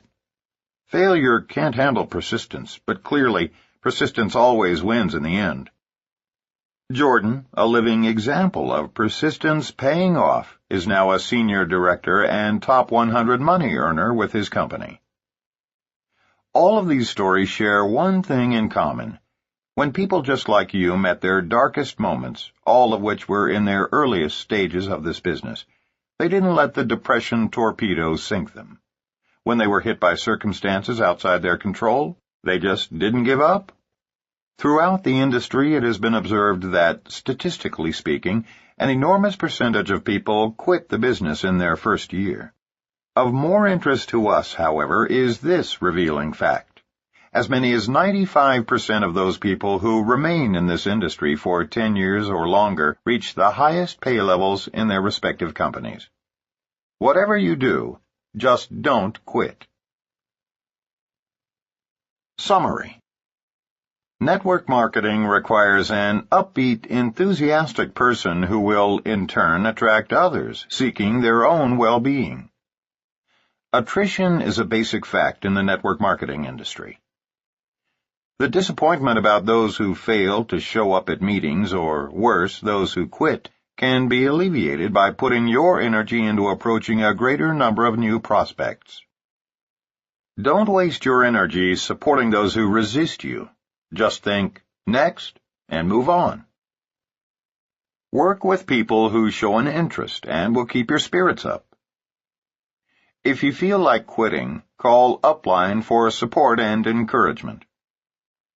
Share your enthusiasm, never your negativity, with your downline.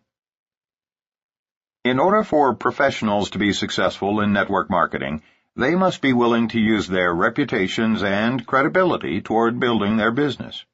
Denying their commitment to their warm markets will only set themselves up for failure. These are the reasons to be proud and optimistic about sharing our business with others. 1.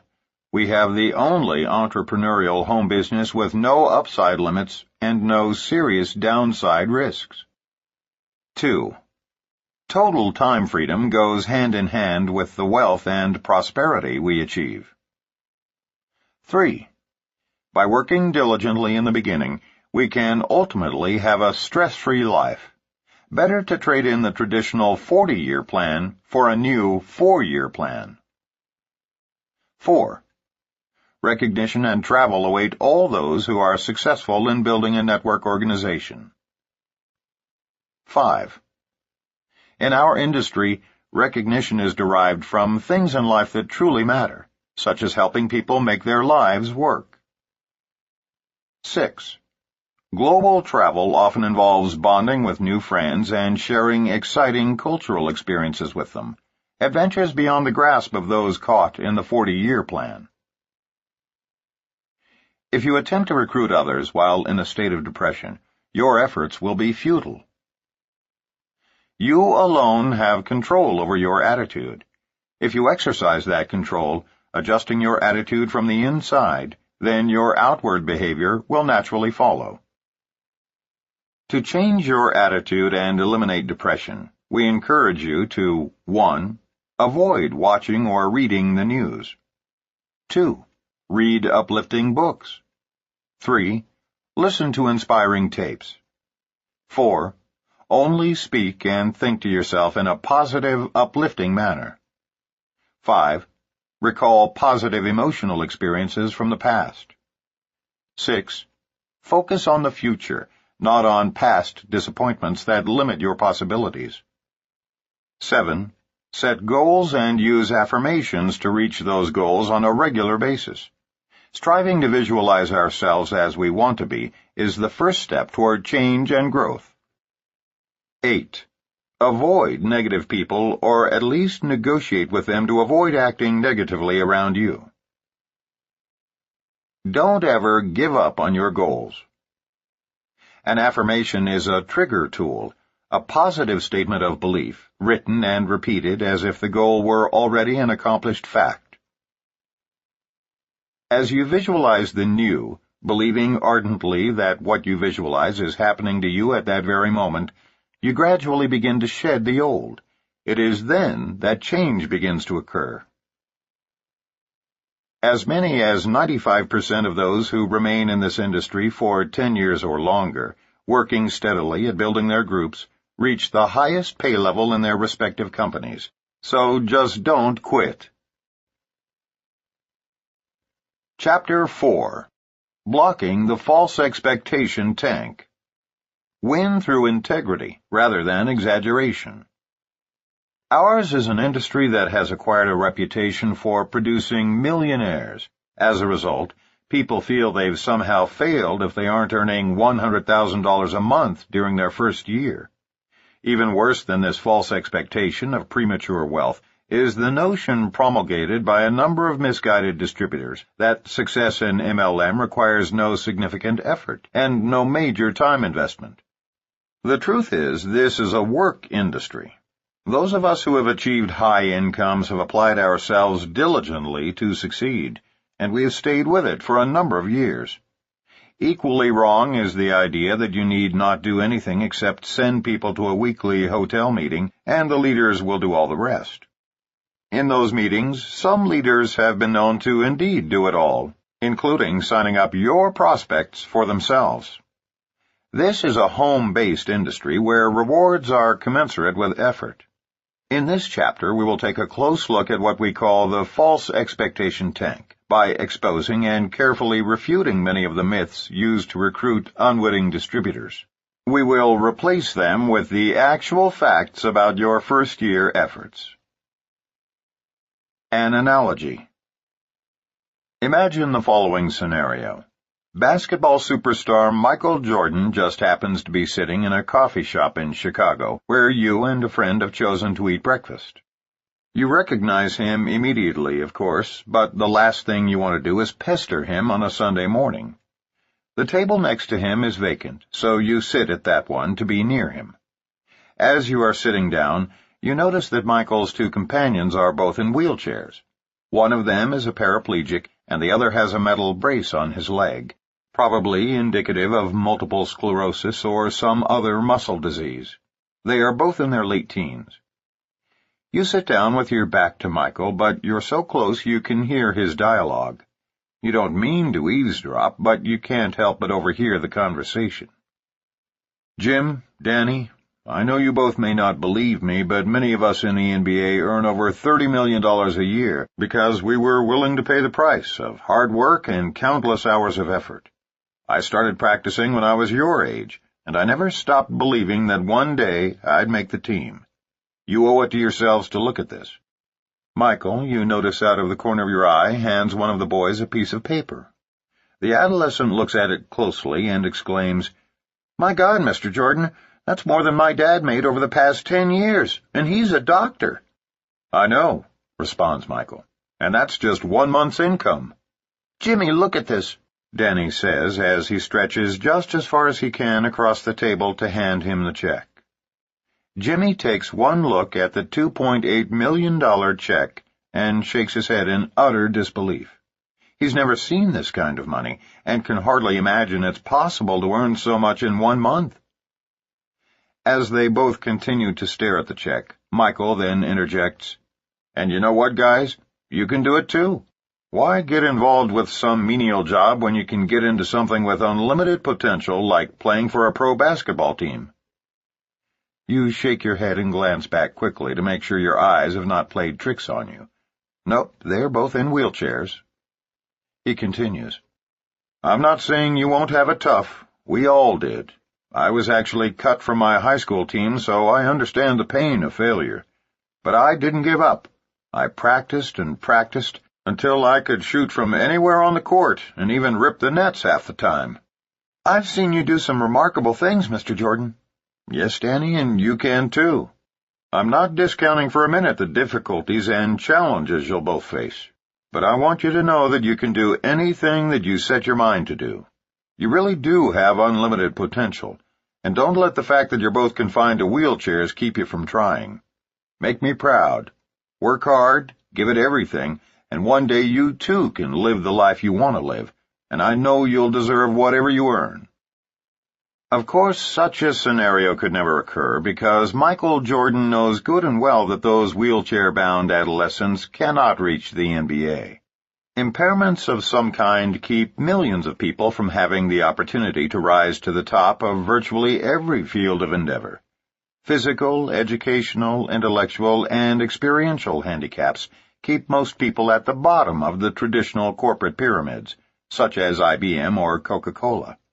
These are the real pyramids in our society, where workers at the bottom are the lowest paid and the first to be let go in times of crisis.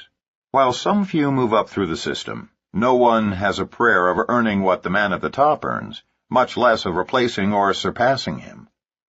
Yet it is conceivable for virtually anyone to reach the top in MLM, because there is no challenge that can't be overcome. And every word spoken by Michael Jordan in this hypothetical scene could genuinely be addressed to these two physically handicapped young men regarding the network distribution industry. In MLM, even those who are timid, uneducated, or have no track record of success are often encouraged to believe that they can earn $1 million a year, just like so many leaders in this industry.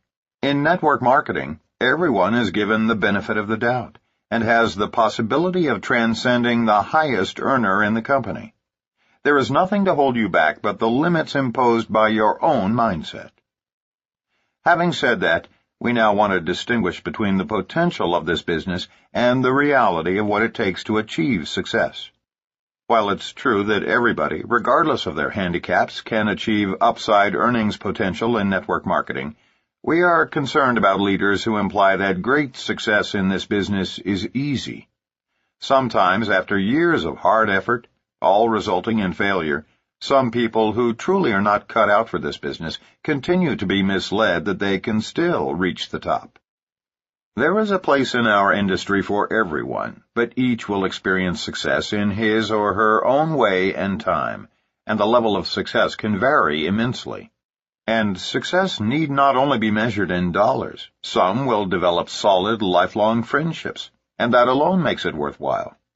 Some introverts will come out of their shells and feel they have gained immeasurably by what this industry has done for them. Others will earn a few $100s a month and be thankful that they have something of value to do, and a little spending money besides. Some impoverished ministers will earn $15,000 as early as their 4th month. Most everyone will experience personal growth through this industry, and unquestionably, that is priceless. What better way to achieve such positive outcomes, all from home at such a low cost? The two of us met each other through this business and later fell in love and married. If you take everything else away from us, that alone would have made our time in network marketing invaluable. There is nothing of greater significance than finding your soulmate. So, by all means, show prospects the inherent potential of this business, but allow all distributors the right to discover their own levels of success. And by success, we mean having worthwhile goals and taking the necessary steps to achieve them. As long as you are taking a step forward, you are successful. Balance upside potential with the realistic picture. Incomes in MLM can become quite dramatic. We believe that anyone who has reasonable self-confidence, enjoys communicating with small groups of people while sitting at home, is coachable, and has a sincere desire to make a difference in people's lives can potentially earn $100,000 a month. However, it is important to paint a realistic picture of just how much hard work is involved in achieving financial security and time freedom. Too many distributors fail to tell the truth about the necessary effort. A recent advertisement in USA Today offered the following description of an MLM opportunity. No sales, no inventory, no monthly quotas, no personal or group sales volume requirements, no meetings, just call, phone number, to get started. This ad was intentionally misleading. We called the number to check it out and discovered that while no purchases were mandatory, in order to receive full compensation on several levels, substantial sales volumes were required. Here's the question. If a leader is going to advertise in the business section to find other entrepreneurial leaders interested in big money, why imply that no inventory or monthly sales are necessary? That's not only misleading, it's fraud. And we believe the Federal Trade Commission and other regulatory agencies are correct to go after such marketers and companies. They deceive innocent people into believing that MLM, like the lottery, is getting something for nothing. And in case you think most people are smart enough to avoid such preposterous claims, take a close look at how many men and women bet family food money on a 1 in 10 million chance lottery. Let's examine what is required to earn big incomes. Network marketing income is a direct result of the amount of wholesale products and/or services purchased by those individuals in your organization. Since most families only purchase as much as they need and use, a sizable organization is necessary to provide a large income. Lots of people ordering and using a little bit. Huge organizations are developed by individuals who personally recruit large numbers of frontline distributors and, as capable educators, teach them to duplicate their process. Our industry's leading company built a multi-billion-dollar global empire, one person at a time, over a 4-decade period. In essence, MLM is much more a teaching profession than a sales profession. Those who make it to the pinnacle of any company are usually good communicators in a one-on-one sense. Being able to deliver a speech to a large crowd is absolutely unnecessary. Duplication is what is critical. It doesn't matter how tremendous we are as individuals, but rather how great we are at teaching others to duplicate our system, as you've already read in many of our stories. But we don't want to create false expectations by waving the oversized checks in front of people without also discussing what it honestly takes to earn them. Understating the hard work and perseverance to achieve great success is the most often utilized strategy by those who create false expectations. Most people will quickly see through the false promises in a very short time and then quit. We are irrevocably convinced that the extremely high attrition rate among first-year distributors stems directly from being bashed by the false expectation tank. In this chapter, we'll take time to address many aspects of this problem, including the one that catches so many newcomers to our industry completely unaware, an unrealistic assessment of how much work is required to earn the huge incomes. Misguided belief that this business requires no effort. Consider a hypothetical situation. Steve goes to his first network marketing presentation and is immediately struck by the exponential growth potential. For the very first time in his life, he realizes the possibility of unlimited income. But here is his problem. Even though Steve knows literally hundreds of excellent prospects, he is currently earning $100,000 a year in a management position with a software firm and is spending as much as he makes. So the thought of quitting before he has replaced his income is simply irrational. During the question and answer period of the presentation, Steve asks if he can stay behind and visit with the presenters, Bill and Angela. Of course, they agree to speak with him privately. After everyone is gone, Steve explains his money situation to the successful couple. Instead of telling Steve the truth, namely that he is going to have to work very hard for a year full-time, or perhaps for 2 or 3 years part-time, in order to replace his income, they create false expectations. Bill says, "No problem, Steve. You've got a Rolodex full of high-caliber prospects, and Angela and I can work those people for you and then stack them on your front line." Of course, that will never work because Bill and Angela already have their hands full building and maintaining their own front line. They might try, but experience has taught us that no one can do this business for anyone else. And we all know that friends respond best to hearing about a business opportunity from friends first. Then a successful sponsor or upline can reinforce what the curious prospect has learned from his friend.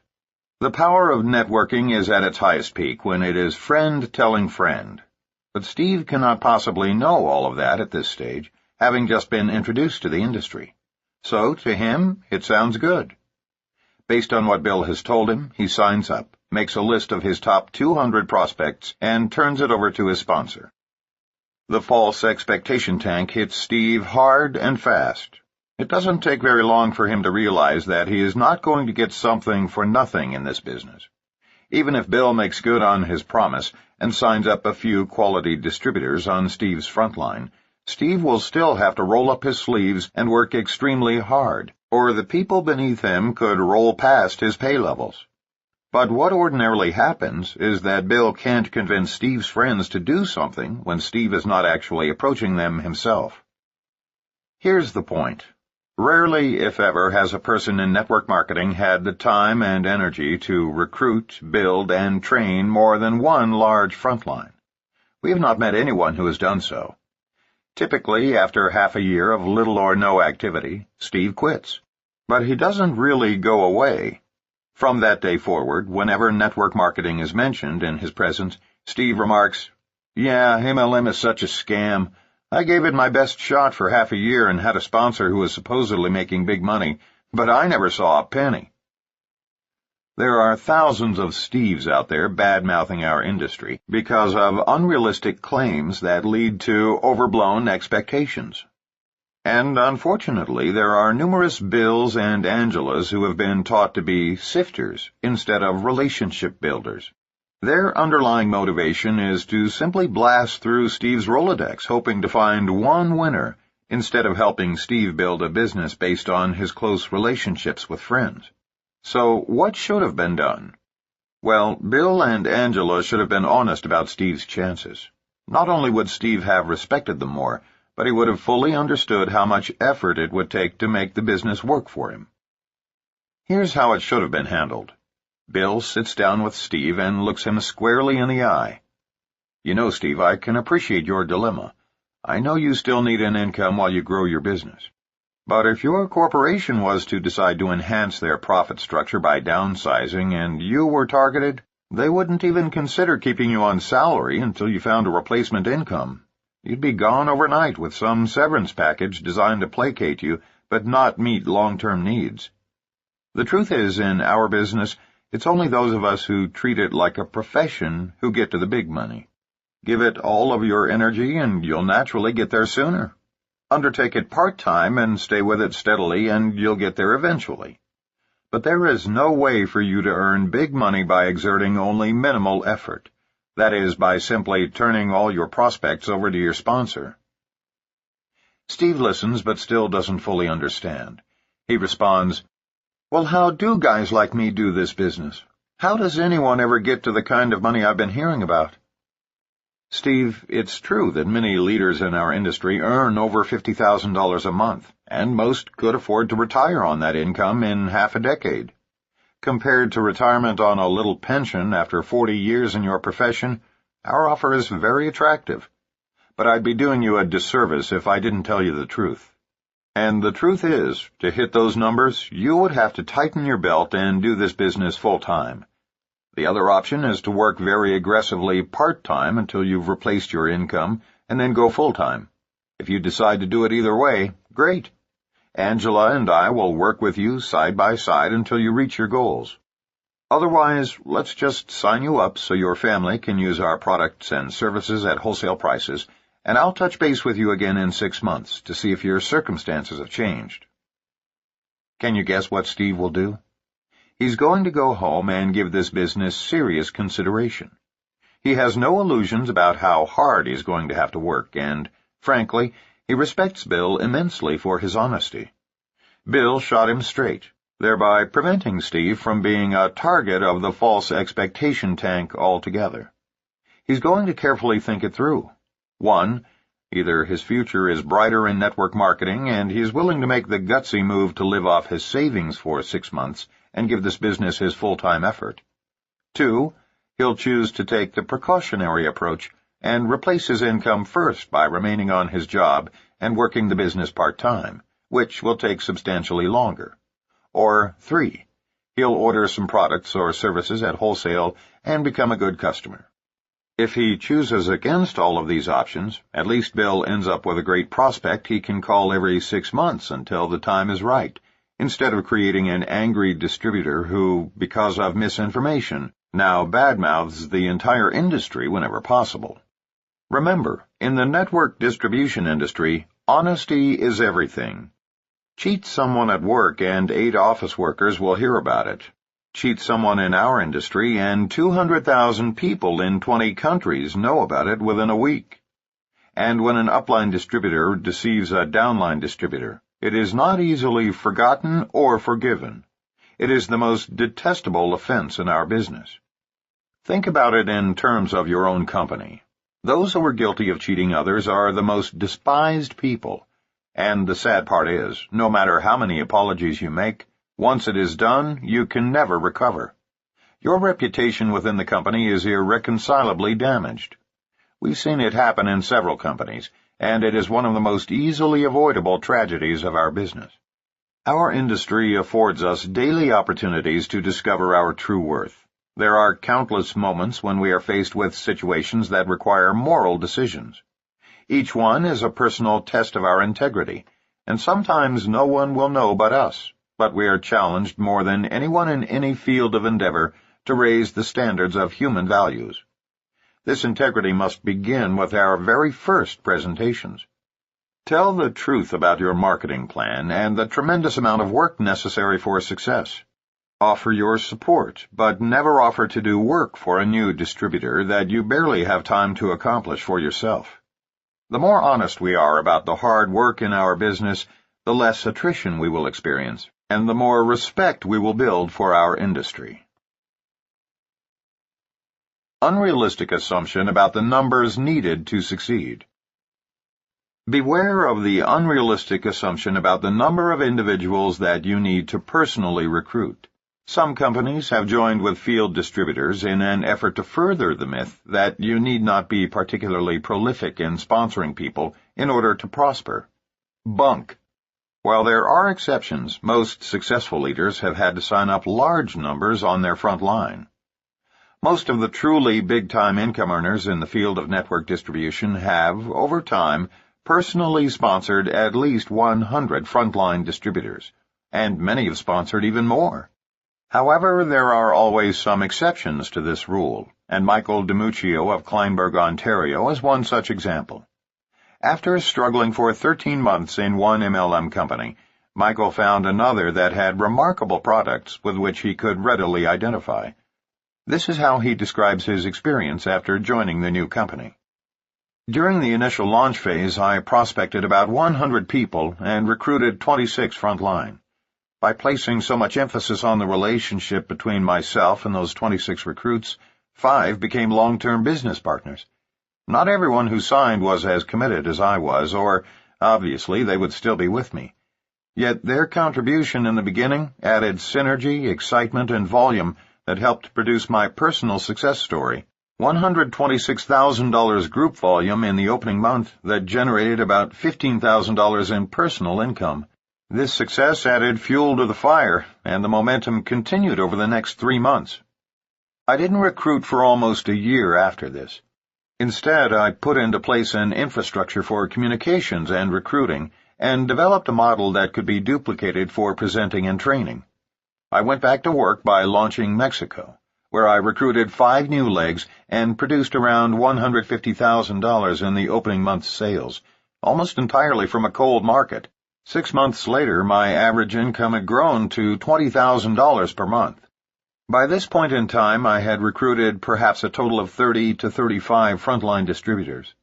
I then set my sights on the Quebec market, prospected about 45 people, and recruited 5 new legs, 2 of which have reached a monthly income of about $12,000. I then had the good fortune to be referred to a tremendous businessman from Manitoba. Launching his business yielded the highest return yet. Dealing only in a warm market, he recruited 12 of his 13 prospects, 4 of which exploded in the first month, followed by 2 more in the next 60 days. His launch generated a record $219,000 in group volume and netted him $17,900 in personal income. As a result, my income rose to an average $40,000 per month. Success breeds success. Now, with relatively little effort, I've sponsored and recruited 12 new legs over the last 18 months, with 4 of them averaging $2,000 to $8,000 monthly. At the same time, I helped my leaders expand and took my monthly income up to $100,000. Today, at 33 years of age, after nearly 6 years in the business, I've personally sponsored 60 frontline recruits, 6 of which average a monthly income between $8,000 and $45,000, 3 take in approximately $2,000 to $4,000 per month, and a few more are just getting started. Many people deserve the real recognition for my success, but suffice to say that I've enjoyed an extraordinary career in an incredible profession. Michael was acknowledged as Distributor of the Year by his company for these outstanding achievements. We are currently developing strategies to make stories like this become the wave of the future in network marketing. As these kind of ratios become more attainable in our industry, we will see a flood of new associates joining our ranks over the next decade. Those new to network marketing should have a simple understanding of the four most popular types of compensation plans: the breakaway, the unilevel, the matrix, and the binary. There are other hybrid plans that are a combination of these, but in general these four are the most widespread. Admittedly, the following explanations are a bit oversimplified, but understanding them in depth is not necessary for a first-year distributor. Having a basic grasp of these compensation plans is all you'll need for now. The oldest and most traditional is the breakaway plan. It allows distributors to recruit and be paid on an unlimited number of frontline associates. When leaders emerge by meeting the basic requirements set forth by the company, they break away from their upline executives, thereby forming their own organizations. In a breakaway plan, leaders receive a commission on unlimited levels generated by everyone within their own circle volume, and, based upon the number of breakaway leaders on their front line, they are paid a commission on a designated number of levels of their breakaway groups. Even though a larger percentage is generally paid on the circle volume, the real money is made in the massive numbers generated in the breakaway groups. Since the emphasis in a breakaway plan is placed on numbers of distributors on your front line, it is difficult to mislead new associates about the fact that it takes lots of sign-ups to receive the full benefit of the compensation plan. The unilevel plan essentially pays commissions on a specified number of levels, as opposed to generations that can run to depths of 20 or more, as designated by the company. It is comparable to the compensation paid on the circle volume only of the breakaway plan, except that it limits the number of levels. A unilevel formula, of course, has no breakaway system, but it is similar in that the only way to make money is to sponsor significant numbers on your front line, thus increasing the chances for greater exponential growth. In the breakaway and unilevel plans, each level beneath you grows larger than the levels above. Your sixth level, for example, should ultimately be larger than the 5 levels above it combined. So the larger your front line, the larger your sixth level will ultimately become. Because the unilevel is not as lucrative as other bonus programs, it is more often used in combination with another plan. Again, it is difficult to mislead anyone about the numbers necessary to succeed with the unilevel plan. The matrix plan is inherently limiting as a compensation plan by its very definition. Let's consider the 3x7 matrix as an example. You are on top and have 3 on your front line. Your second level is 9, third is 27, fourth is 81, fifth is 243, sixth is 729, and seventh is 2,187. Your entire organization, if it filled up, would compensate you for a total of 3,279 people. Many leaders have 10 to 100 times that many people in their organizations. It's literally a case of converting an unlimited opportunity into a limited income position. What's worse, it's very difficult for those below you to succeed in this system. Let's pretend that everyone on your 7th level has a sincere desire to succeed in filling up each of their matrix organizations. That would require a company of over 2 million distributors. The problems now arise because for people to succeed on that 7th level would require recruiting the equivalent of the entire populations of China, the United States, and Germany. Disregarding the reality of the matrix plan, the sales pitch still is, all you have to do is sponsor 3, only 3. The company literature and the entire sales force then promotes the idea that you can be successful in their venture if you only personally sponsor 3 others. And that's precisely all that most people end up doing, if that. But what we want you to understand is this. Nobody in any company at any time in our industry's history has succeeded in earning the truly big checks after personally sponsoring only 3 or 4 people. That is false expectation ad absurdum. If you are working a matrix plan, be prepared to personally recruit enough associates to fill up your first 4 or 5 levels. Do that, and you'll likely prosper. A matrix plan will only work if you do. The binary plan is the most recent hybrid in the chain of new compensation plans. If you like the matrix, you'll love the original binary.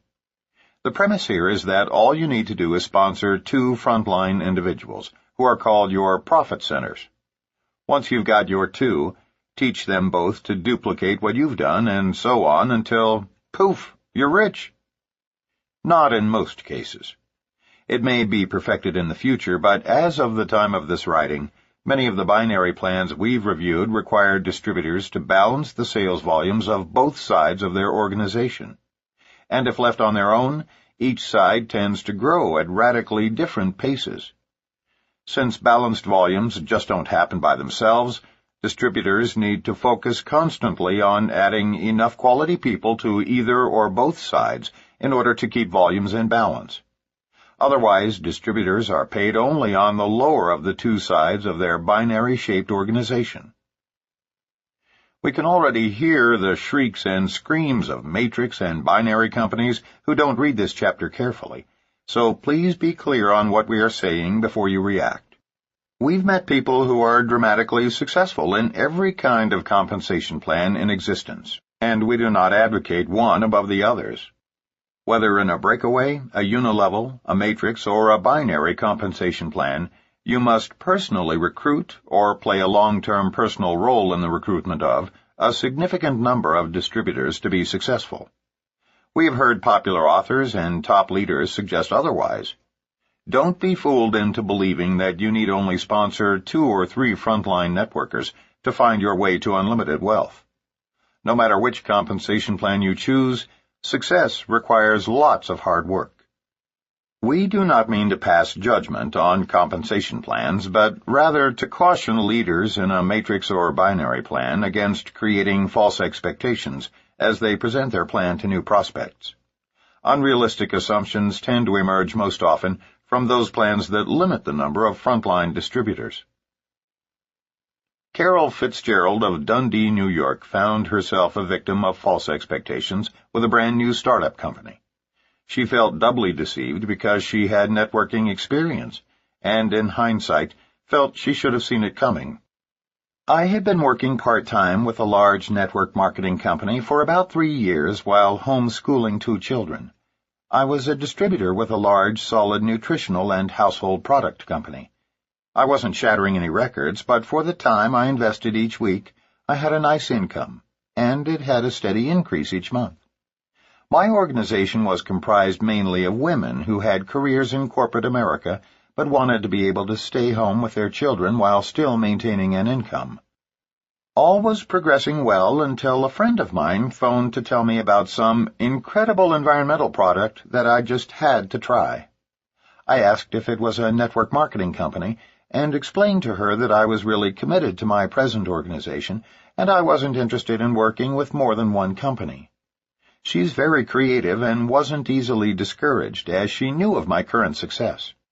My birthday was 4 days later, and a large box arrived, containing a complete sampling of products and a brief explanation of an unbelievable compensation plan.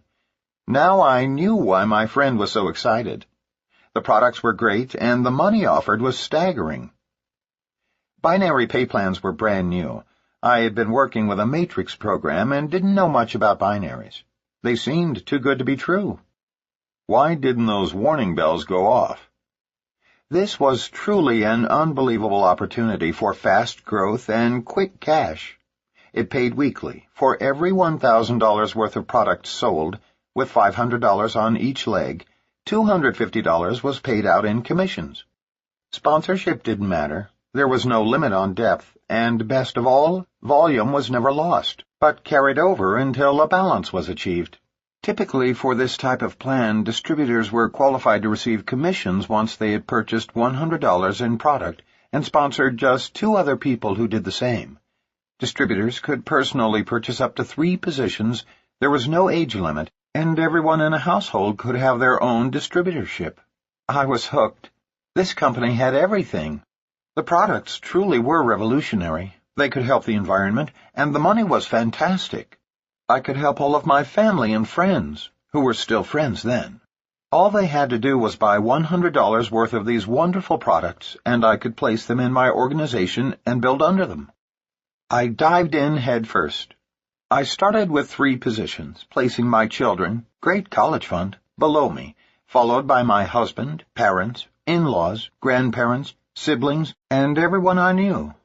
It didn't matter if they had network marketing experience or not. Anyone could understand this pay plan, and besides, they were helping the environment. Of course, everyone in my group did just what I did. Nearly all of them came in with 3 positions and encouraged friends and family to do the same. We signed up churches, schools, and other not-for-profit organizations who, in turn, rallied all of their supporters. My organization exploded. This was truly what networking was supposed to be. My products arrived the second week. We didn't have distributor kits or training manuals yet, so I wrote materials for my group to use. The company liked my tools, so they used them corporately. I organized conference calls and conducted training sessions. The money was rolling in, and everyone was thrilled. Then it happened. Delivery of products started being delayed, and checks had mistakes. The principals of the company told me that it was the tremendous growth my group had caused, and that it was a good problem to have. I was assured that they were hiring extra staff to clear up the problems. We continued to fax in hundreds and hundreds of applications, but I was concerned enough to start tracking my own organization. I had all of my group fax their applications to me so that I could monitor the growth. I discovered a major discrepancy in what was owed to my people and immediately jumped on a plane armed with my charts. When I arrived, the corporate heads looked at my documentation and were aghast. They had no idea the problem was this severe. They brought their programmers in and decided that they had a programming error and would have to re-enter all of the thousands of applications in order to fix it. Of course, we shouldn't lose momentum, so I was urged to remain positive and keep recruiting. They claimed to have fired the person who was responsible for fouling up product orders, and I was guaranteed that everything would be back on track within 2 weeks. We kept on recruiting. Even though checks and product orders were sporadic, they seemed to be trying. Then came Black Monday. It started when my mail arrived and I found out that my last 2 checks had been returned for insufficient funds. The phones started to ring, and people were no longer thrilled. Hundreds of people had all received the same mail, and they all had my phone number. The company phone number had a recorded message saying that it had been disconnected. Reality set in. When I finally reached the president of the company, he explained that this situation was all my fault. It seems that they had never planned on someone completely balancing her organization, and worse yet, teaching everyone to do the same.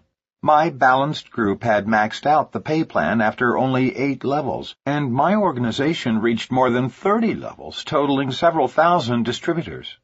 The company closed its doors, teaching me a lesson and giving me a birthday present I'll never forget. Unfortunately, it also left my family and many of my friends with very negative feelings about network marketing that have taken me years to overcome. I still have a copy of my largest uncashable check in my daytimer to remind me that in network marketing, as in any other business, there is no get-rich-quick program unless someone gets hurt. Slow and steady definitely wins the race. Fortunately, Carol was able to pick up the pieces and is now working with an experienced team toward the launch of a network marketing company that she hopes will be a reflection of what our industry is meant to be. Carol adds, "For any of my friends who may be reading this, flowers, chocolate, or just a simple card make much nicer birthday presents." The lesson for people just starting out in network marketing is this. Binary plans by themselves tend to reflect a short-term cash return, as opposed to a long-term steady residual income. If you are considering joining a company that is so new it has no track record, at the very least make certain the principals in the company do have a track, a good one. It is very, very risky to join a company that has not been in existence at least a couple of years. If you feel compelled to join and don't have first-hand knowledge of the integrity of those starting up the company, do your due diligence. Check them out, call their references, and if their compensation plan is untested and sounds too good to be true, it probably is. At the very least, call the Direct Selling Association in Washington, D.C., and find out if the company under consideration is a member. If not, watch out. If you are in your first few years in this industry, making a decent living with a solid company, and, like Carol, an overzealous sponsor shows you big checks or a comp plan too good to be true, hopefully you'll have the common sense to stay where you are. Network marketing is big business played on an international stage, offering staggering income potential, enormous amounts of free time, travel, power, and prestige. To hit the big numbers is to be treated like an international rock star, playing to large audiences and standing ovations on every continent. You'll be treated to the best cuisine in every location and interact with the most powerful people in industry, medicine, and law. Remember, as you are trying to appeal to various professions in corporate America and throughout the world, each one has its malcontents, and frequently the most successful among them are the players who can relate to these kinds of earnings. As you move from your warm market into your cold market prospects, you need to understand that this is a numbers game and not be intimidated by it. MLM is the great equalizer in which former blue-collar workers are allowed to compete with, or even bypass, doctors and corporate leaders. Perhaps from the standpoint of workloads and maybe with respect to the number of people you actually have to sponsor, you are falsely induced into MLM, but no one can truly tell you about the joy of earning 5- or 6-figure monthly incomes until you yourself experience it. So don't whine, get to work. What's it going to be? 4 years or 40? Inaccurate perception about the time needed to succeed. The next problem area, time investment, is certainly worth mentioning because it so often misleads prospective distributors about one of the most important aspects of the business. While we've seen many of our associates reach 5-figure monthly incomes in only a few months, ourselves included, not many do. We believe new marketers should set realistic objectives ranging from 1, 2, and 3-year to 5- and 10-year goals. Then track upline until you find a person in your company who is earning the amount you wish to earn by your 10th year. Ask that person to help you set realistic goals based on the amount of time and effort they were expending at each of these monthly and yearly mileposts. It's quite reasonable to assume that if another person was able to achieve what you desire, if you can visualize yourself doing that too, and if you're willing to put forth the same amount of time and effort, you can earn the same. An average earnings report can and should be issued by your company. The way to set practical goals is to base them on incomes at varying levels actually earned throughout your existing distributor force.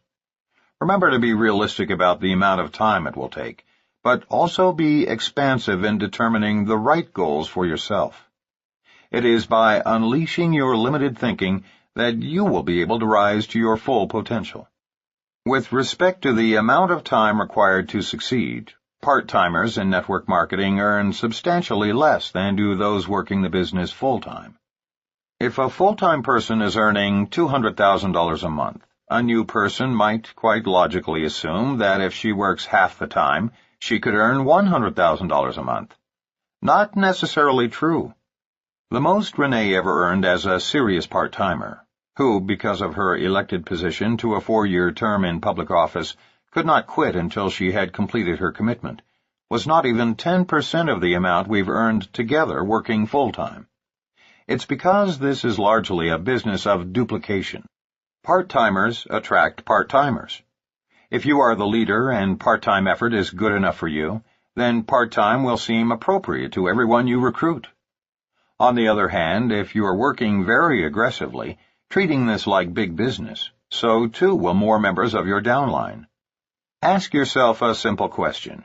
When was the last time you met a person who became a millionaire in his spare time? Prosperity is a full-time venture. Our book, Power Multi-Level Marketing, is dedicated to teaching how to build a large, dynamic multi-level marketing organization and the inevitable differences between working part-time and full-time.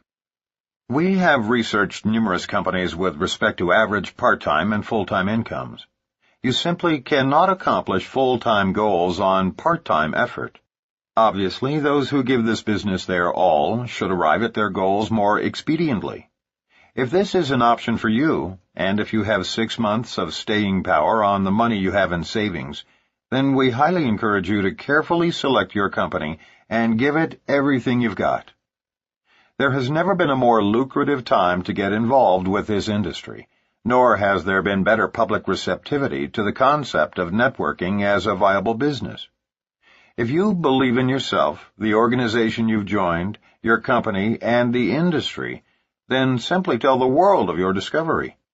That's what Mark did, sometimes putting in 60 to 70-hour weeks on fire with enthusiasm, and within 3.5 years, his efforts earned him his first $100,000 monthly check. If responsibilities, financial constraints, doubts, or just good common sense hold you back from beginning this business on a full-time basis, then Renee may be someone for you to emulate. Although only part-time, while serving full-time on the Board of County Commissioners in Reno, Nevada, she treated her network marketing business like a real business. As she explains, I stayed with a constant regimen, prospecting 12 to 15 people every single day, holding a presentation in my home for at least 15 prospects a week, gathered in 2 to 3 separate meetings, all of which resulted in my sponsoring a minimum of 5 people a month. With extra time invested on the weekends, the number of people I sponsored could sometimes run as high as 10. By never letting up, even though I had a busy professional schedule, I reached a $100,000 annual income after 1.5 years in the business. Consistency is critical, whether you are approaching 5 or 30 prospects a day. There is nothing wrong with telling people the possibilities in this industry. The true stories are intrinsically strong in themselves. There is no need to exaggerate, but everyone needs to know the amount of productive time and focused effort we invested to accomplish these goals. We weren't attending someone else's meetings. We were conducting our own. We weren't managing our downlines. We were supporting our frontline associates by helping them close their prospects, and thus building organizations that duplicated our efforts. Faulty premise that upline will do it all for you. Many new distributors are recruited by being told they need not work hard. All they have to do, they are assured, is send their prospects to an upline's hotel meeting, and their sponsor or upline will do the presentations and close everyone for them. But let's get back to the basics. The definition of networking is friends telling friends. But you must be involved, talking with your friends, sharing your excitement about this business. Networking is absolutely no different than telling friends about a good movie or a new restaurant you've discovered. You don't have to be an expert. You don't know who directed the movie or where they went on location to film it. You don't know who choreographed it or who wrote the musical score. You may not even remember most of the actors in the movie. All you know is that you loved it. It made you laugh or cry or just feel good. So you tell people. No one expects you to know everything about it. Based on your word, they will probably go see the movie the next time they are in the mood, just because you recommended it. Hearing about it friend to friend is the essence of what makes network marketing an effective method of distribution.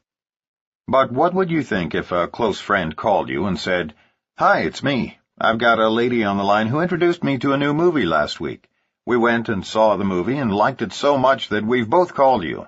I'd like you to speak with her. She's on the line to answer any questions you might have about the movie because she's seen it more times than I have." Get the picture? There is a place for upline support. It comes after they have seen the movie, that is, after they have seen the presentation, when bringing in an authority to help get them involved makes sense. Whether you introduce your prospect through an audiovisual business briefing or an in-home presentation, use your upline to add credibility after the initial exposure. You don't have to be an authority on MLM or your company or your products to make the initial introduction. Nor do you have to deliver a polished speech or have your upline on the phone with you. Our experience has been that a little less refinement goes a long way in this business. As you share your enthusiasm about what you've learned, particularly at the presentation, you want people to walk away thinking, "I can do that too," not, "Wow, what a brilliant presenter she was." Stephen Friedberg of Parkland, Florida, learned this lesson by being thrown directly into the fire for his first meeting. Believing that his sponsor was going to do his first meeting for him, Stephen invited several of his friends and encouraged them to bring a friend. 5 minutes before the meeting, with 19 people gathered in his living room, Stephen found out that his sponsor couldn't make it. At that point, I came close to having a massive heart attack. I was so scared. I was sweating so much that my glasses fell off my face. I was shaking so hard that, for the life of me, I couldn't draw a straight line on the board. The meeting that was supposed to last an hour took only 19 minutes because I had told them everything I knew. To make matters worse, someone I had already sponsored filled the empty minutes by taking over the floor, shouting to everyone, "You can do it," while striding from one end of the room to the other. All I could do was pray that the floor would suddenly open up and swallow me, sparing further embarrassment.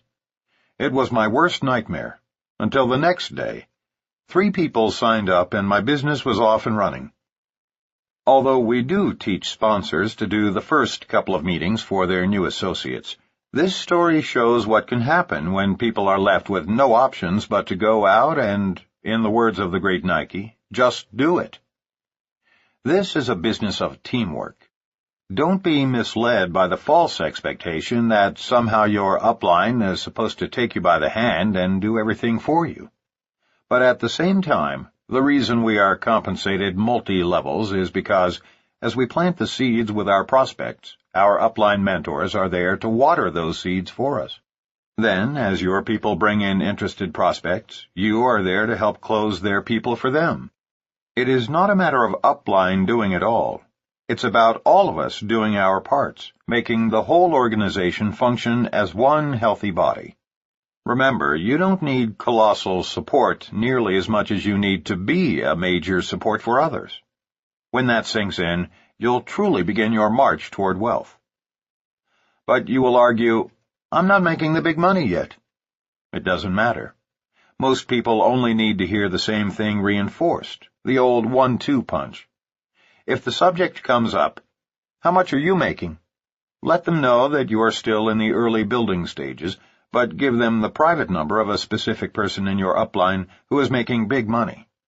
Our experience is that only a small number of them will follow through and call.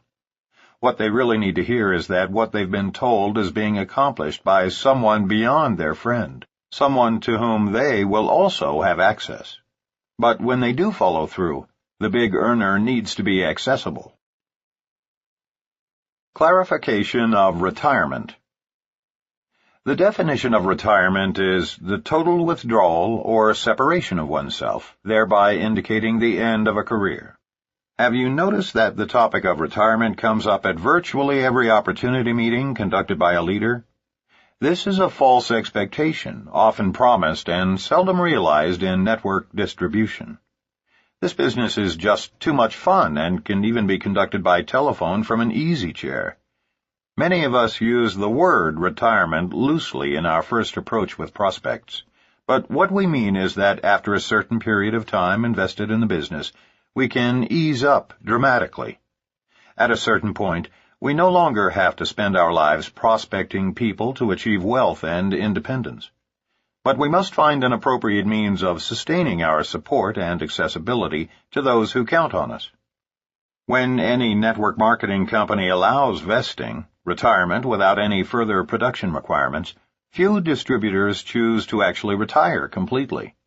A real leader makes plenty of time for his family, most often creating a lifestyle that blends quality free time with quality work time.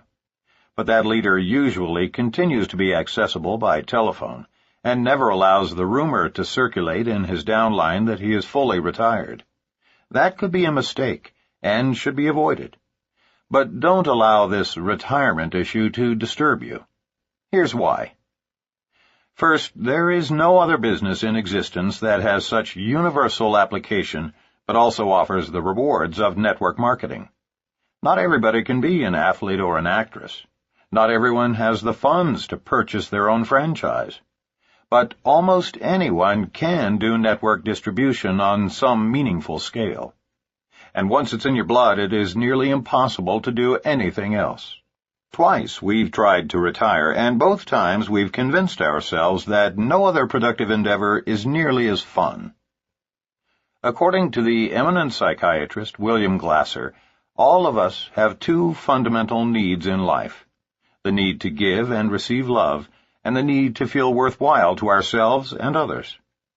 The two times we cut back considerably, we quickly discovered that we missed the interactions with friends and acquaintances we've made through our business.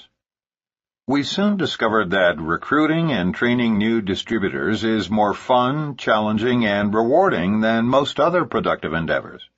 Whatever we tried, we always ended up coming back to network marketing. Perhaps we're hooked because this industry involves such a variety of experiences. When we write, speak to groups, or work one-on-one with people on the telephone, we are involved in personal growth, marriage counseling, family values, company politics, integrity issues, small businesses, global businesses, and a variety of different cultures from all over the world. The personal goals and entrepreneurial dreams of every single person with whom we interact are of paramount importance to us. Given both of our backgrounds, it has proven impossible to find another profession with such a dramatic impact on so many people. We don't care how often you've heard about network marketing retirement. The truth is, our downline will always strive to duplicate us, and the last thing we want is a downline of retired leaders. Craig Bryson, a major international player in networking, has always warned leaders in this industry about the trickle-down effect. Any company that allows vesting or retirement without any monthly production requirements could eventually destroy itself from the top down. We concur. In fact, many of the top MLM companies offer 1 or 2% of total profits to be shared among its leaders, or, in lieu of that, have created an addendum to their compensation plan that provides its leaders with the incentive to continue being productive. This is not only valuable for the leaders, but also for the downline distributors who tend to duplicate their upline's activity, or lack of it. Remember, whether you are speaking to groups of 5 or 500, don't dangle the retirement carrot in front of prospects without qualifying it. Better yet, focus on MLM's ability to bring about self-determination in their lives. Most people would be very pleased if they could just spend 10 or 20 hours each week at home with their families, hours they currently must spend in the office. Because we love what we do, it is sometimes difficult to know when work stops and play begins. Instead of 12-hour days, we now spend a few hours in productive work, and the rest of the day in activities with our family, playing tennis, snow skiing, paragliding, and reading or writing books. Because of the freedom allotted us in this business, we are able to take time out to write or teach classes like the certification course we teach in America and Asia with Dr. Charles King. But our outside work is not limited to network marketing. Mark is currently writing a love story, and Renee is writing a self-help book based on her own life experiences. Mark is spending time developing a prison program, and Renee is the board chair of a homeless project. In other words, prospects should be told that they may look forward to unlimited freedom in a very few years, the freedom to do what they want when they want to do it, while continuing to act as role models and support to their downline. Think of network marketing not as a career, but as a vehicle to help you do the things in life that really matter to you. This explanation is much more in line with what actually occurs in the lives of successful networkers. Erroneous view that no product or service need be sold. Network marketing is the orderly word-of-mouth distribution of products and services directly from the producer to the consumer. As products or services are purchased, the distributors responsible for those orders are compensated through multi-levels in their organization. This is the definition of network marketing, and why it is often referred to as multi-level marketing. With this as the very basis of our industry, we find it difficult to understand how anyone can stand before audiences and say, "In our business, you sell 0 products.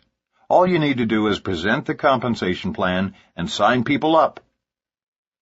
Of all the false expectations created, this one is the most inaccurate because it denies the very essence of our business, and makes government regulators suspicious of the industry. We understand why some well-intentioned leaders say this, but it doesn't make it any less hurtful to our industry. Network marketing is often avoided by great prospects who fear that they will have to peddle products, lots of them, perhaps even door to door. Some men and women worry that they will actually become door-to-door cosmetic salespeople. To offset that erroneous notion, many aggressive leaders will suggest that new prospects need not sell anything.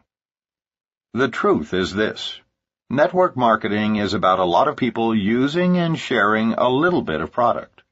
For the system to work, each of us must do our part. Our homes should be filled with our products and services. To novices we teach a battle cry: just get 10. After personally using the products or services, we insist that our new frontline distributors begin by finding 10 customers among their immediate family and close circle of friends. That's all, just 10. Everyone should be responsible for finding 10 legitimate retail customers before building a sizable network organization. It doesn't take months to do this. It can be dealt with in a matter of days, but it must be done before they are ready to begin the more dramatic and lucrative part of the business, recruiting others who will do the same. Simple math makes it easy to understand the importance of each person creating product movement. If you sign up without ordering or sharing the products with others, you have created zero volume. Duplicate your process and sponsor 100 people who in turn each sponsor 100 people, and you can brag to everyone that you have 10,000 people in your organization. The downside is that if they all duplicated your effort, 10,000 times 0 is still 0. There are two kinds of product movement that are up to each of us: personal use and customer orders. Based on your company's compensation plan, we encourage you to set specific goals and duplicate those throughout your organization. For example, we encourage our distributors to strive for $500 a month of personal sales volume. That includes the personal use of the distributor's immediate family and customer orders from the rest of their family and friends. For those men and women who are completely business-oriented and simply can't envision conducting product demonstrations and clinics, here is what we suggest. Once you have begun using the products and/or services yourself and have found your 10 customers, put all of your energy into prospecting for business builders. As you sit down with small groups of prospects to show them the business presentation, you will inevitably have people who don't sign up to become business builders. However, they may be interested in the products or services your company offers. Without having gone out of your way or exerted extra energy, you simply service those people as retail consumers. Others will sign up, interested only in getting the products at wholesale. Instead of joining Sam's Club or Costco and paying an annual membership fee, busy consumers are learning that through our industry, their products and services can be delivered to them directly. Teach your people who are resistant to product sales how easy it is to create customers out of those prospects who come to the recruiting meetings but decide not to participate in the business. This method appeals to executives and other business people who are intimidated by the fear that they will lose their identity as professionals and be looked upon by their peers as product peddlers or door-to-door salespeople. That's the honest way to address this problem, instead of creating the false expectation that no products or services need be purchased in our business. Mistaken belief that success can be achieved exclusively through retail sales. Steve and Jeanette Back from Portland, Oregon, joined the world of network marketing with no prior business experience. Both were scholar athletes. Steve played professional football with the Detroit Lions for 5 years, and Jeanette still teaches peak performance aerobics. As they explain, the attraction for us was big money and free time. We embraced the product line wholeheartedly, but made the fatal mistake in the beginning of not seeking out upline mentors who had previous success in the business. We built a retail base of more than 100 customers and looked at our check after 1 year in the business and said, "There's got to be a better way." There was. Our new focus was on duplication, keeping it simple, and constantly adding new recruits to the pipeline. Once we instilled these principles into our personal business, it was easy to teach others. When you stay busy looking for people who are at the right place and time in their lives, you don't worry about the ones who say no. Today, our life works. We've replaced our NFL income and, more importantly, our time is our own. So many people come into this business hearing about the upside potential and believing that all they have to do is sell some products to get to the big money. Not true. Ours is a business of each of us doing our little part of moving products or services. As with Steve and Jeanette, the money comes once you successfully recruit a large downline and duplicate that process. The average person will not be responsive to hype. People today are much more sophisticated than they were 2 or 3 decades ago. We've all been bombarded with millions of slick Madison Avenue advertising campaigns before we reach adolescence. By the time we reach maturity, we've seen our share of carnival barkers, sales professionals, and pushy, arrogant marketing reps. A 20-year-old today is more jaded and cynical than a 60-year-old in 1940. The very last thing people want is a high-pressure pitch on an MLM opportunity. Most people today can smell a rat the minute it emerges and can easily see through lies and fabrication. Our business already seems too good to be true. There's absolutely no reason to attempt to make it even better with false statements about exaggerated income, early retirement, or zero sales. We suspect that most professionals avoid our industry because it doesn't make sense that an ordinary person with only a high school degree can become a millionaire in 3 years with virtually no risk and no capital. When a thinking person is exposed for the very first time to network marketing by a competent leader who simply articulates the facts honestly, one of 2 things will occur. Either that prospect will walk away shaking her head in total disbelief, or she'll lose sleep for a week from the excitement of our potential earnings and lifestyle. No one need ever exaggerate nor falsely explain our industry again. The facts are sufficient in and of themselves. Think for just a moment about how preposterous these facts must seem to a prospect who knows very little, if anything, about our industry. Although we all say it in a multitude of diverse ways, here's essentially what we are presenting to people. We are asking them, first of all, to believe that network marketing is much more lucrative than most franchises, yet to begin it costs less than $100 or $200. If the owner of a great franchise like McDonald's earns more than $200,000 a year after having invested $1 million in the franchise, how on earth does an MLM distributor earn $200,000 a month on an investment of a couple $100? It doesn't compute. The franchise owner has to acquire property and build a large structure, but the network distributor works at home. The franchise owner pays out $10,000 a week to employees. The network marketer needs no employees. For the first 6 years, the franchise owner is nothing more than a shift change supervisor for a bunch of pimply-faced teenagers before he breaks even. In half that time, the multi-level marketer is working 25-hour weeks and thoroughly enjoying her life. We could go on and on ad infinitum, because the life of a successful network marketer seems preferable to the life of anyone in traditional business. You get the point. MLM seems too good to be true already. There is simply no need for hyperbole. We urge you to present this business opportunity honestly and professionally. False expectations can literally ruin would-be great distributors. If people are led to believe falsehoods, once they figure out the truth, they quit. We've actually seen people quit while earning over $10,000 a month because someone had filled them with the false notion that they should be earning 3 times that amount.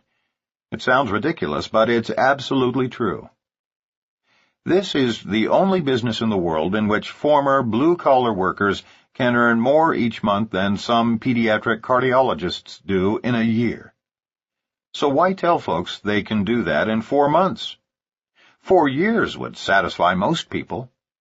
Nothing works better to convince a person to join our industry than the following honest dialogue following your presentation. You know, I think you and your wife would make remarkable partners in this home-based business, and I don't want you to go out of here today with false expectations. So please remember my closing comments. This is the most lucrative and fun profession in the world, but it's also the hardest work you'll ever do. This isn't like a lottery, and it's certainly no get-rich-quick scheme. But if you're willing to put in long hours and long days for just a few years, you could end up earning over $100,000 a month and enjoying all the free time you've ever imagined. I say it's tough because you may have to prospect a lot of people to find just one who's willing to work. But remember, one good frontline distributor can easily earn you $50,000 a month or more. Your prospects will appreciate your honesty, and you'll never be accused of creating false expectations. Yale-educated lawyer Ray Faltinsky, our good friend and co-founder of a major network marketing company, once told us that by far the majority of lawsuits and regulatory hand-slapping that has occurred throughout our industry's history has most often resulted from exaggerated claims about income and products. For our children's sake, let's join together and stop these exaggerations, which could pose a significant threat to our industry's longevity. Besides, if we just tell the truth, it already sounds too good to be true. Summary. Don't be misled by false expectations. Success in network marketing takes hard work and persistence. There is no one to whom we could not present the MLM opportunity as a chance for success, but be cautious to distinguish between the fact that while everyone can, not everyone will.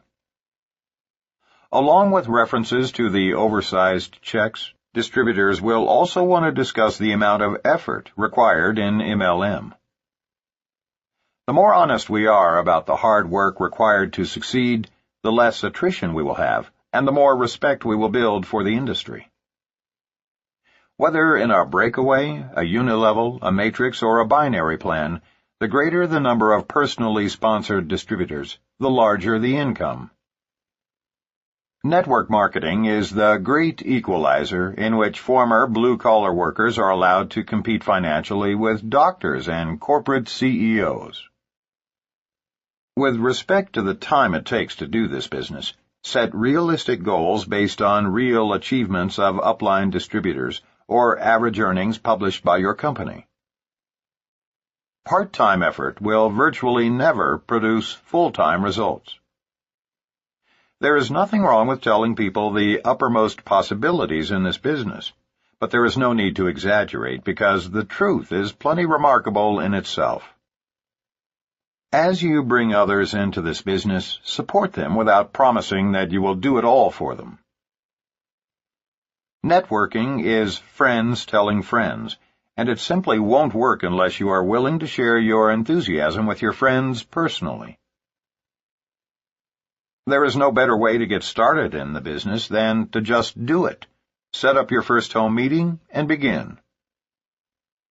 In network marketing, retirement means that we can ease up dramatically, no longer needing to spend our lives prospecting in order to achieve wealth and independence, while still finding an appropriate means of sustaining our support to those who depend on our accessibility. Think of networking not as a career, but as a vehicle to help you do the things in life that really matter. Simply defined, network marketing is the word-of-mouth distribution of products and services for which distributors who are responsible for those orders are compensated throughout multi-levels in their organization. Even the most serious business builders are responsible for creating a small